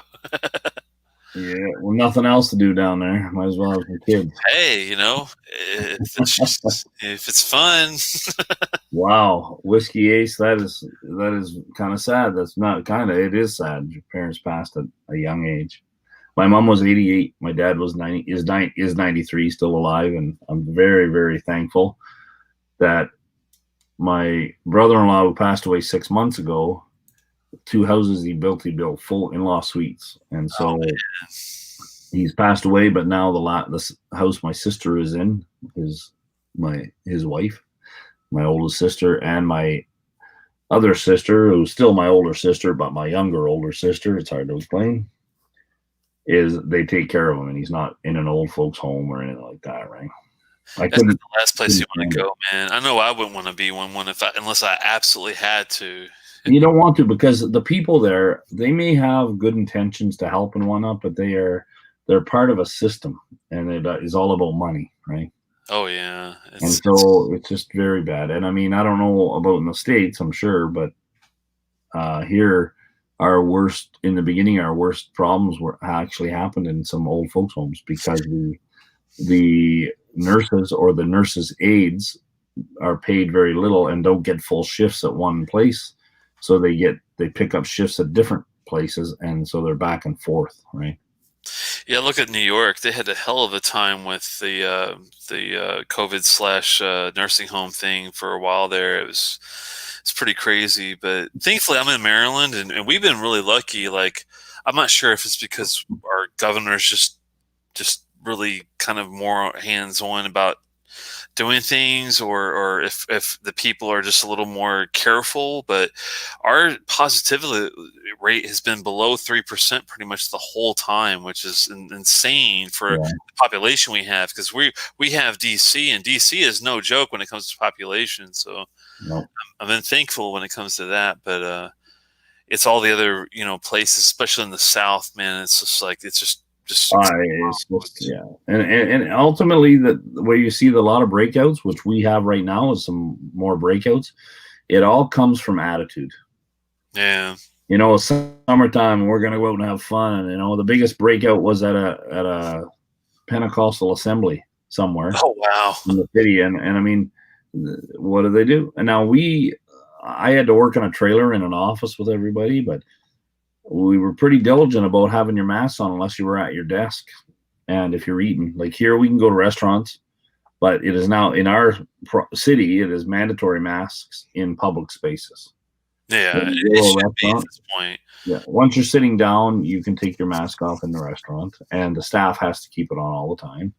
But it's really just to protect each other from spreading it. That's all. It's like if you and I are standing there with our pants off and I take a leak, you're going to get pee on you, right? If you're wearing pants and I do it, you're going to get less on you. If I'm wearing pants and I pee myself, you're probably not going to get any on you. This is the only place that you can talk about whiskey and peeing and COVID and all sorts of shit. Hey, did anybody ever try that whiskey they were making from diabetic urine? Oh my God, man. What the fuck? It's old news. Look it up. But here's a pet peeve for me to do with Did you just say they were making whiskey from diabetic urine? Yeah. Google it, man. Second wave, here we come, Don. Oh Lordy. I think we're into the third wave, aren't we, Don? Anyway, no, they did. They made whiskey from diabetic urine. So when whiskey the tribe guys were going on and their Facebook thing. Oh God. I just lit into some of these guys on their Facebook. I'm like, man, you guys are so new. You're posting stuff that's like from 5 years ago. Like, stop trying to sound like you know something about whiskey and just be humble about it. I don't get mad. Like Don Holland, I guarantee that guy knows more about whiskey than I do, and I guarantee you do, because you talk about stuff that, like, I'm like, who cares, man? Right? But as soon as I say diabetic urine whiskey, you're like, what? Yeah. Well, I mean, I do get into it. I try not to like go into the deep end too much, but yeah.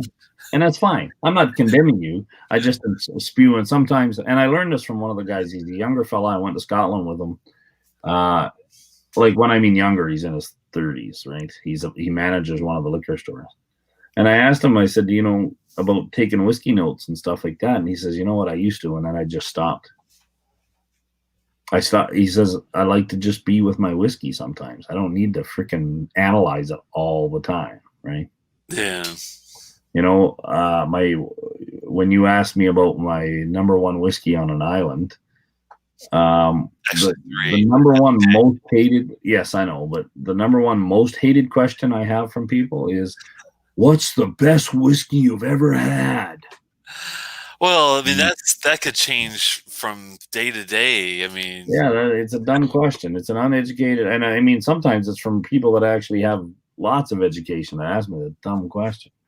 No, the only reason I ask you, because I just want to try to find your like go-to few, and that's why I said 3 or you can make it 5. It doesn't matter to me, but like, just the ones that you gravitate more the most. And you could easily say, Telex, I don't really have anything I gravitate towards. I just see what's I think sounds good, and if it's a good cast maturation, I just go that way. I mean, you could say that. I mean, that's yeah. And Don Holland's got the right answer. My next one. Yeah. If you're on an island, I mean, honestly, if you're stranded on an island, which is the logical part of the question, that's not what I think about. I mean, like, how am I going to get fresh water to drink if I'm surrounded by salt water? Okay, let's just scratch all that then. Let me ask it a different way. Maybe I think different, that's all. Let's say you are you have a good vacation time coming, and you have a month off to do whatever the hell you want to, a month. Mm-hmm. And you can go to Scotland. And you're like, okay, I'm going to go to Scotland and I'm going to have me some fucking drams and I'm going to go crazy. And you get there and you can go anywhere you want. I don't care if it's the islands, if it's Isla, if it's Highlands, Speyside, Lowlands, whatever you want to do.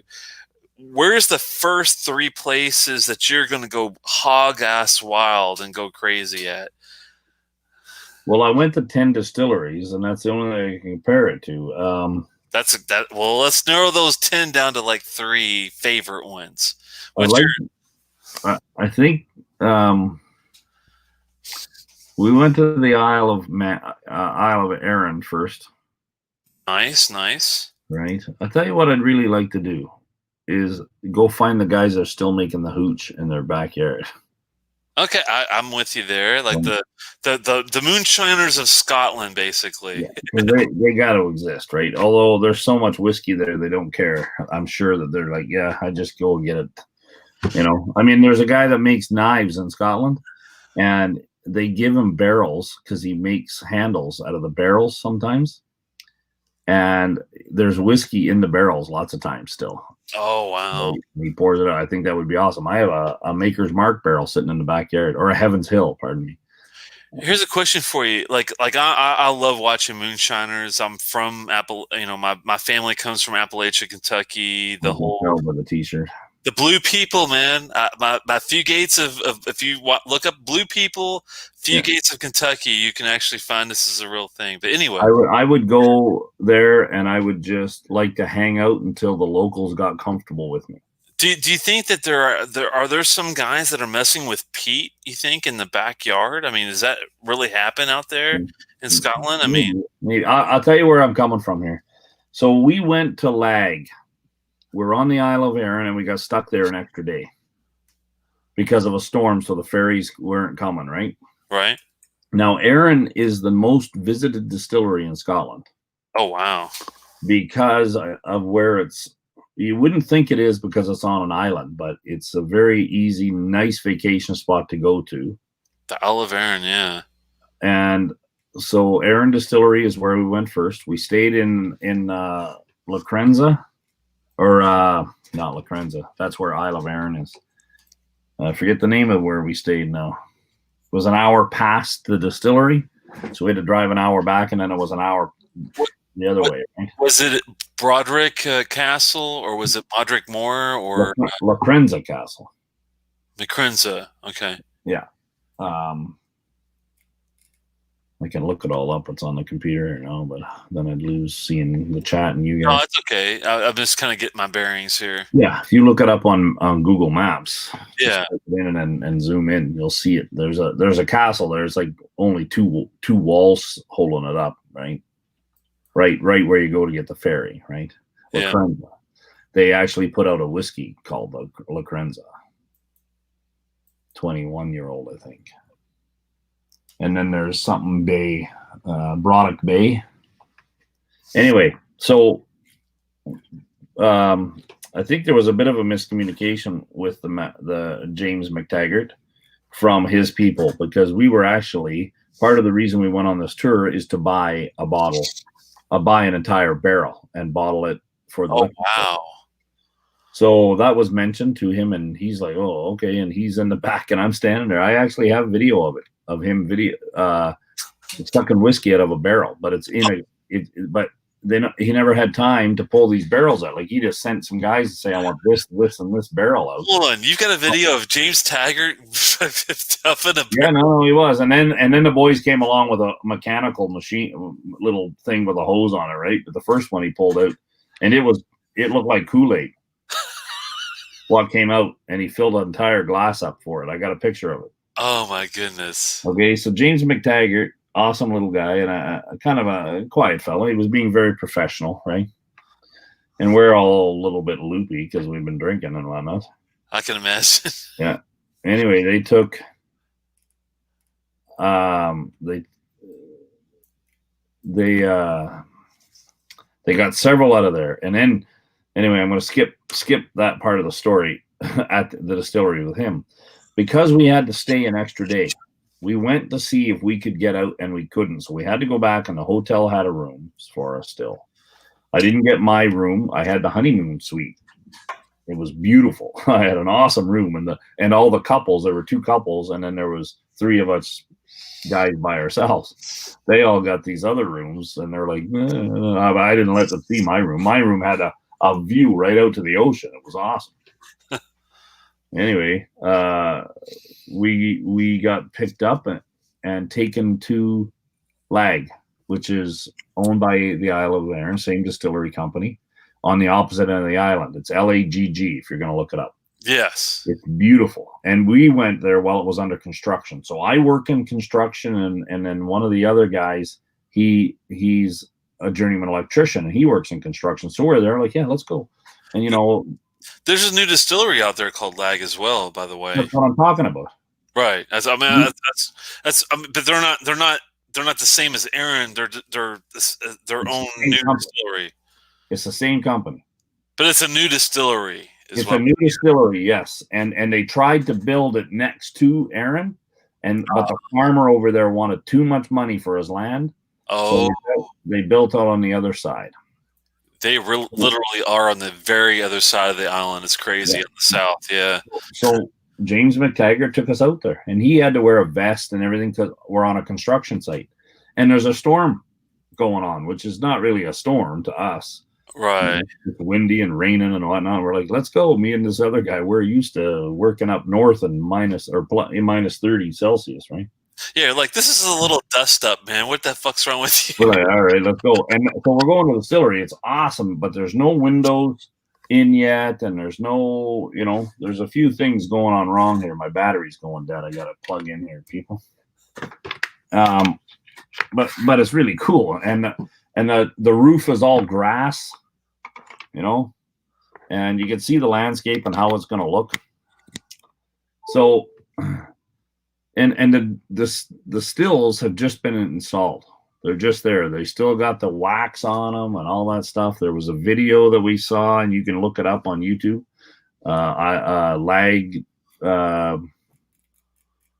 Actually under that distillery name, I think, Lag Distillery, and it shows it being delivered and driven down the road. So imagine delivering something down those narrow little roads, right? Yeah, it's not like driving in Scotland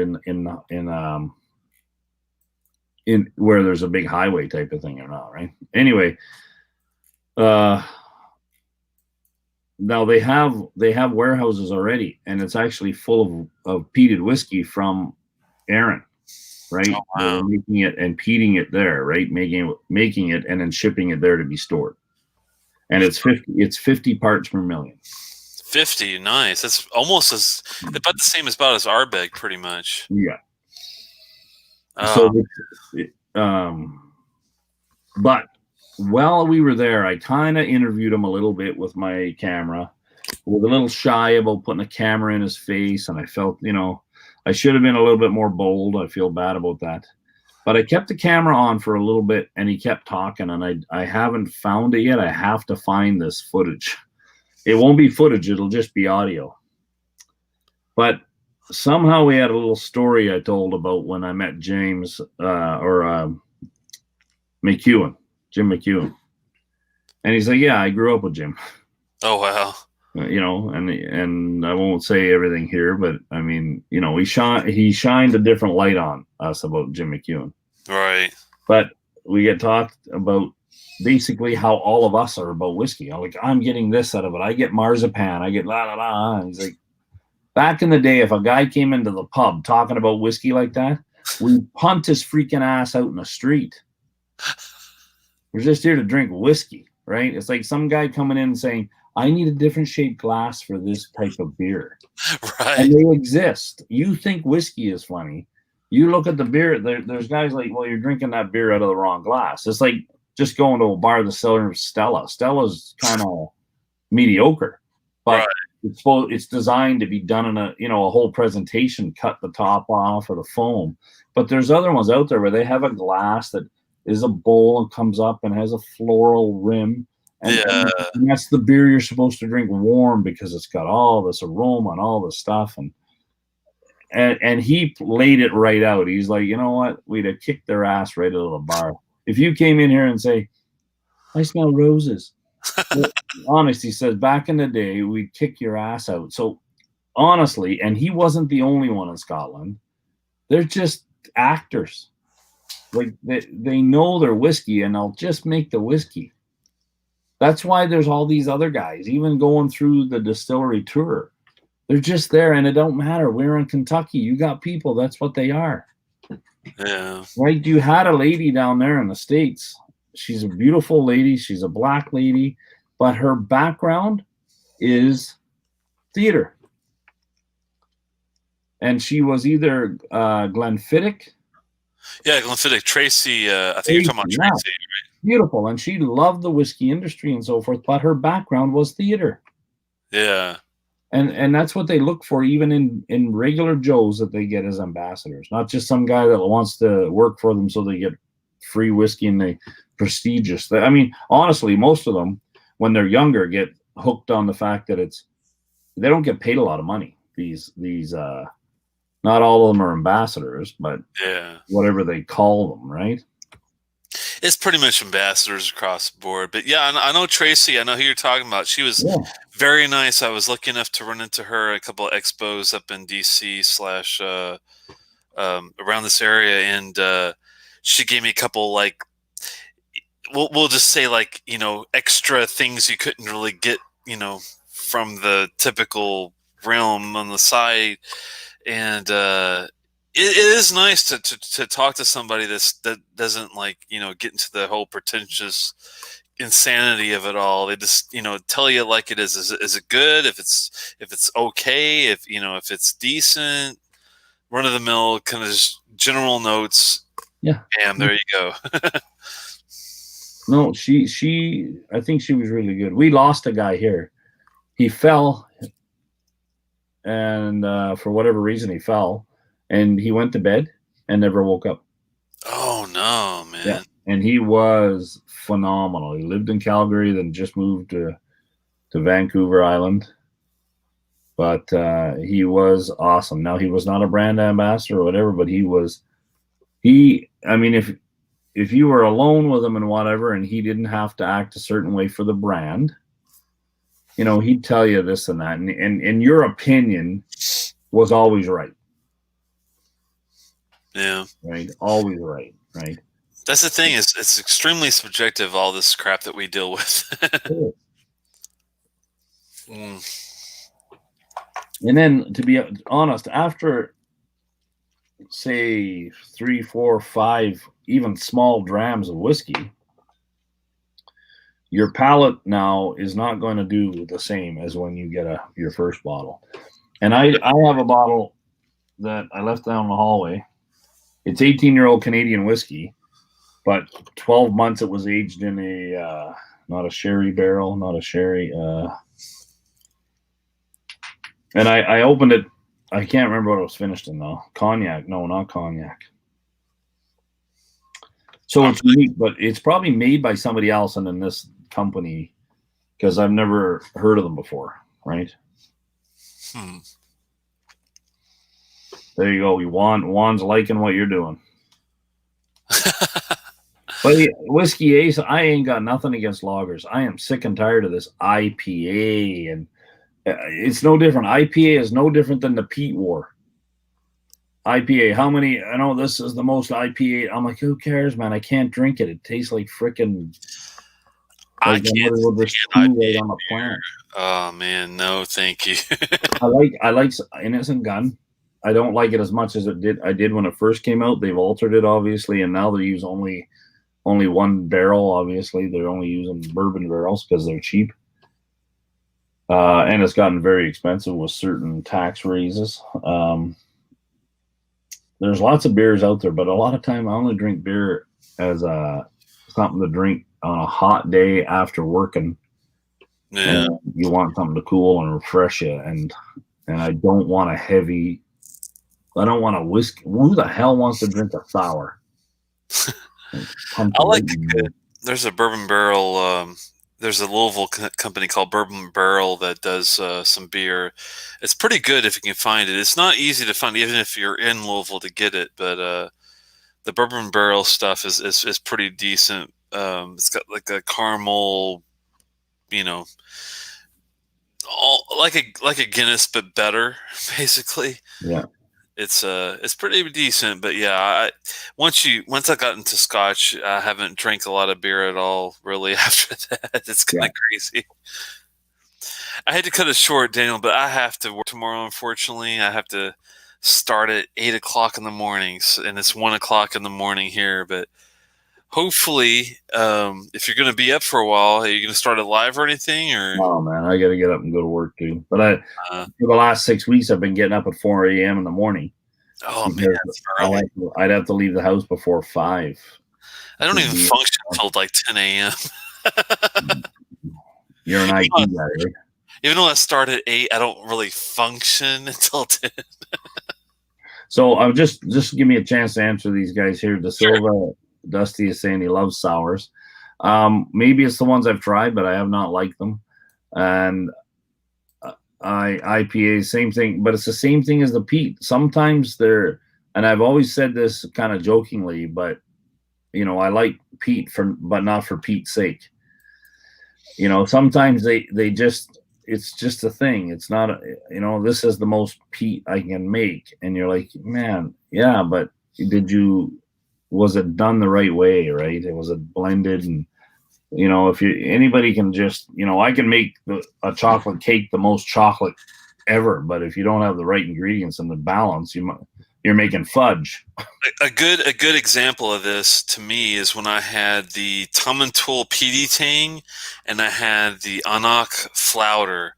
They were very peaty, but they were the worst type of peat I've ever had in my life. I will never ever drink a Tumentul Peaty Tang or an Anak Flouter ever again. Now the Anak Cutter was a different type of peat that was actually good, but the Flouter, I'm not sure what it is about the peat. It just doesn't jive. And the same thing with the damn Tumentul peat. I just don't like it. Any that you are, I mean, I like Brooklotti's peat. I like a lot of the Isla stuff. I mean, is there any peat that you had that you were just kind of like off put to the point where I can't drink it? Yeah, I got a bottle of it here. It was cheap. It was like $30 or whatever. It's a French whiskey made with some peat. I didn't care for it. Actually, yeah, it's okay, but I didn't really care for it. Did you just say French whiskey? Yeah, it was French. It's a French whiskey, yeah. Oh, vous êtes très malade, man. Yeah. You're Canadian. You got to know French. What did I say? No, I don't. I was born in Western Canada, so no. So the farther you go, you got to watch on Prime. So all the people that are in there that are from the U.S., it is hilarious. I'm a Canadian. I was laughing my freaking ass off. So Jim Gaffigan, the comedian, he's got a thing on there. It's got 2 episodes on there right now, and just one sec here. Blended or mix or sip separate. That's for Don Holland. So he's done a tour. He's done his comedy shows in every province of Canada, basically, right? And he starts talking about each province. I mean, the first one he starts talking about is Saskatchewan. He says the whole province is full of perverts. He says your capital city is called Regina. They could have called it Regina. It's hilarious the way. And you're muted. I can't hear you, Telex. I can't hear a thing you're saying. Why is he laughing so hard? But I can't hear him. Am I the only one I can't hear, Telex? Hello? Sorry. I accidentally hit the mute button on the damn thing. Can you hear me okay now? Yeah. You're laughing your head off, but I can't hear you. I always say Regina because I refuse to call it Regina. Well, whatever. But anyway, watch it. You'll laugh. Everybody in here, Ben, Don Holland, you'll laugh your head off because some of it is so true. He's making fun. He's like, yeah, and I'm really kind of disappointed of how many Tim Hortons you have in Canada. How many what? Tim Hortons. Tim Hortons.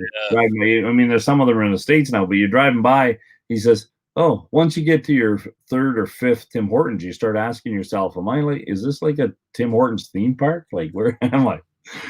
He says, Tim Hortons is like, it's like in America's, he says, how did he word it? He says, Tim Hortons is like stop signs in America. Is it like Trader Joe's down here? I've heard of Tim Hortons, but I don't know what it is. Tim Horton himself was a famous hockey player, and he opened up a coffee shop, right? Oh, okay. The thing is that I don't go there anymore. I'll buy coffee at McDonald's before I'll buy it at Tim Hortons. Oh, wow. Because it is no longer Canadian. It's owned by a Brazilian corporation. Oh, gotcha. Right? Yeah. So that's sad. The donuts used to be baked fresh. Now they're not. They're par baked and then baked in an oven there, finished in an oven. Isn't that sad when people take businesses for granted where they find a gym and they know it's good and they do their damnedest to buy into it and they finally get their hands on it and then they destroy it because they're just in it for the money and not for the craft. It's like, It's the saddest shit I've ever heard of. Yeah, it is. So Ben's got it right. Wendy's and Tim Hortons did a co-opetition thing. They actually opened up stores, but right in the same building, right? Oh, weird. There's only one of them left that I know of here, and it was good. It's great because you know what? Maybe you want to go for a coffee and a donut, and I'm like, man, I really just need a burger. So it was kind of a good idea, right? Huh. And you know, then they only had to have a bathroom in the middle for both. It was split up. It's right beside one of our university hospital up here, and it's busier than a 1 hour paper hanger. But it's you know, it's the only one left. The other one, I shouldn't say the only one left, but it's the only one I know of in our city, right? Anyway, buddy, check that out, Jim Gaffigan. Yeah. You know who he is? You know. Oh yeah. Yeah, he's huge here. Yeah. Yeah. Well, he's from the States. I think he's from Michigan or something. He's probably not. Michigan is right on the border of Ontario. Yeah. So, right. No, he's definitely one of my favorite ones. He's got a sarcastic kind of a humor. Yeah, and then sometimes he'll talk as a third person, like he's a member of the audience. Like if he talks about Tim Hortons one more time, we're gonna kill him. That's you know, he's imagining what the audience is saying, and that's even funnier. But yeah, you watch him, and he is hilarious. He and the way he describes things in Canada and stuff. Like we bitch about Bloody Caesars, right? Bloody Marys. Yeah. But up here we have help me out here, boys. What do we call it? Bloody something? No, it's a Caesar, like a Caesar salad? No, but it's a drink, right? And it's loaded, but it's got, instead of just tomato juice, it's got what we call clamato juice. Clamato? So tomato, yeah, it's tomatoes made with and clam juice blended together, right? Clam juice. Wow. Okay. Yeah, and I think that would actually do well here in Maryland, actually. It might, yeah, and it was invented in Calgary.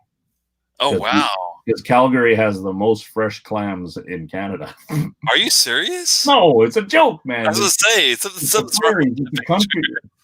They have a festival down there called the Stampede. Everyone wears cowboy hats. It's not. Oh my goodness, man! All right, thanks, buddy. I'll get you back on the. Yeah, you have to come back on the show, man, next week if you get a chance to. I'd love to hang out with you. And yeah, well, maybe I'll try doing some more stuff here once work slows down. That's cool. And we'll have you on. Maybe I'll send you samples of something down there, like I said I would. I appreciate it. I can hook you up with a few things on the side. Send me an email at telex@outlook.com, and I'll try to work something out with you. Get you a few things on the side that I've got. I don't think you'll be able to get them up here. I'll get them up there. I'll find a way. Okay, buddy. Prairie oysters. When I'm determined to do something, I'll fucking make it happen if I can. Yeah. But Juan just said he had a Budweiser has a Clamato. Yeah, some people will buy a beer and put tomato juice in it or whatever in the Clamato, but first of all, the Budweiser is what made it taste bad. I mean, any beer that's made from rice. Ugh. Yeah, even as an American, and God help you, Dad. My dad's a big Budweiser fan, but no thanks from me. We have Budweiser up here, but it's made up here, and it's not the same recipe. They advertised it and said it was, but I know people in the industry, and it's like, no, we don't make ours up here with rice. Oh, weird. Okay. It's still no better, but it's not made with rice. It's still whatever. Anyway, man, glad you're healthy. Thank you so much for coming by. I appreciate you. And yeah, Don, Juan, and Ben, and everybody. I really appreciate you. Samuel Cass, good to see you, man. It's been a long time. I know. I think I saw Santa Cruz in earlier too. That I haven't seen for a while. So. Yeah. Samuel Cass, yeah, that was another one that I haven't seen in a while. So I really appreciate you guys coming by, and we'll I'm gonna try to get Daniel if I can. I'm not sure if I can. Do you already have the Ardbeg 19? I didn't buy it. Yeah. I've got an unopened Ardbeg 19. Do you already have the Lagavulin 18 Fischl? No, you mean the one that was made? You know what I do have though? I have 2 samples here from Bunnahabhain that are both from the Vashiel Festival. Cool. Even The that looks. brand ambassador had them brought over and sent them out to us as free samples. Let's make some trades because I have a Lagavulin 18 for Shield I can send. I've got the Ardbeg 19, and I have an unopened Lafroig 18 that I could probably send your way too if you're interested in something like that. So, what color is your Lafroig bottle? It's white, unfortunately, but I do have access to a green that I might be able to maybe figure out something. Is green? Don't you worry about getting me samples there, boy. I'll just when I was talking about it, I might just send you down a whole bottle. Jesus, man, I might lose control right here. What state are you in again? You Washington? I'm in Maryland, actually. Oh, Maryland. All right. So it shouldn't be a problem. It should be easy peasy. Yeah, it's not illegal for me to ship stuff down to you. Each state is a little different. I've sent stuff to Scott and Bart before, so. Yeah, we accept things. I get shipments from the UK all the time, so it shouldn't be an issue shipping into Maryland, I would think, at this point. It's so crazy in Maryland. Our counties have different laws, believe it or not. Aren't you in the same state as the Whiskey Dick? Bill is, I think, in a different state, but I don't know where he is. I know who you're talking about, but I don't know what state he's in. He's not in Maryland, I don't think, though. I think he's outside of Boston, maybe. Oh, that's Massachusetts as a whole. Don't you? Jesus Christ, man. No, man, I don't have a globe behind me. That's why I asked you. You got a globe, man. I don't need a fucking globe to know the difference between Massachusetts and Maryland, for God's sakes. I'm just giving you shit. It was like Minnesota, right? Oh, Jesus. All the same. Goodbye, man.